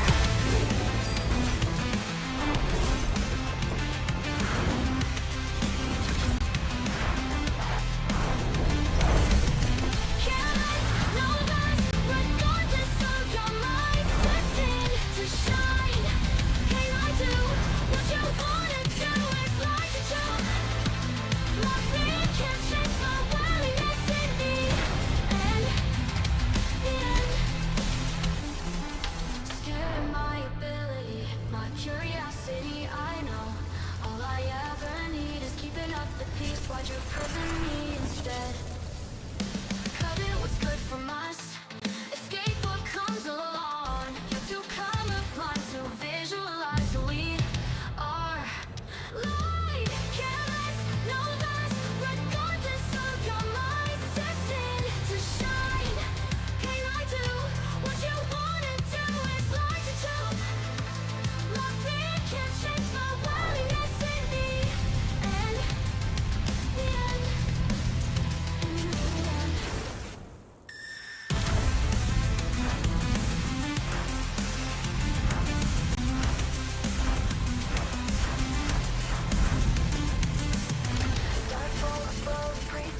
wonder what they wish for, what they wanna live for.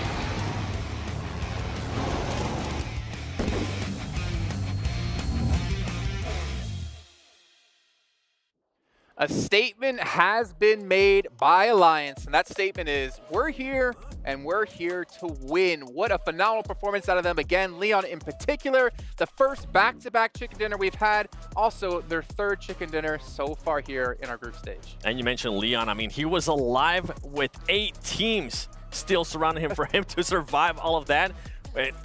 We've been talking about, are we finally going to be starting to see a team being able to get those back-to-back chicken dinners, which we didn't get a chance to see yesterday with all the uncertainty. It's good to see that Alliance, out of all the teams, Alliance ends up taking that back-to-back chicken dinner. I mean, they're feeling it, right? It was ridiculous, this game. Not only did they start things off by hitting the crossroads south of East Bridge and taking out 2 members of Falcons who should know that area and should have command of that area, they then go on to be able to win out a ridiculous scenario down towards the bottom. Do I need to make a noise? Wow, look, there's 2 over the 1Ks. I don't think you are indeed for 2 simultaneous 1,000 yeah, it's plus difficult. damage.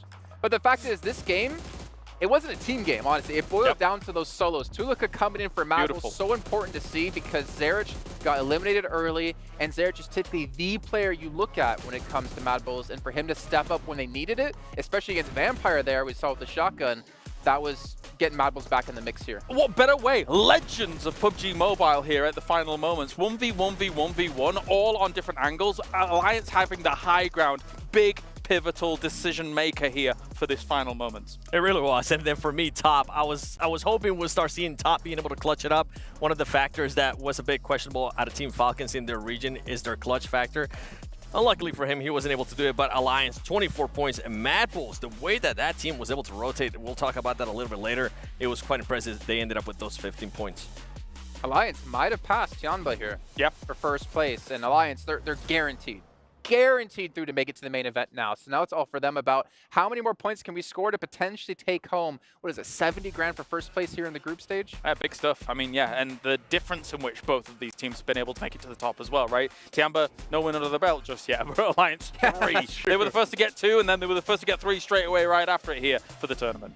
A team that we're talking about that we actually got a chance to see there again on that second page was Al Ula IHC. I mean, we're wondering what was going on in the first 2 matches. Now back-to-back matches where they are able to put up points. And it wasn't just elimination points out of IHC. It was some placement points as well.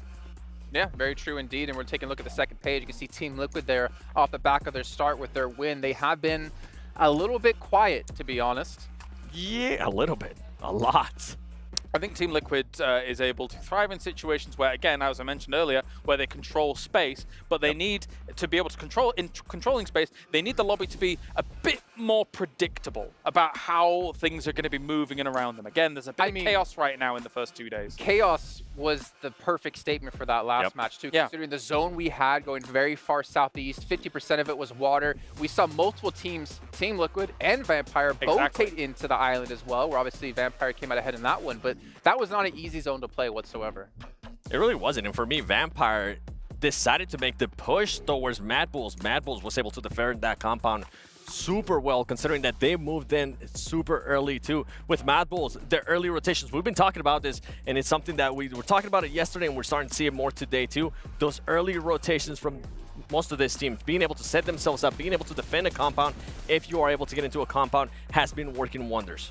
We find ourselves in another interesting moment in this game as well, where 4MV had sent it very rapidly into the center of some of these final circles. And again, it comes down to what Team Liquid did in the previous Erangel, where they went to a location a little bit too early. If 4MV goes there a little bit too early, you see Aula IHC get in there right behind them and then make it work. So again, it's all about timing in a lot of these moves. With that 4MV push, that 2v2 split, sending it to the middle during Circle 5, were you happy with that?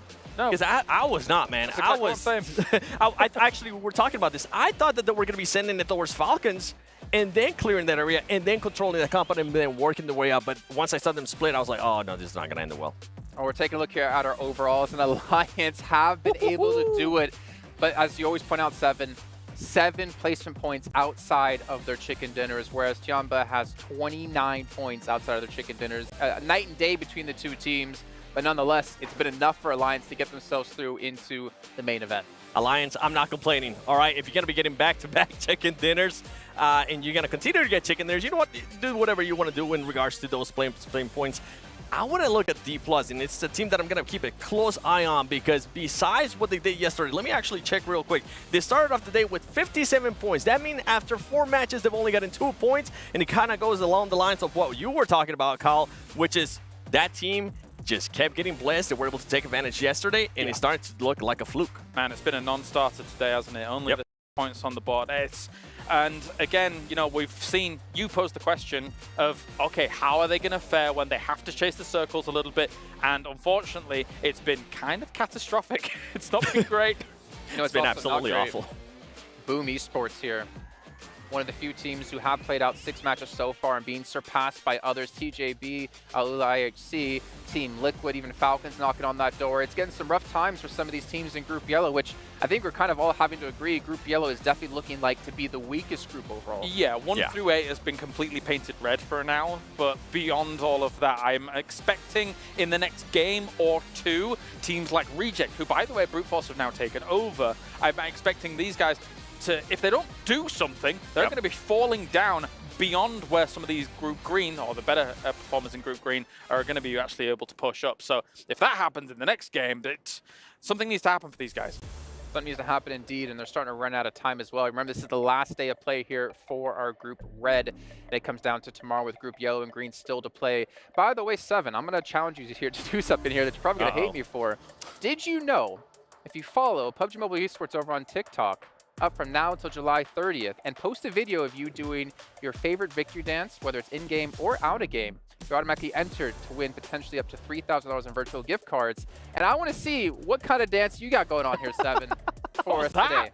I wanted to do something, but I saw your face. I was like, you know what? I'm not going to do it. No. No. Okay. Unfortunately, not going to happen. Maybe our casters could dance first. So we're going to head back over to Jackie and Blaine to kick off our 5th match of the day.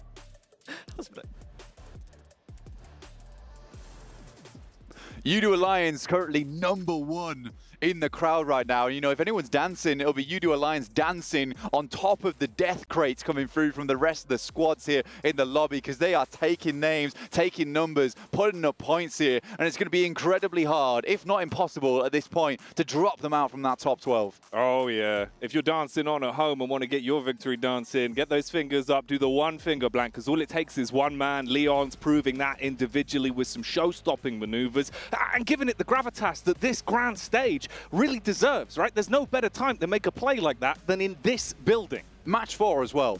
Unreasonable behavior. You just come off the back of the halfway point. Everyone's feeling kind of chilled out, going to bring up the energy a little bit, and they just go off. They just go off. Everyone's like, well, what's going on? Where have they got this energy from?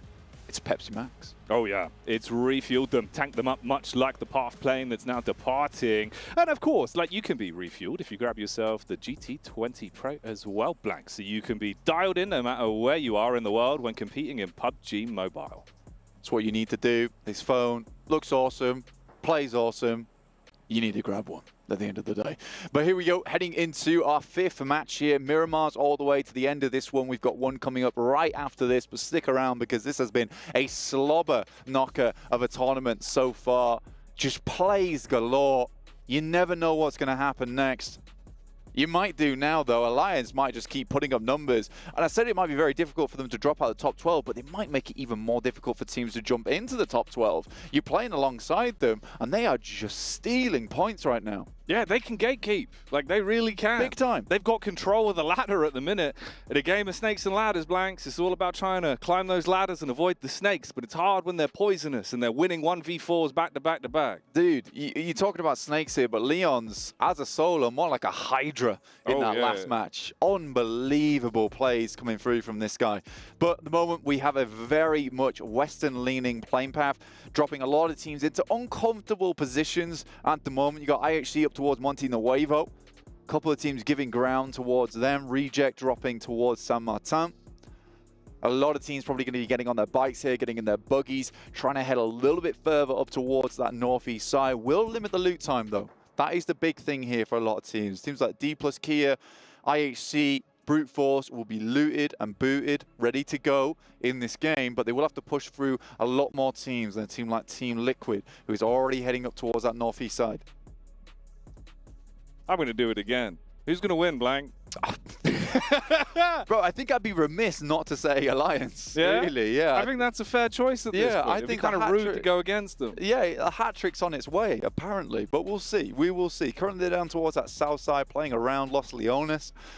We'll see what they can get done from that position. They got a couple of squads around them. Bro Harami, who honestly threw that last match away. They really did, bro. That rotate had us scratching our heads. I don't know what was going on. Yeah, it didn't make much sense. I mean, Harami's a good team. What are you doing? Also, check out our cool skins here for PMWC. There is some pretty awesome ones in there, including the Violet set too. So, obviously, we'll be heading into the game looking cool, looking fresh, looking for some big, big maneuvers. On our map at the moment, Mad Bulls down towards Puerto Paraíso. Just absolutely excluding themselves from anyone else, isolating themselves in Paraíso itself because they need some paradise after that last game. It was crushing. You're in a 3v1 times 3. Yeah. Like, what have you done? Man, how have you achieved this? Just the backstabs as well. The way you could see the wheels come off, the whole thing start to unravel. Like, it's gut-wrenching to watch, but you imagine how bad it feels to play in those scenarios where you're just watching it unfold. Massively. I mean, for Mad Bulls as well, you're on the up and up on that game. Yeah. You've had a horrid day so far. To then get to a point where you're like, I'm dominating this lobby. We're absolutely nailing it. Tulik is feeling good. And then for it all to just crumble in front of your eyes, you've got to also imagine the talks in between the team. Like, Tulik has got to be mad. Bro, the guy was sitting at like, what, 1.2k damage, still on the climb. Like, he was hitting some mad shots, finding opportunities to rotate on himself. You're right, but also the other thing is, right, you got like, what, 10 minutes max? How do you even unpack the bag on that one and reset? You got to just look past it. Just get in, just like, look, guys, forget about it. And we'll go again. We'll try and get some points scored towards the end of the day. So we've at least got a good inning coming into tomorrow. It's sad, though, bro. It's really, really sad. Looking at the map, though, we do have some teams taking residence towards the center now. You got Vampire, as well as Team Liquid, Reject, hovering around Power Grid right now. Bit of a split from them. I think it's okay for now. Most teams are more worried about getting that loot on board with the Western leading playing path. Yeah, I'd like to see Reject as well. I know I am like the #1 Reject guy. I'm always in the corner. I even brought my own homemade flag. Yeah, bro. I got it for you are Reject. Yeah, I always get rejected. Well, luckily you accept me, Blank. I do accept you, bro. Yeah, That's what keeps me going. I accept your choices in game. I mean, to be honest with you, yesterday Reject looked kind of nice. Yeah, they did. And we said it before and we'll say it again, it just feels like Reject just cannot play close quarters combat. And I think that that's something that they'll need to work on. Right now they are safe. But you imagine that's going to change tomorrow. I think that they need around about 70 points at the end of this day to feel a little bit better about their position. You know, 2 days of play, 35 points. That's not a bad average. It's not the best average in the world, but it should be good enough if some of these teams down below aren't able to play their hearts out. The difficulty is tomorrow, Red is not going to be playing. Yeah. Which means Alliance is not going to be playing. And we all know that Alliance is the one been sucking up a lot of these points, and it might be a case that with Tiamba, Alliance out, both really big teams here, it's going to enable a lot of these squads in green and yellow to just shoot up the lobby. So Reject's kind of been put in a really difficult group here, I would say. Yeah, if you're going to straighten up and fly right, I think it has to obviously start here and then have a big finish towards the end of the day. You need some back-to-back momentum, try and farm as many points as you can. Because like we said, you can't leave it in the hands of someone else. If you're sat on the wayside watching tomorrow, that's going to feel so rough when you look at it and go, all right, yeah. I guess we just have to try and survive. I mean, exactly, like coming into this group, I do think that Reject has been hurt just by being sat in Group Red. Because if you look at it, Xavier, great team. Besiktas Black been able to put up some really good performances. Alliance, insane. You've also got 4 Miracle Vibes, a big favorite for a lot of teams coming into this one. Brute Force, one of the best teams from EMEA. And then you've got Reject, which a lot of people didn't have too much hope for. But on our screens, that's your teammate. He's not got the medic bullets. Can't get him back on his feet. Oh, he's so dialed in. He's so dialed in. That's what that is. Just shows how confident he is in the firefights, trying to take everyone out of commission. This is you at least being tested early on. I mean, maybe there's a timeline here, TJB, if they can find the right targets, are able to build something off the back of it. But you get the swing around the corner. He's got the Air Maxes on. He bumps in. That's it, dude. It's done. I mean, it's a full reset as well for Alliance. This is nuts right now for this team. Tongji about taken out, but here comes Harami trying to make a more decent rotation before. But again, this is going to be a 4v2. No real possibility of getting a third player back up here, I don't think. Nade through the window could be devastating to the squad. Doesn't do all that much damage. It bounces back off the window frame. Uh-oh, okay, so they've still got a little bit of leeway, but the peek through the window's good at least. Federale's making issues as he comes in to sweep his way through the building and deny the response. They were trying to play medic and get themselves back in the fight, but it's all down to one man. This time it's Jimmy that's got to withstand the entire team, and they run on in to clean up, looking to throw him out of commission. They're going to get buckled, they're going to get battered, and honestly, Blank, it's going south quick. For Alliance, though, taking 2 fights back-to-back. They had to bring 2 teams to the table just to shut them down. Goodness me. And what's this, Jackie? Mad Bulls. They're dead. They're gone. When did that happen? We were talking about the mental game. They flubbed it. Yeah, I guess it's kind of... It's ruined them. Probably going to be worse now as well, right? That doesn't get any better. Oh, dear, dear me. That is upsetting, to say the least. I didn't even see them go out. They're just not on my radar. No, that's rough, bro. We're dialing in with You Alliance, just taking fight after fight. You look back for the overall perspective. Untunnel vision. Mad Bull's gone. Whew, not even 1 point with their name as well. That really is going to be savage for them. Got to sit on the wayside for the whole match. Yeah, it wasn't even a reset. It was just a power off, apparently, for this team after that match. Hard shutdown. Hard shutdown. Looking here, though, we're going to get our second circle. This is the biggest shift we'll have on Miramar. It is the one that has the most weight on it. A lot of teams all trying to stay as central as possible, and it is the right play here. It is indeed. Get yourself set up. I would like to see a little bit from Liquid on this one, actually. Have them get back into it. I know coming into the event, you were pretty confident Liquid would have some good stock to them, Blank. Yeah, I was. I mean, they won the first game of the day on Sandhawk. They did well on that one. But again, it was just pretty easy rotation for them to make. It was the right heads-up decision. And again, that's something that Team Liquid are good at, is just making the right decisions in the right moments. But they're coming up against a caliber of teams that are so hungry to make it into the main tournament here. It's intense for them, and I think that they're getting to grips with the fact that no one is really going to be allowing you to just get away with this as much anymore. There's no freebies. There's no easy ones. We're seeing that with the quality of competition we've had over the course of the day already. Everyone is playing their absolute hearts out, and it's what you've got to do. It's so important that you accumulate those points at this stage. You know you're getting close towards that midnight hour. Yeah, 12th place or 13th place and down was like, that is a rough position to be in. The survival stage is so brutal. We'll be covering it very shortly after tomorrow's games, where we'll clear all this one up for you, tie a little ribbon on it, and get gone straight into those 2 days of grueling play for the main tournament. But right now, we've got to set our sights on Miramar, set our sight towards that central position. You've got that high ground over towards that northwest side, which a lot of teams are taking advantage of right now. We're looking at Brute Force, as well as IHC, Falcons looking down towards some of these teams. DXAV did pick themselves up a nice position, but we're getting a replay right now on this fight between Bro Harami as well as Alliance. Again, didn't feel all that impressive with the fact that Alliance had already taken a massive beating from Tongji Bao earlier on. Still came back from it.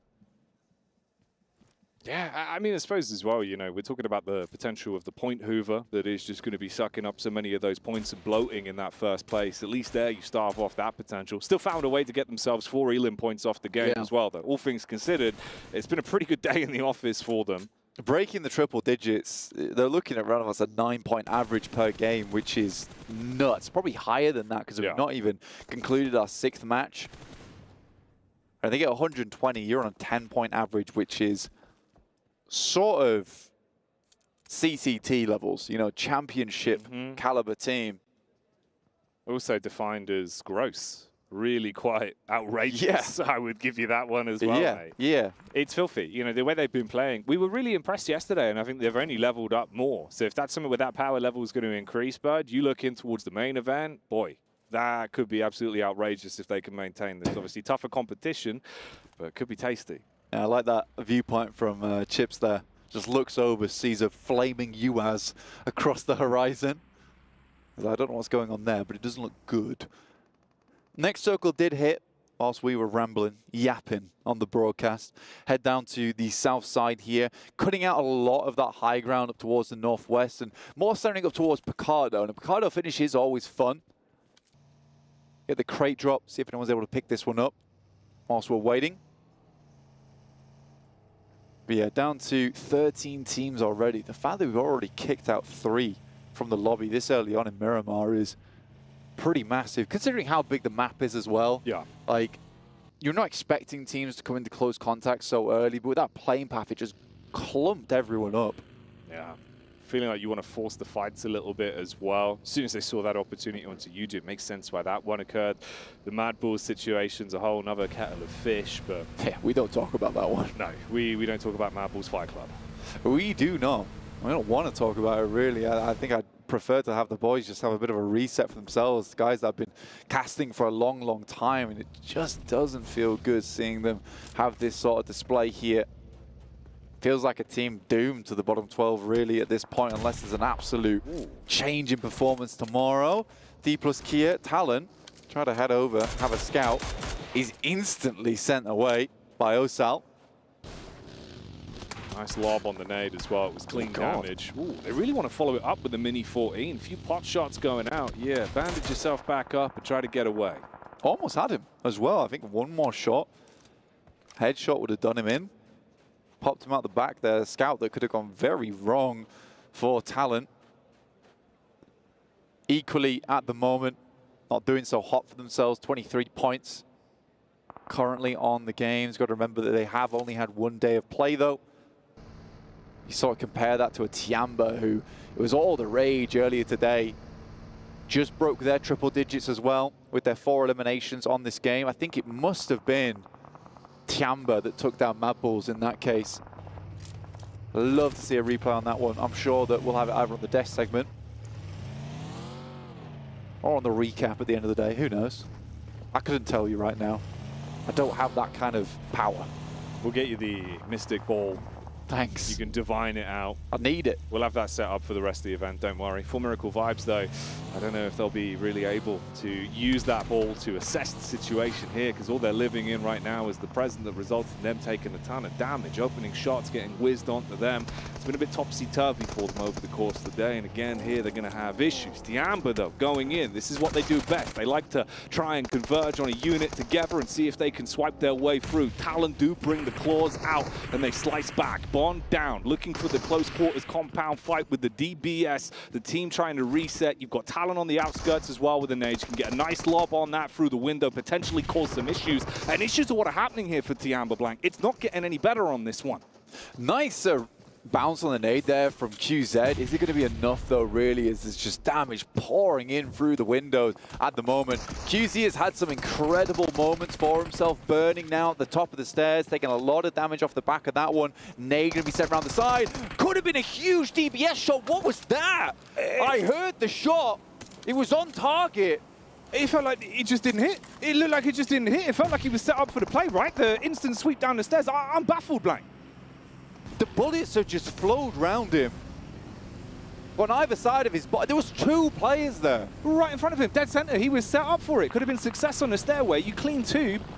Oh, it's gone. It's gone, but I can't tell if the shot didn't register or it's just a minute lag where you hear the shot, but he's already been taken down at that point. But he felt like he'd been robbed there. That's rough. That is rough to watch, and it's got to feel even worse for Tiamba to actually experience it. They thought they had a golden opportunity, one that was put on a platter there to go in for the swoop down on the Talon, but they withstand. Nice position from Reject at the moment. I love this spot when you play along this ridge side up towards the northeast. Good shots. The drive-by comes through. Tony K laid bare there by the boys on Besiktas. Tony K, he's a man that you need to keep down if you can. Don't give him any room to breathe. Bullets now coming through from all angles. Liquid have a lay of the land from the side. You've got Falcons close by as well, and Reject up on the hill. You go from finding one opportunity to establish a knock to realizing you could have that happen to your whole squad in quick succession now. And they get themselves in a position here where I think they assume they'll be pretty safe, but I think they all had to head in towards the shack there. I think it was a bit overzealous trying to take advantage of the overlook.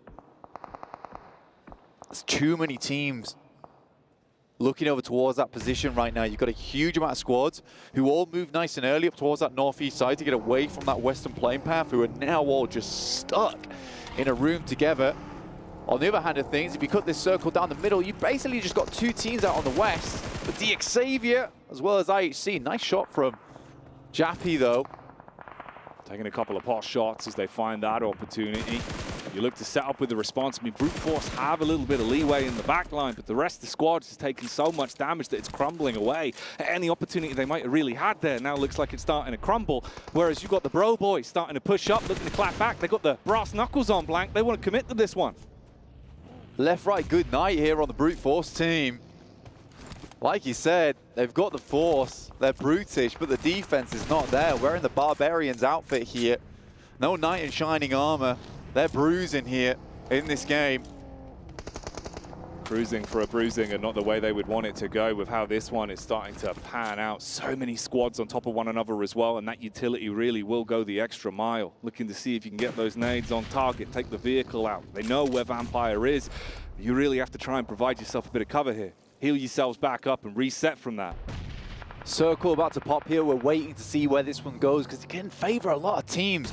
Honestly, I do love Reject's position whilst 4MV is attempting to get rid of the guys here on D plus Kia. Nice nades after nice nades here from the boys. 3 of them left. They did take a big amount of damage earlier on. Circle heads up towards that northwest side. IHC, DXavier happy with this one. Xavier will be over the moon, but I tell you who won't right here on your screens. You can see those nades have not stopped the barrage that has been blowing away anything for D plus Kia and making them feel like they need to bail out on this. It's uncomfortable. You've got to get the quick moves on the reset, see if you can top yourselves back up and maybe close the gap a little bit, pushing somewhat up the hill. You give yourself a bit of cover to play with. Try and get ahead of the arc on these nades for Miracle Vibes. If they can get in close, you might be able to finally put the pin on this one and slow it down. Closing this one out just a little bit for D plus Kia. They've given some space to work with. 4MV sat down on the ditch, and K's up close now. He's had some good moments in the past, and he sees team just running. He's going in for the run over, opens things up here. 4K gets the double spray down, will only pick up one though. Oh, the predictive shot round the corner. Ooh. He still gets the repeat blank. He's able to take the angle once again and find another one off the back of it. It was looking so good for Miracle 5. And they had him trapped. And now it's getting blown to bits. And Talon have seen their opportunity to sweep straight in and continue dogpiling the pressure on. They don't want to give D+Kia any room to withstand this fight. You're right on top of them when they're low HP across the board. You spread the push round the back as well. You're up close. This should be simple for him. And he jives round. They're just crumbling.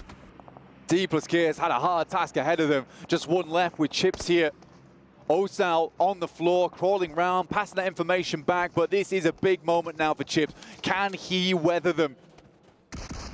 When the chips are down, he's got to do something huge. The DBS, we know it can roar, but not in this situation. Overwhelmed, too many angles to prioritize. He falters and the team falls. Roars as loud as he can, but Talon comes in with a quick trank dart there, take him out.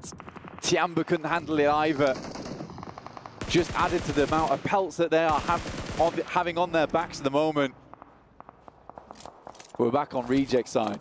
4 players still up, strong position on this eastern edge. They can still clear out here, I would say. They're going to be very worried about Bro Harami, as well as Vampire Esports living in the wings here.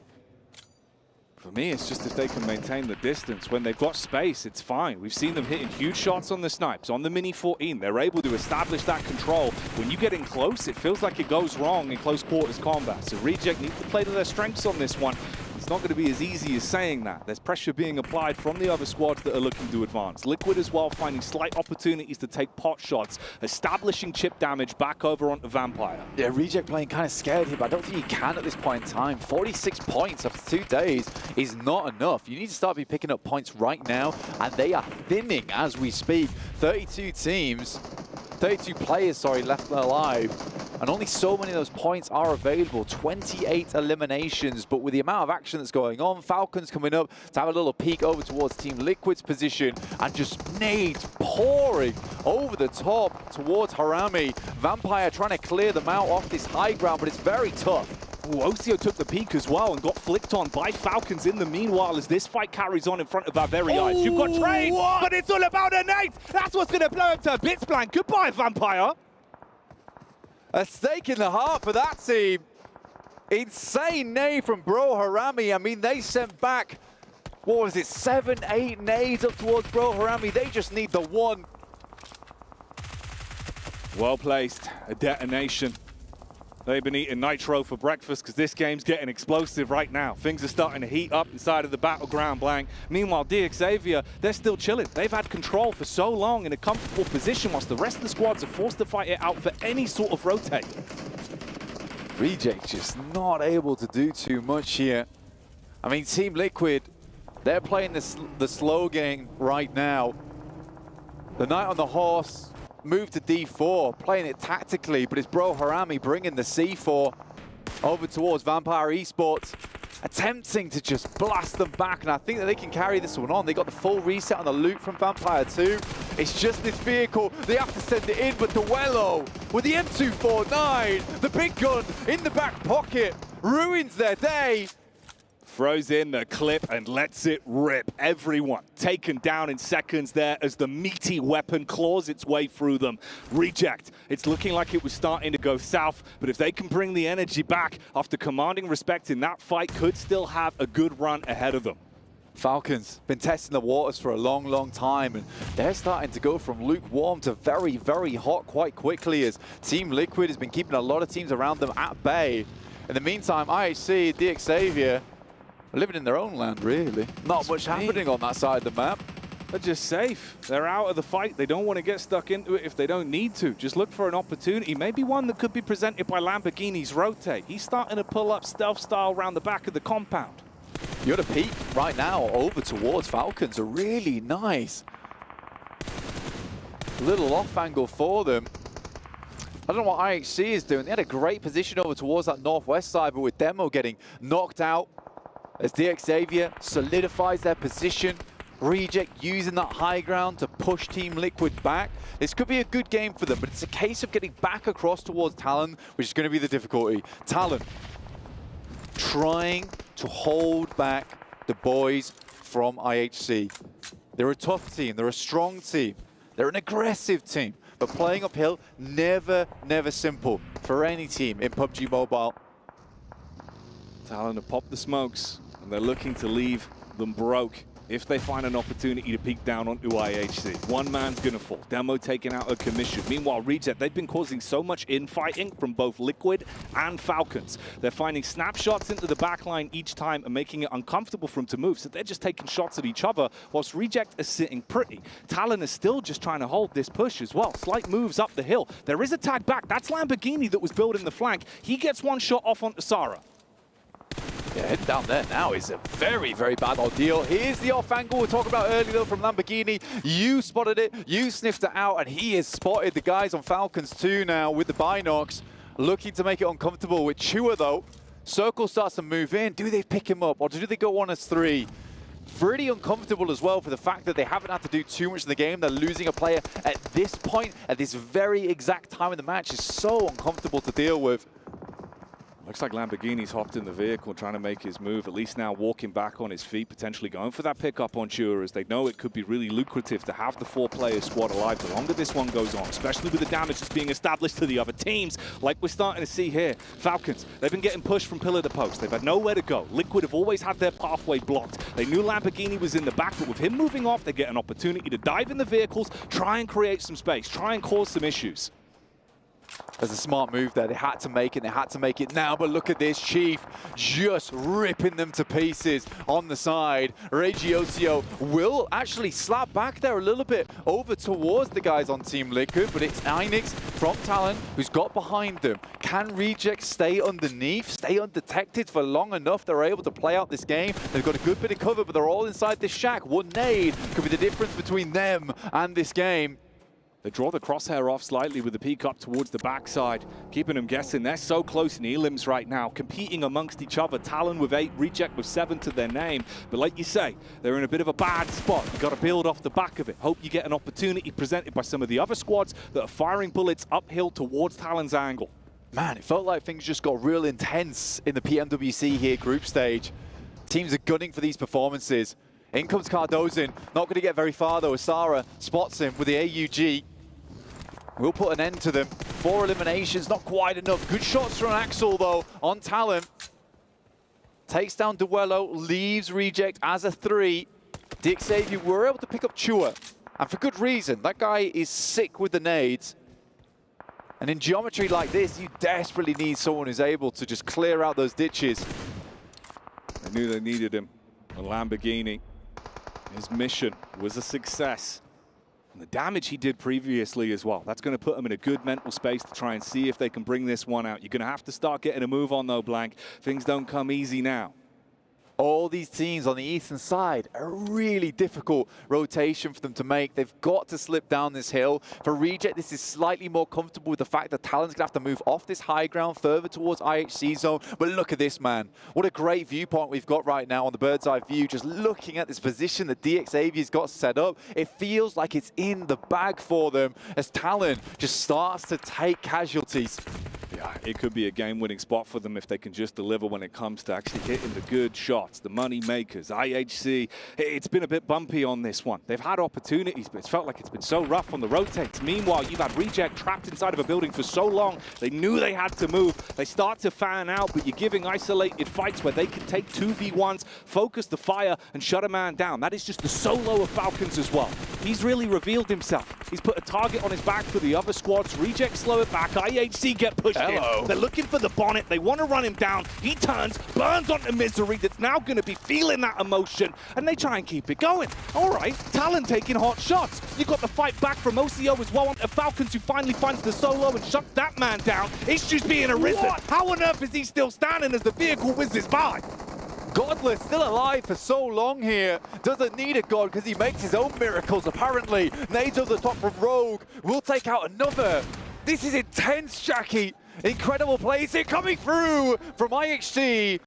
And they managed to get themselves still in this game, playing alongside this Ridge. Reject in the meantime, they moved out. The M249 was barking like a canine, but they're not fine anymore over towards that top side of the map. And it's IHC, a 2v4. IHC, is there somehow, some way they can find the upset to pick up the 2v4 and clap back? Lamborghini denies the potential as he strikes first, leaves it all on one. They want to close it down and walk away with the chicken dinner. They played a smart game. They played a positional game. And in each and every fight, they're finding success. With the 4 players alive, they will take it home as they're going to grab themselves the chicken dinner.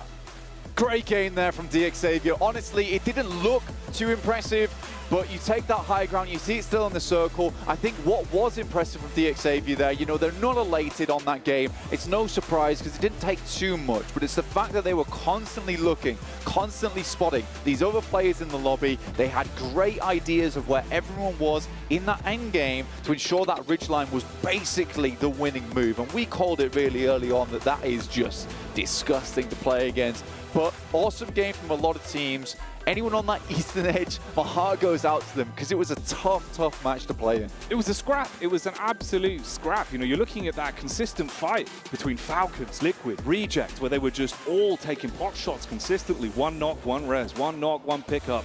It's rough, but Xavier, like we said, they just played the classical game. They played the numbers and it pays off. Yeah, exactly. And I think for Xavier, that is a nice match for them. I don't think they were too far down the standings either, so that's just some more points in the pocket. I think that sits them up towards the 70s point, which I said earlier is sort of where you really want to be to feel pretty safe. They've got one more game to tackle as well, where they'll be able to get some more points on the board. This was just unbelievable to watch, though. The fact that he was just alive for so long and they could not deal with him. He opened the floodgates for a second place for IHC. Yeah, he was mad. It actually was ridiculous. So you're looking at the way he was playing this one. There's a timeline he does go on to just entirely take the squad, but it could have been huge. It could have been massive, honestly. Again, though, Reject do a really good job in that game. I'm proud of them there. They know they need more points. It's their final day to play in. One more match, though, on Miramar. See if they can do something similar. I do think if you get that circle going further over towards the eastern side, potentially they have a better game there.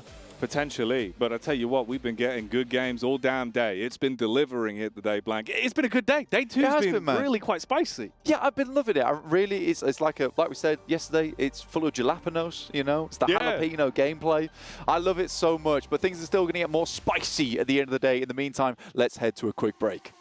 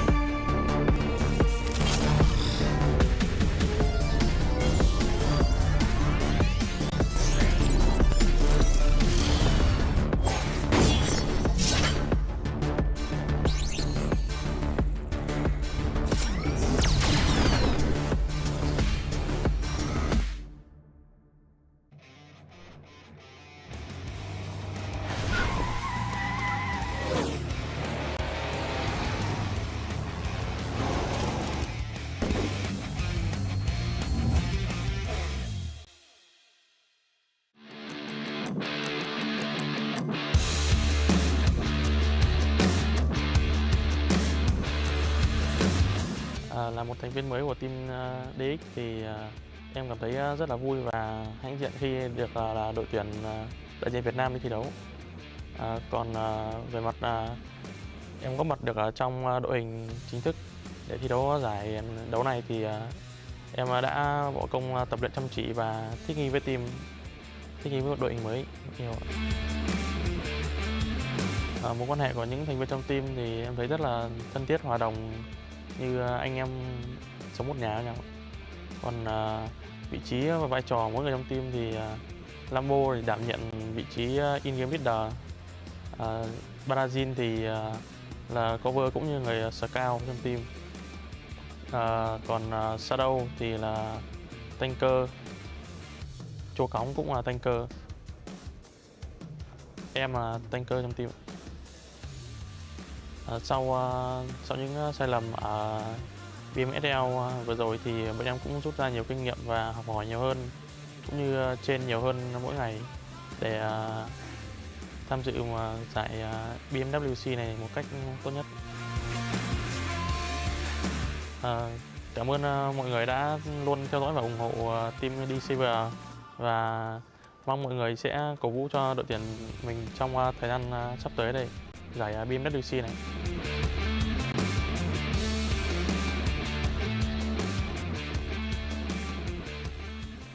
The Dingoes, our standout team from Vietnam, able to get themselves a chicken dinner and honestly some points desperately needed when it comes to PMWC. Obviously not a very high elimination game, but either way, getting as many points as possible to make sure they can make it into the main event. He's massive. He's gotten pretty big. This is what it feels like to be tall. This is awesome. I like this. We should keep it like this forever. We can't have this. No. 15 points for them with only 5 eliminations. Talon, though, Seven, you were talking about Talon at the start of the day. You wanted to talk about him yesterday. They are proven to be a pretty strong team, especially in the elim department. They are. This is the second time that I see them perform really well. And I was talking about Mystery, one of the players that I wanted to see how he was performing.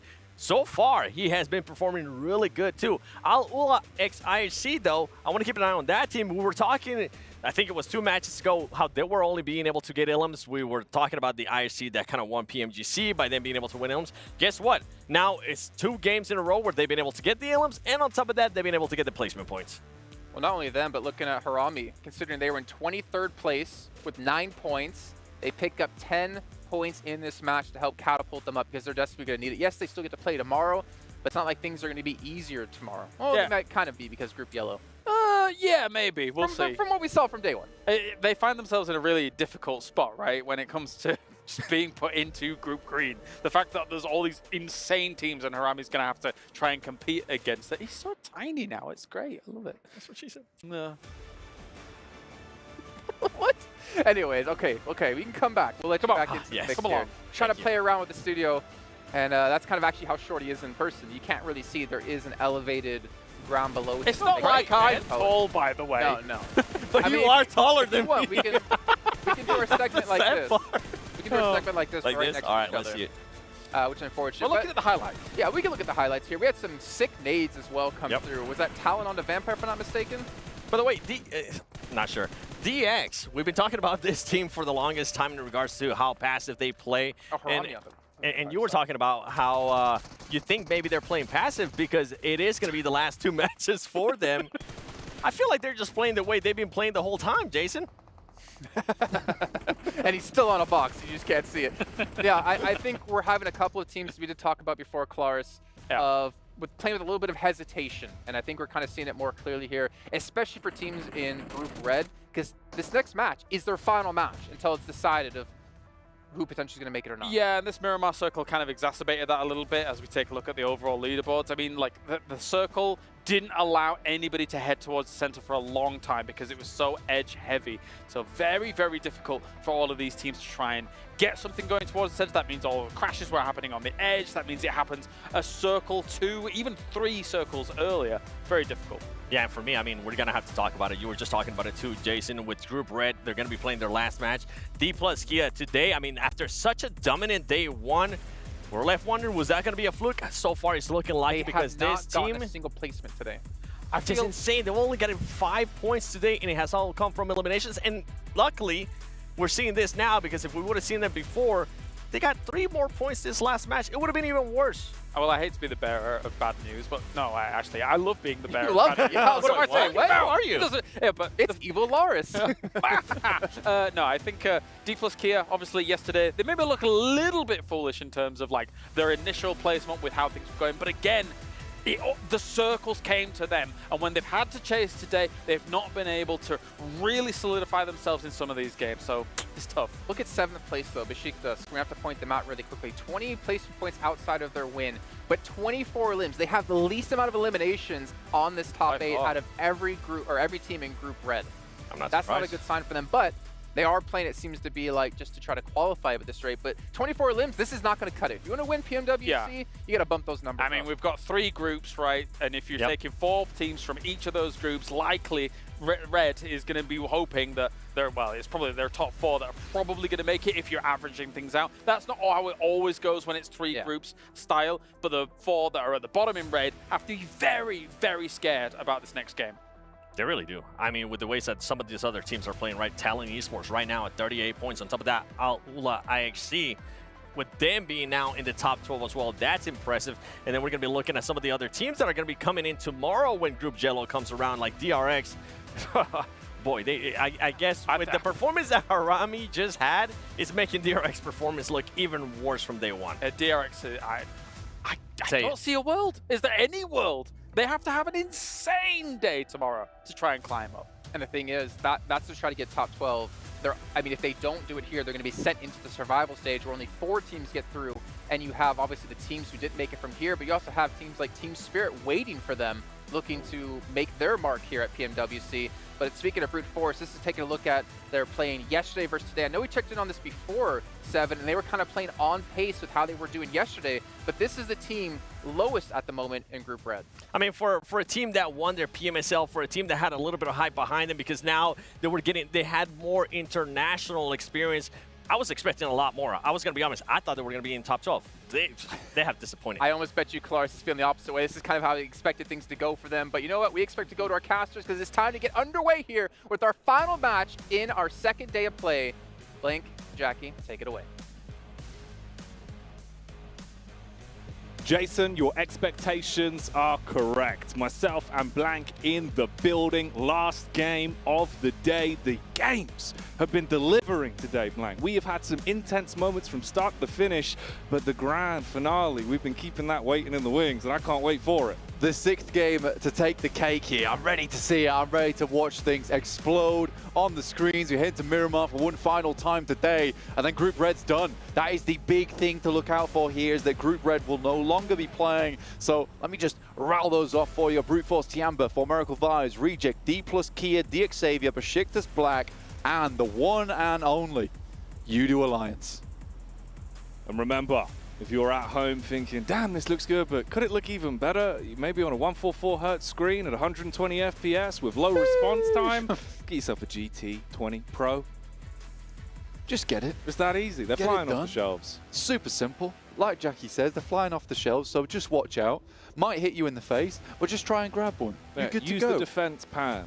Use the defense pan. To catch it. You got the attack pan, the defense pan. This moment requires a defense pan. Yeah, not the attack pan. Don't attack the foe. Instead, purchase it and use it, as it will be a really good experience, much like this game is going to be. Match 6 Blank, we've been waiting for this one, and with what we've seen today, I think there's room for something quite crazy here. There is, yeah, but I mean, this ain't so crazy. This is the exact same playing map we saw from last game. What's this all about? We do have everyone just doing the exact same thing. Maybe they'll have learned. Maybe everyone's going to try and take up that position over towards Western Picardo.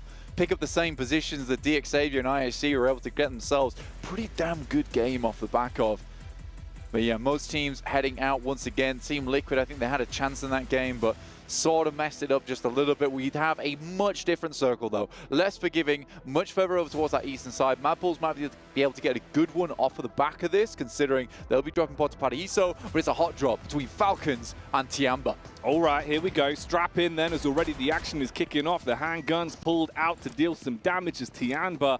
They've been thrust into fights quite a few times today. It's been a bit hit and miss. Last game, they went down with 4 elim points off the back of being crashed on by 2 squads. Into this this one, they have one man knocked immediately as Falcons look to see how much insult they can add.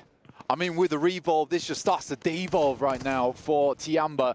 Losing a player right off the bat like that is just not enjoyable. And again, Tiamba had built themselves up a massive score bank as well already. So going out, not ideal, but I think that they've already done enough, I would say, in today to make it through to the main tournament, ending this with a second place. But you want to be first, man, don't you, really? Oh, yeah. You always want to be first. Second feels like, you know, first to come second, blank. Exactly. The worst. You don't want it. No. First to come second, maybe even third if things continue for a team like 4 Miracle Vibes or DX Xavier.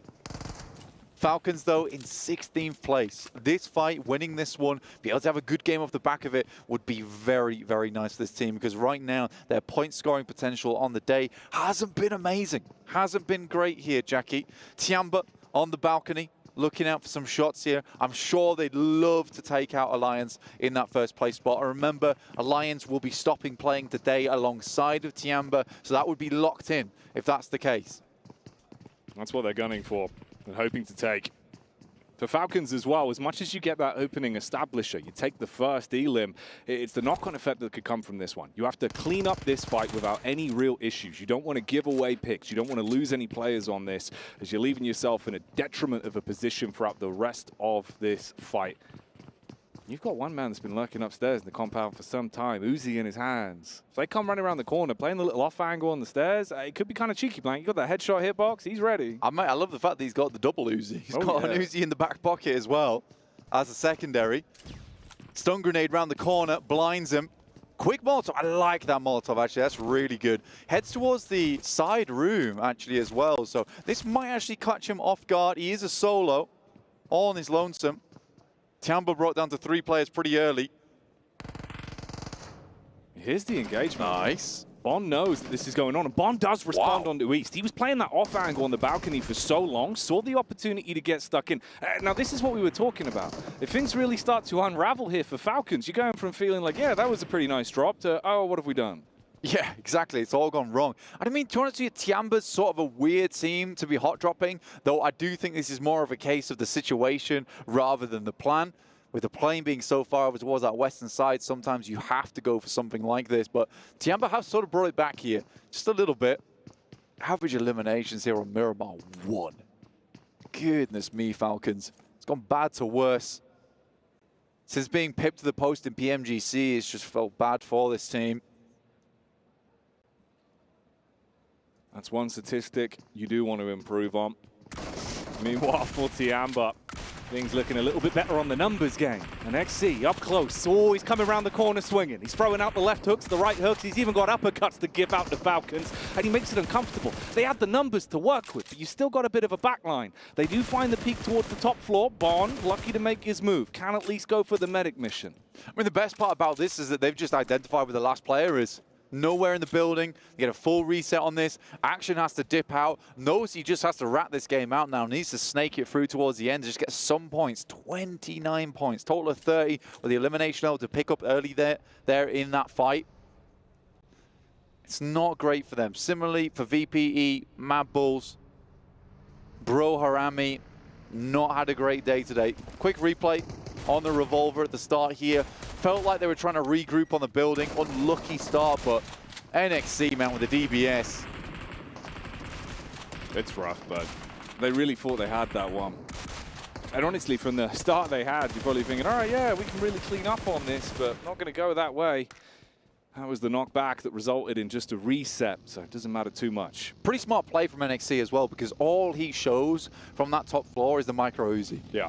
Doesn't let him know he's got the DBS until it's too late when they try to push him. So very, very smart play. Obviously, he could have gone topsy-turvy if Falcons had a DBS to themselves, but surely they would have pushed up the stairs and gone for the refrag on that if they had it. So for NXC, he knew he was in a good spot. He knew he's in probably one of the best spots in that situation. So I think for NXC, plays that really smartly, and that's why Tiamba's currently on top. 103 eliminations now, 1 point ahead of Udo Alliance. You know, but sometimes that's all you need. If Udo Alliance go down, 4 players out, in the next few minutes, they've already won. They've taken first place. I'll be happy with that. Like you said earlier, man, put a ribbon on it, ship it off, and just be content with the day as a whole. U2 Alliance, though, as much as it felt like a bit of a blip with the uncomfortable fights they were thrown into last time around, I don't hope that that'd be the same situation here. I think from what we've seen, they've looked good individually, but it's been the team play as well. Yeah, I think for U2 Alliance as well, that last game, like you said, felt unlucky, right? They took a really good fight versus Tongji Bao and then just had the unfortunate nature of coming against Bro Harami pretty much instantly afterwards. So I think for Alliance, unfortunate situation, not much you can do about it. Everyone was so close together at the beginning of the game there that Tongji Bao really shouldn't have taken that fight in the first place. But yeah, once they were locked in, they were locked in. There was no escape from it. The key was thrown away. Look at the map, though. Tongji Bao currently with a nice central position. Mad Bulls moved out early, headed up towards Impala. They're on their outer edges right now, and DXavier moving in from the north. So those are sort of the big teams I'm looking at. But Reject do have a central spot. Again, Reject wanting to put up more games, more points on this game. They need it. 6th place right now. It looks good, but it could get bad tomorrow. Yeah, that's the thing. You could slip down quite quickly when they rotate them out and switch up the group. So you'd hope if they have any fight left in them, this is when we'd start to see it displayed, especially here in the last matchup of the night, Game 6. You want them to give us something to root for. Next circle popping soon. See where this one heads off to. Again, a lot of interesting ground around here. I think a lot of times the most uncomfortable finishes would be a hard eastern shift over towards Impala, where you got a lot of that rocky high ground, but instead we're heading down towards the south, towards Los Leones. A bit more of a urban finish that we could end here. It does encompass the entirety of Los Leones as well, which actually cuts out a lot of space, Jackie. Yeah, restricting that map, making it a bit more awkward for them. Everyone now on their mass migrations as they usher themselves into the new zone and look to try and get ahead of the curve, find themselves any kind of map control to work with. As we can see, everyone moving in. U2 Alliance up on the hill. Other squads down below. Mad Bulls further ahead. Chulika had a banging game, but then they went really south in the follow-up. You'd hope here that man and the rest of the squad can deliver, and there might be an opportunity for it. You're going to take shots in the side, at least on the rotate. Luckily, the geometry there giving him a little bit of a shroud on the road. That's a killer rotate from the Mad Bulls, actually. The fact they've been able to make it through as well, that's just an instantaneous rotation. They were stuck out on the eastern side. Impala, DXavier took their position before, but wow, the fact they've been able to get in here on the outer skirts of Los Leones, incredible rotate. Not entirely sure how no one was able to pick off a single member from this team, but they took the right plays, isolated a lot of the line of sights as well as they headed through. This was overall a really good rotation from the Mad Bulls and could set themselves up for some success, where success looked limited just moments before. Look at this, man. This happened so long ago. Tianbo losing the first player, Falcons then just getting ripped to pieces, and they're still trapped amongst each other. You've got the nice establishers here of where our squads are setting themselves up after moving in. That's the only two that's miles away from the rest of the pack that are now all inside of the zone. Team Liquid trying to get some scouting done here. Ricardo's and Federales spots him. He crashes out.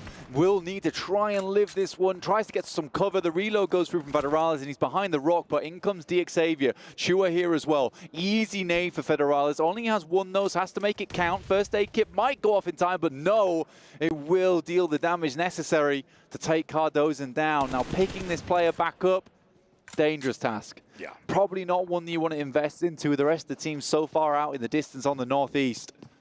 Exposing yourself so much if you run the risk of going for it, knowing the angles that are there, and especially the players that are unknown as well further back. Tiamba looking to sweep, looking to clear. Oh, they drag the crosshair off at least and isolate the fight. You can get the pick up back in, so they do recover that and finally close down Falcons.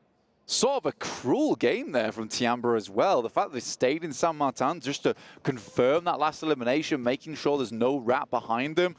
I mean, you'd love to see it. You'd love to see it. And Tiamba will find themselves that final elim, taking them up to 4, but they are very low right now. And we're heading into Zone 3 very shortly. This game has just been blazing by, even in terms of just the rotates alone and the speed of the gameplay that we've seen. Brute force up towards La Bandita, trying to play around some of that geometry in that location, but centers up again. A little bit of Los Leones in, a lot of this high ground towards that eastern side. Uncomfortable circle here. Nothing cozy about this one. The only thing that really is the close grouping. Bit of warmth from all these squads, Blank, because they're going to be on top of one another trying to fight for survival throughout the duration of this matchup. For Miracle Vibes as well, dude, it feels like they really are just having these games, so they get thrown into the deep end. Brute Force as well. It feels like there's been opportunities to deliver, but they've been uncomfortable in a lot of the situations through other squads being able to control them, pen them in, leave them having to fight and play defense. Crate drops here. You can see we got some graphics. Yeah, we got some AR. We got some cool stuff going on. You like that? I like that. Good. Trophy came up behind it. It's a gorgeous trophy. It is very pretty, actually. Yeah, I am liking it. I'm liking it a lot. See, we'll get to lift that one at the end of the day. Rejects onto IHC. Good start for them. We'll confirm the flush on the demo. So their front man down. Ziol in the back lines. Ooh. It's a nice tag back at least. He saw the opportunity to get the damage on. Takes the shot, connects it. Means that he can't overcommit. And Divine does look to dip out, get himself into a better angle to tank himself back up. He's still got his squad around him as well, and they've got split ground to work with, so good height. Yeah, for Reject, the big difficulty comes in the fact that they're far on this western side right now. They have a lot of ground to cover. Luckily, there is a ton of cover to work with as you pass through Los Leones. You can see here, nice little shot of our map screen here as well. Mad Bulls, 4MV, as well as IHC all penning the guys from Reject in. They could go for a southern rotate, but where do you go after that, Jackie? That's the difficulty. D plus Key have already maintained a lot of that zone for themselves on that south side. It's just a tough circle overall, and will take a lot of cerebral action towards the end of the day, which is typically when you don't want to bring that out, right? You want a more of a chill match after your 6 games, but no, we want you to play your hearts out all the way to the end. Yeah, no flow state gameplay here. It's got to be switched on, smart decision making time and time again. For Tiamba, they've been making their slow rotation round the back, and there is some squads ahead of them as well. Timeline where they could run into a few. You got the spread out as well from Brute Force that have moved up. That's Liquid that are in their eye line that, of course, lost one man earlier on. Yeah, Cardozo going down is not a good thing for the team. I think he's a really good player on the squad. I think Ayala and Chief, though, definitely some of the big names on that team, including Mythic, and this is why I picked them as one of my big predictions, just because it is a team filled with powerhouses, but they have just not found that flow that they were looking for in these games, and that's a big issue, especially early on in the tournament.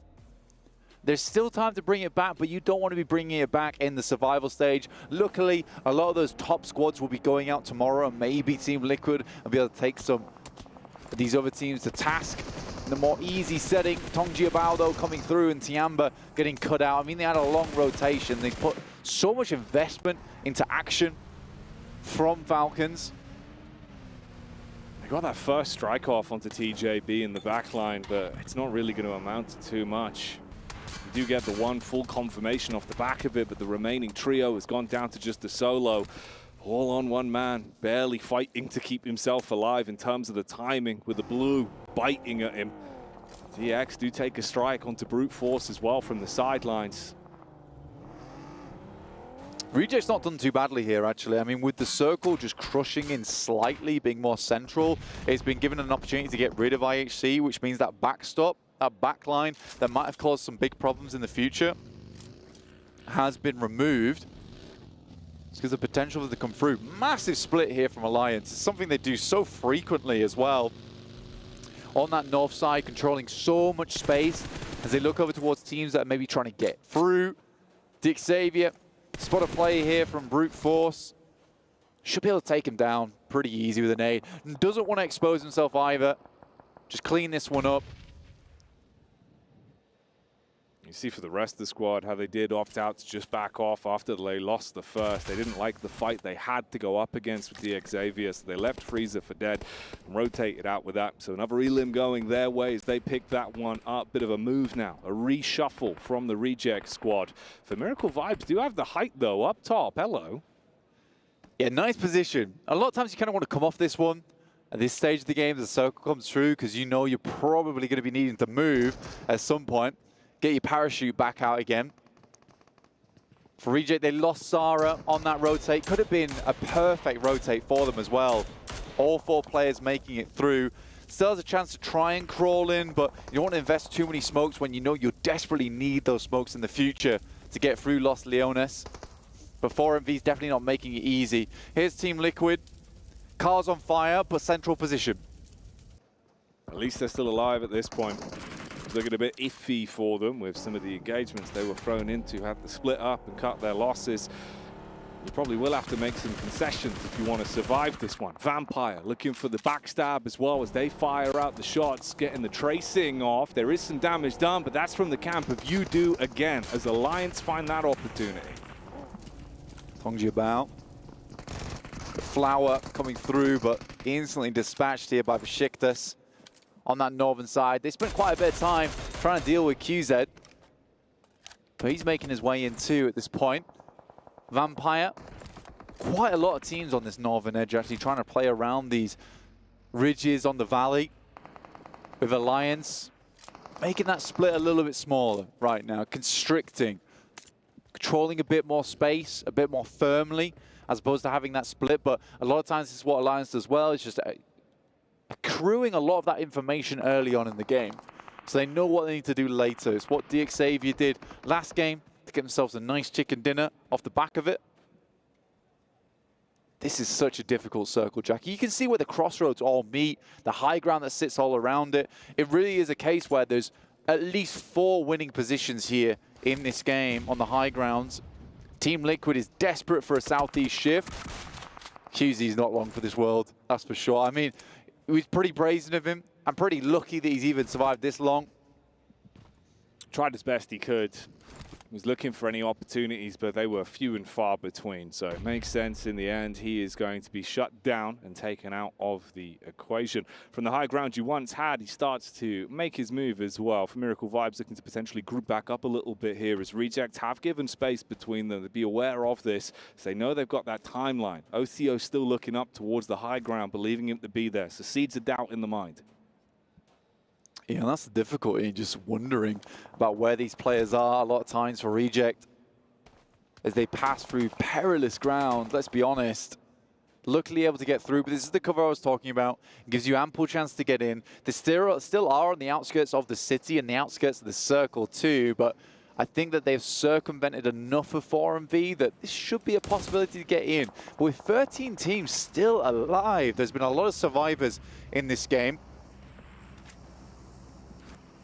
Barely holding on by a thread for some of them. For a good chunk of the squads, everyone's sitting pretty, looking pretty comfortable with how they've been able to establish themselves in the game. And the confidence to stay spread as well for UDO Alliance, that's been a big boon for them in the fights they've been taking. These individuals have been really powerful in the 1v1s, in the third parties when they take these backstabs, these little shots to put pressure on. Like again here, the long range fight coming in, that is rough. It's a nice shot as well because that's their initial scout as well. It's just not likely the rest of the team's going to get in. And there's just some great overlooks that Alliance has been controlling. It seems to be the plan from the very beginning of the game. I like this from this team, just cutting out a lot of these rotations on the northern side and just carving themselves out a lot of space to work with going into the end game. Because like I said, 13 teams is a lot, but it's mainly favored that highly just because of a lot of the urban area around here, a lot of the ditches, a lot of the ridge sides where you can sit teams and keep them hidden. Another push out and Toshpik straight into the rock. There's potential here for some more shots and he has to go back. Ooh, sent packing immediately as he was looking for the getaway, has to turn the vehicle around. How has he hit that? Mate. All right, engine block's gonna blow. He'll get shut down by the shrapnel on that one, so the getaway mission not gonna be completed there. Just directly into that rock, just ruins the rotate. Tony K is here to play, and he will hit some decent shots over towards Besiktas. Again, these lads have been sat over towards the eastern side for quite some time, and Vampire have not really had too much of an impressive day today, considering these guys were the back-to-back winners of mid-season the last couple of years. You're going to need something huge, though. Spread those wings, see if they can soar into action going into this last matchup, especially. We're still having 3 players alive at this point. They can build back into it. Try and turn our noses up, prove us wrong in some of these fights. Long distance again. Still opportunities for Alliance to put bullets down range onto Poser. And Leon's is pushing up. That's a mean nade. Nasty little nade there coming through. The Molotov just cleans him out.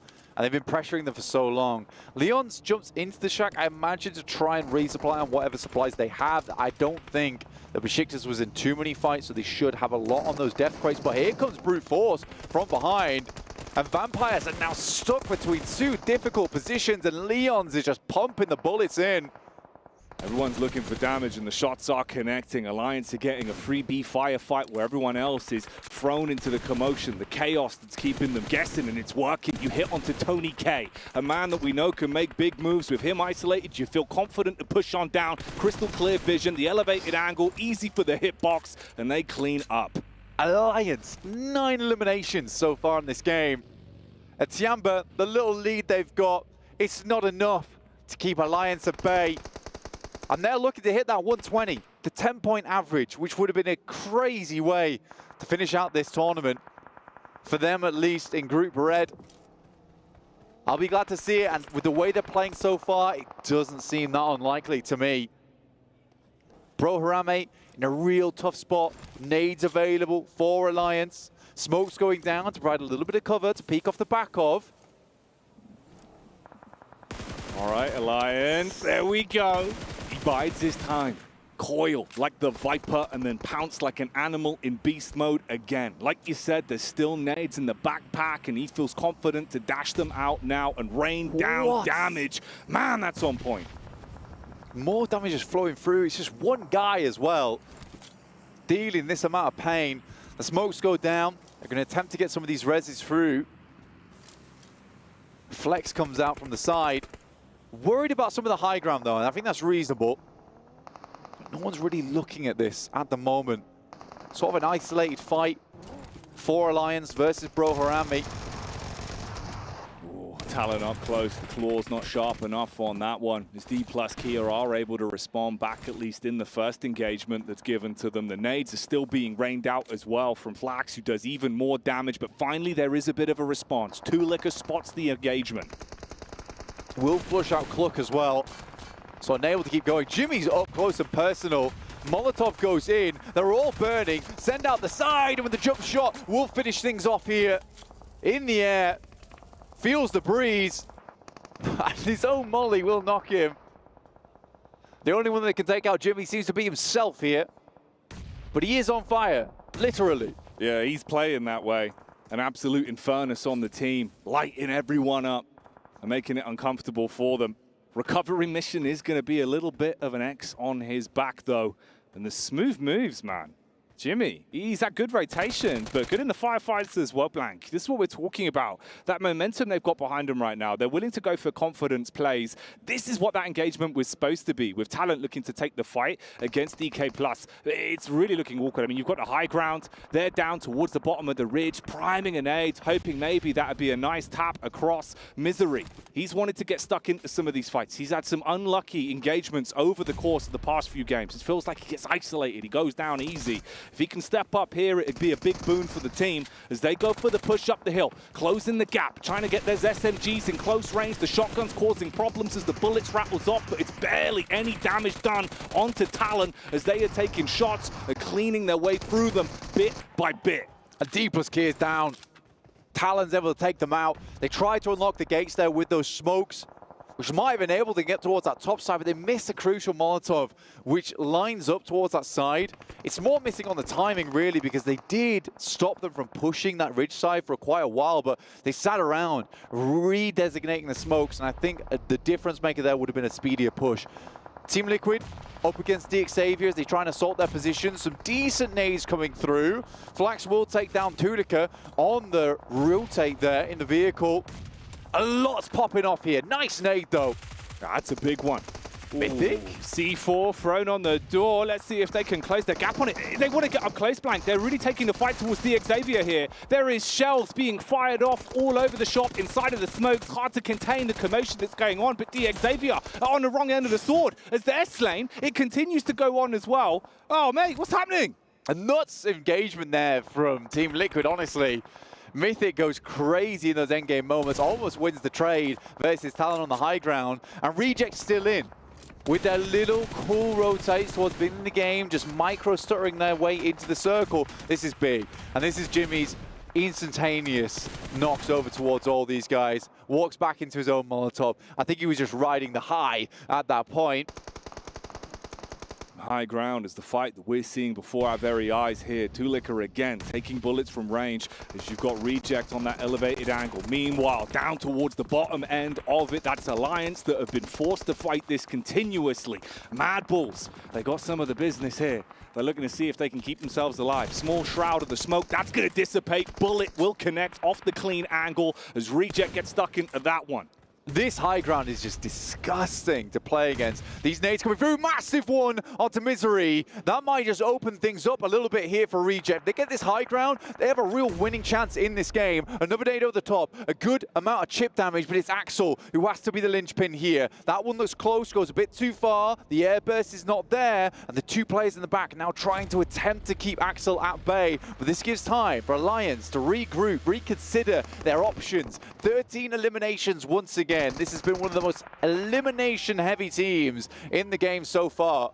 And Reject, it looks so strong with how they were playing it up on top. But Axel's backline with the response back from Misery as well. They put the pressure back and flipped the script, making it uncomfortable for him to hold. And you're split. Your attention's now between two different pathways when they want to converge onto you. And this gives time for the other squads. Like you said, you can reset, start to move up, get yourselves into a better position. And whilst they're infighting, you can scale up. Apex, real close here. The nade goes along from Reject. Not able to take him down. Baron playing a perfect backstop mentality for the team, allowing Apex to get nice and close. Does drop off the angle for a second here. For Miracle Vibes, back towards the compound side. Alliance slowing it down. The two duos versus the two trios that are still alive and kicking. High ground could be so prevalent, it could be so beneficial. Misery, scouting down below, clearing all these angles, wants to have a good assess of the lay of the land and know exactly where Alliance could be. Doesn't over-egg the pudding though, Blank. He pulls back, plays with the rest of the squad. They're looking to play this smart.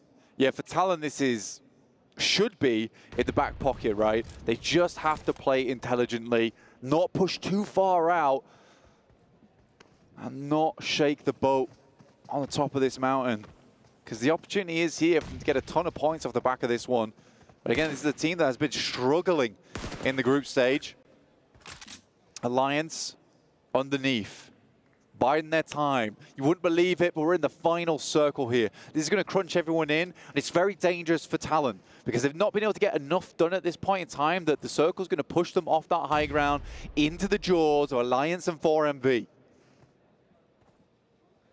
Misery. His scouting mission worked to at least get the info. But now it's not his nades that are being thrown in. They're taking the splash damage that's thrown across from Reject, trying to keep them penned in. You can see it with the split here from the top-down view. The way both sides of the coin are looking very similar. But Talon look to take the initiative, and with the use of the utility and their gun skill, they shut down Reject, reject the chance of them finding supremacy on this one, claim control of the hill, and make their lives slightly easier. For Miracle Vibes still have utility to play with, and they really are. Throwing out the dynamite. Say goodbye to the first man. Talon forced to recoil and reset. Crunch of a grenade there onto another one over the top from Baron. The barony is in session, and Refus in the meantime is taking down Alliance. This could be a full sweep onto Talon here, and they will do it. Apex Predator inside the lobby. Now looks towards Alliance here to break them up. Their last game of the day. Refus drops down from up on high.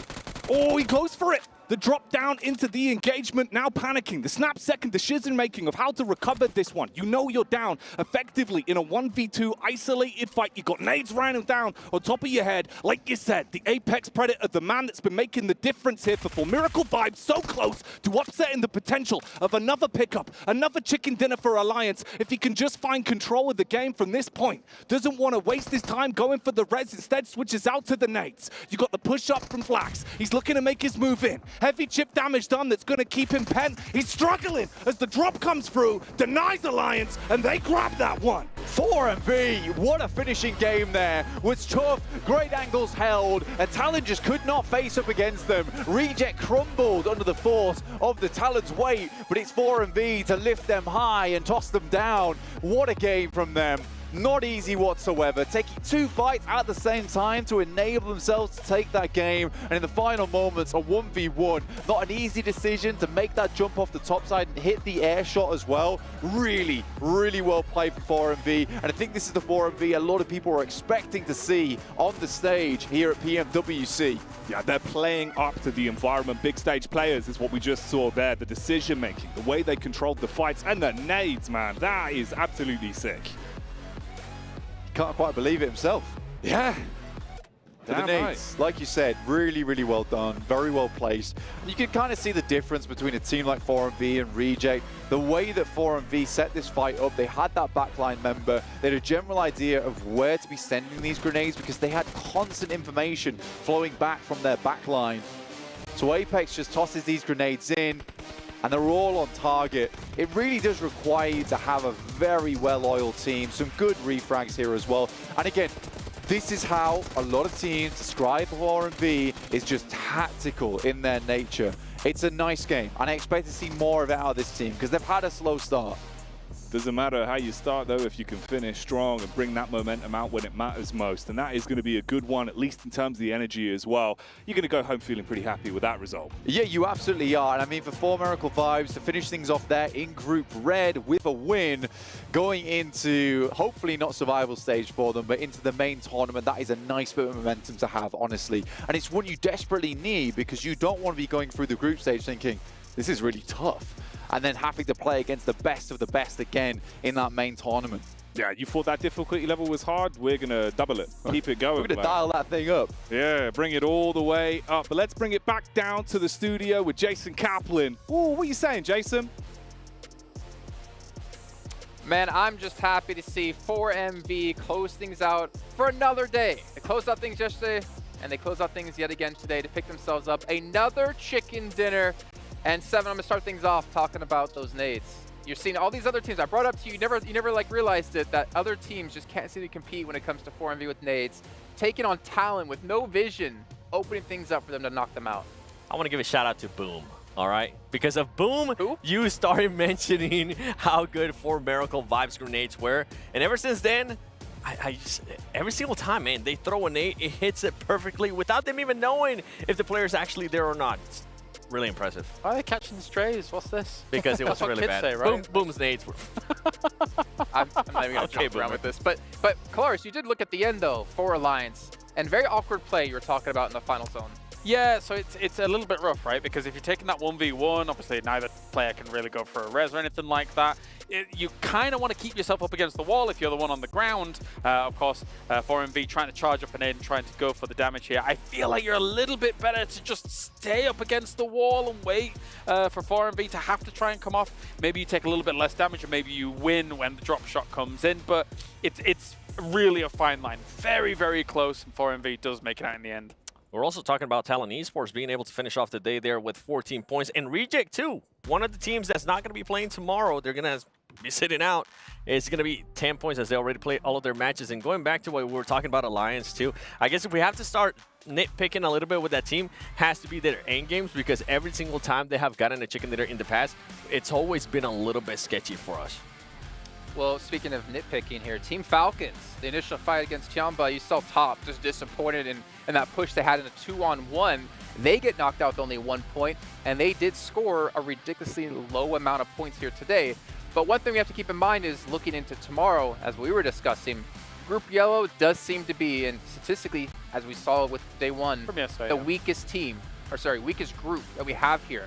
Yep. So now kind of you have to look at the comparison of how did Red do against Yellow, but how's Green going to do against Yellow? It's weird, right? Because you would think to yourself, coming in, oh, well, if Red could do good against Yellow, then Green certainly will. However, it does feel like today Red kind of surpassed their expectations going up against Green. You know, we kind of like dominated, too.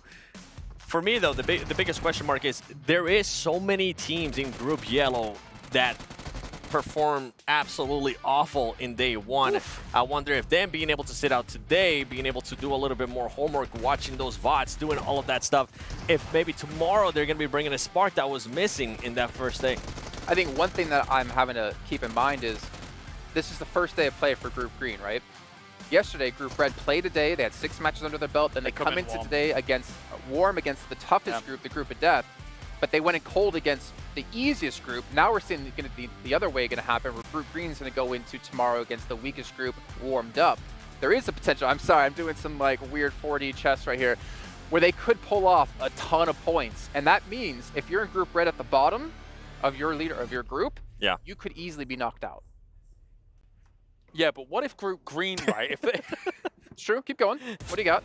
I've got nothing. I'm letting you cook. I was just, I mean, you just cooked for about a good 3 minutes. It was spectacular.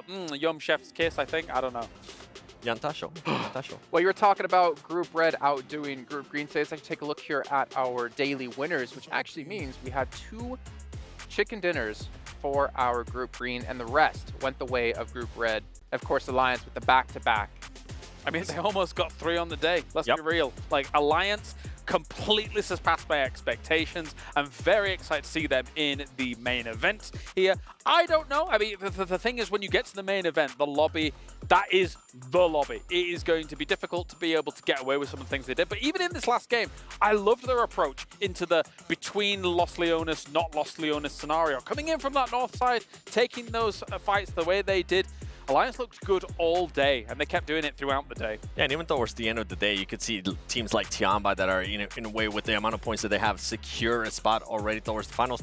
They seemed like they were just slacking off a little bit more. They were willing to engage into fights that maybe earlier in the day they weren't willing to do. And also, with us having a back-to-back chicken dinner winner today, it's kind of what I was mentioning yesterday in regards of how the uncertainty was happening within those groups. And now, you were saying, with Group Red, at least we not possibly have a favorite, but who knows? I mean, it's only day 2 of group stages. Yeah, none of us know, and that's kind of the upside here. Something that makes me really excited for tomorrow, what will happen. But it is time to get into this, and I asked you guys this beforehand, so you have time to prepare who our Sony MVP of the day is going to be. Do you have an answer for me? I think we're all in agreement it's probably from Alliance or QZ. I think it's somebody from Alliance. Oh, really? Yes. I'm going to also agree. Do you have a name? I have a name. I do not. Leon. Leo? We'll oh, yeah. We'll try. The survival time in the MVP formula. Yeah, across the team, everyone really put in a good shift. So, yeah. Okay. We'll So let's take a look here at our Sony 15. MVP of the day and who it's going to be. More Illims than yesterday? Yes. Oh, okay. Okay, that's fine. To be fair, in one of those matches, we did see him playing that high ground position, giving them cover on top of one of those buildings to get a lot of damage in, which I'm assuming is one of the reasons that he's actually, I think this is actually the position. No, it's not the position that he gets the MVP. But either way, this is the one.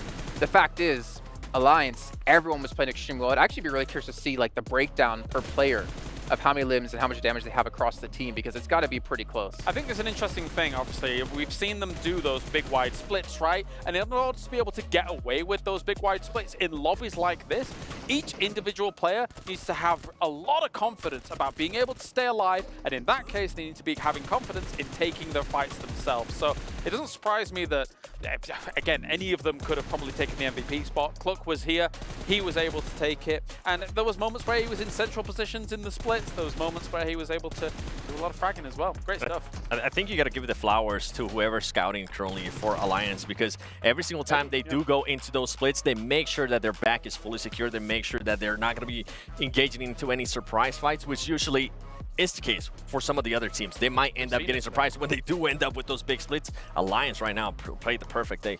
Yeah, and I don't think any of us would have ever predicted, and I think even the Indo talent would never predicted to see Alliance be the top team from SEA. But you know what? They're going to be doing it. They're going to be topping the table at the end of day 2. We're going to see here by how much. That's a pretty big league. That's good. That's good. I mean, nobody so far has got themselves 3 wins on the board. Never mind so many kind of extra higher finishes. I think 7C is exactly what I'm looking at.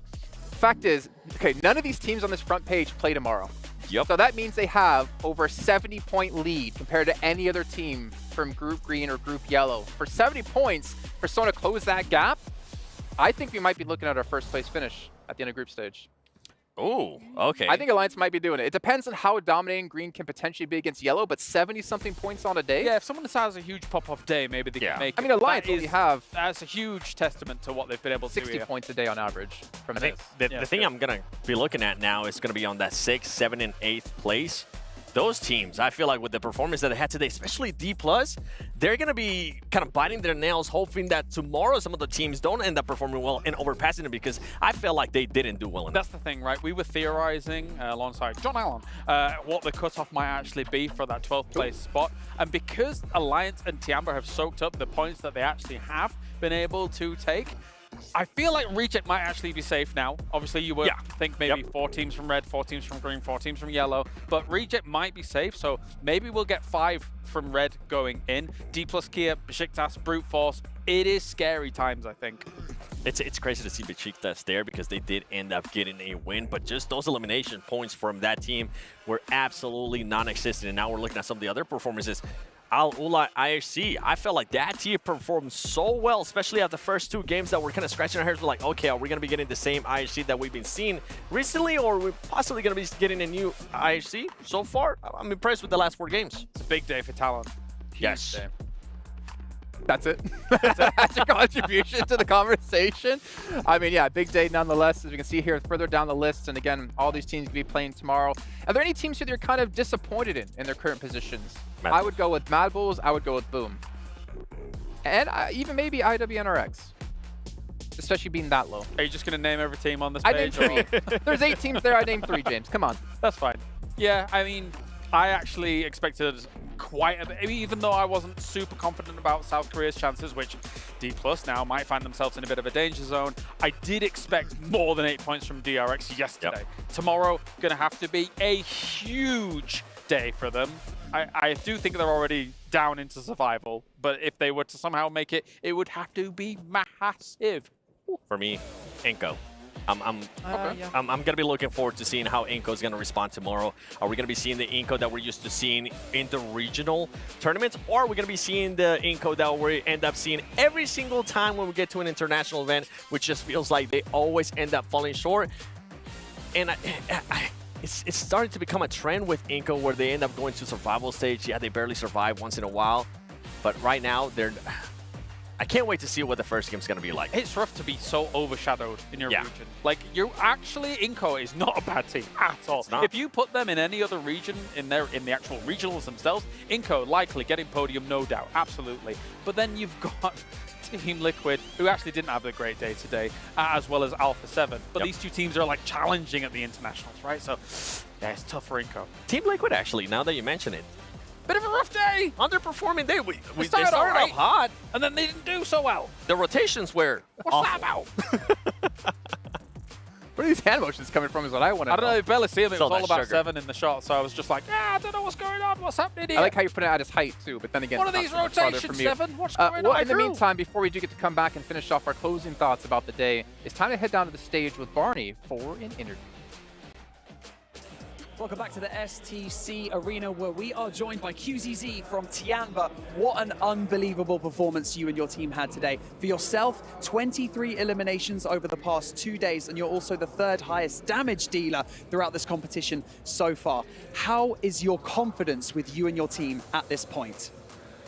你在这场比赛就是这2天已经赢得了，就是淘汰了23位选手，然后你是属于排名第3，伤害最高的选手，然后想知道一下你对自己的心情觉得怎么样？对自己的心情吗？我现在的心情很好，因为我们团队大家都打得很不错，然后配合的也很不错。I'm really good mood because everyone been playing really well and cooperation everything is so good. It is indeed, and you've managed to secure so many points over the past 2 days. However, no chicken dinners. What do you think has been holding you back? 你这几天已经淘汰了很多选手，然后可是你也没有吃鸡，想要知道原因是什么？你觉得原因是什么呢？原因其实就是我们可能打得比较激进嘛，有的时候决赛圈有点上头，然后导致没有吃鸡，然后回去会好好改一下这个问题的。Yeah, it's because we've been playing really aggressive and sometimes we kind of losing the control. So we will try to be better and we will just talk about it within the team. Okay, so maybe being a little bit too aggressive. So this question is basically, what are you going to be focusing on between now and we can safely assume you're in the grand final? So yeah, what are you going to be focusing on between now and then? 我们已经大概会推测你会进入决赛，然后想知道一下，你现在还有到决赛之间这个时间的话，你都会做什么准备呢？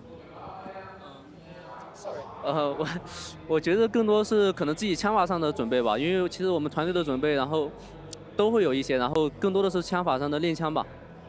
We need to train about our aim, and other than that, I would say nothing much, only the aim. You need to train your aim, and I apparently need to train my microphone skills. But that's QZZ from Tianba on the stage. What an incredible performance they've had over the past 2 days. Tomorrow, they're going to be chilling out. They've got nothing to do except sit back and watch everyone try and keep up with them. But don't go anywhere, because right now we're not done here on the stage, because Sandstorm's got an interview, and I believe it's with Sertani. Sandstorm, go ahead.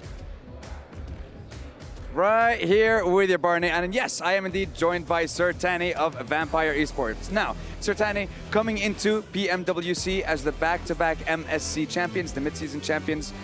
How does it feel? Do you feel like there's a lot of pressure on your shoulders coming into this tournament? Yeah, it's a bit pressure because this tournament, you know, is a really tough tournament that you ever seen because so many teams are so strong. And also you met another opponent that are really good. So yeah, it's a bit pressure.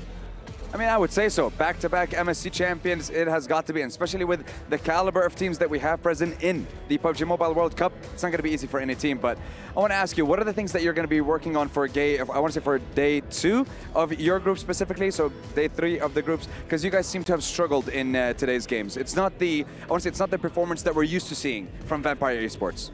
Yeah, today I think is really bad for us because you cannot interview me like last year. Just kidding. Because I think the more gameplay about the tactic is the chain. Like my team too, and other team too, and the circle is the most important thing too.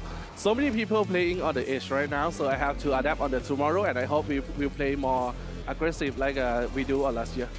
All right, well, we'll see if Vampire Esports can bounce back and get themselves into the top 12, because going into tomorrow, the final days of groups, they will know exactly how many points they will need to qualify and join us in the grand finals, or will we be seeing them in the survival stage? You know what? I believe Vampire Esports can do it. I believe they can make it to the top 12. Make sure to tune in tomorrow for the day 3 and the final day of group stage for PMWC. But before that, we're going to head on over to the studio to wrap up our second day of groups for the PUBG Mobile World Cup here at ESPORTS World Cup. Take it away, guys. I really need to get some time to ask Sertani there if the gold on his shirt is actually real gold after their 2 wins in the mid-season event. But I mean, you got to hear from Sertani, got to hear from QZZ as well. And QZZ saying that they're just playing too aggressive sometimes, which is why they're faltering and not finishing off these games. But you know what? Second place, like...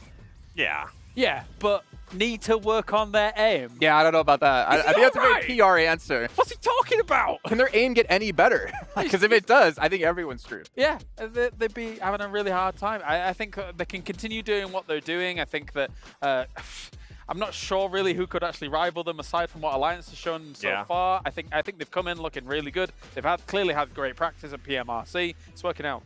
I'm glad he mentioned them being a little bit aggressive, because we were talking about it towards the last couple of matches, but I thought they were just being aggressive because in a way that they had the spot secured. They're going to be going to the finals now. Yeah. They don't really have to worry about anything else. So it's interesting that he thinks even maybe he meant throughout like the whole day that we're being a little bit too aggressive. I don't know. I'll have to go back and look at their gameplay. I don't know, man. They're qualified through now. They get to take tomorrow, or the next 2 days actually, look back on what they did right, look back at what they potentially did wrong, and then really focus in. Actually, no, they have more than 2 days, right? Because the survival stage next, and then they have a day off, and then they have the main tournament. They have a lot of days off here, which makes it honestly something you have to think about. If you qualify on the group stage, you have so much extra time than qualifying through the survival stage, where you're going to be trying to rest and review what you did right and wrong. And you just don't want to go to survival stage. Oh, yeah. I mean, we've been talking about it too. I mean, there's more money to win there. It is more money, but then you're going to be... the pressure is going to make some of the players crumble, which we have seen it in the past, no matter how many times players say, no, I'm not nervous. Yeah, once you get to survival stage, you'll definitely end up being nervous. Well, you're either going to crumble from pressure or you're going to be made into a diamond. And diamonds are beautiful, just like our Violet Thunder set in S12K, which you guys can pick up now, which celebrates the 2024 PMWC and commemorates the players' participation in this historical esports event. Make sure you guys pick it up because it looks sick, it looks awesome. And of course, after you're done doing that, make sure you guys fill out the survey because we love to hear you guys' feedback. Whether it be 7, we need to get him a box. Whether it's Kalaris, we need to see good Laris come out. Whether it might be, make sure you fill it out because we always do appreciate it. But gentlemen, we're pretty much getting to the closing parts of day 2. Any takeaways from you, 7? I can't wait to see what Brazil's going to be doing tomorrow, honestly. Take away, I mean, Alliance, what they were able to do in regards to the splits, how they were able to perform really well, how they were able to get those back-to-back chicken dinners. Yeah, that's good. Tiamba, too, with the Chinese team being able to perform back, making us question now, are we back into the Chinese era? We'll have to wait and see what they do in the finals. Overall, though, I'm excited for tomorrow. You said takeaways. He was just thinking about food as soon as you said I know exactly what he's thinking about. Exactly what he's thinking Some type about. of chicken, definitely in his mind there. But Cloris, what's your takeaway from the day? Very impressed by Alliance. I really did not expect them to look as good as they did, especially today. Yesterday, obviously, it was totally fine. Today was another level from Alliance. I would love to see that in the main event. A little bit disappointed to see some of the slip down from some of these teams. In Group Red, they are going to be at the mercy of tomorrow's games, and with that comes a whole lot of anxiety. Well, not only slip downs from Group Red, but even Group Green with teams like Team Falcon not performing too well, obviously putting Easton instead of having Nurzed. But you know what? That still means they have another day of play. But that ends off our second day of play and ends off all play from Group Red, who have to sit and just watch to see what happens tomorrow in our matches here at PMWC. Thank you guys again for tuning in, and make sure you guys tune in tomorrow for some more PMWC action. Hey guys, our MVPs here.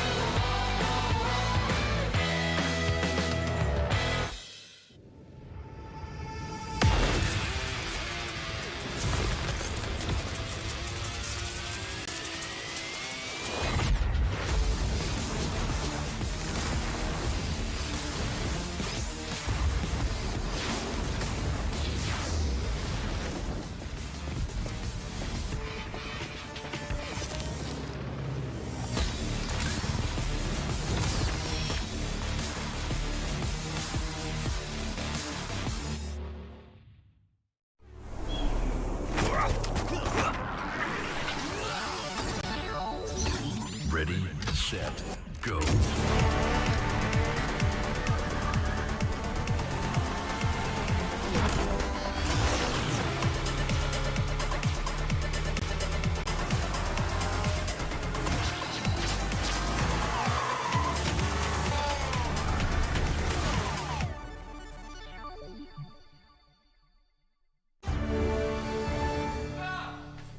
You ever wondered how a Hollywood movie is shot?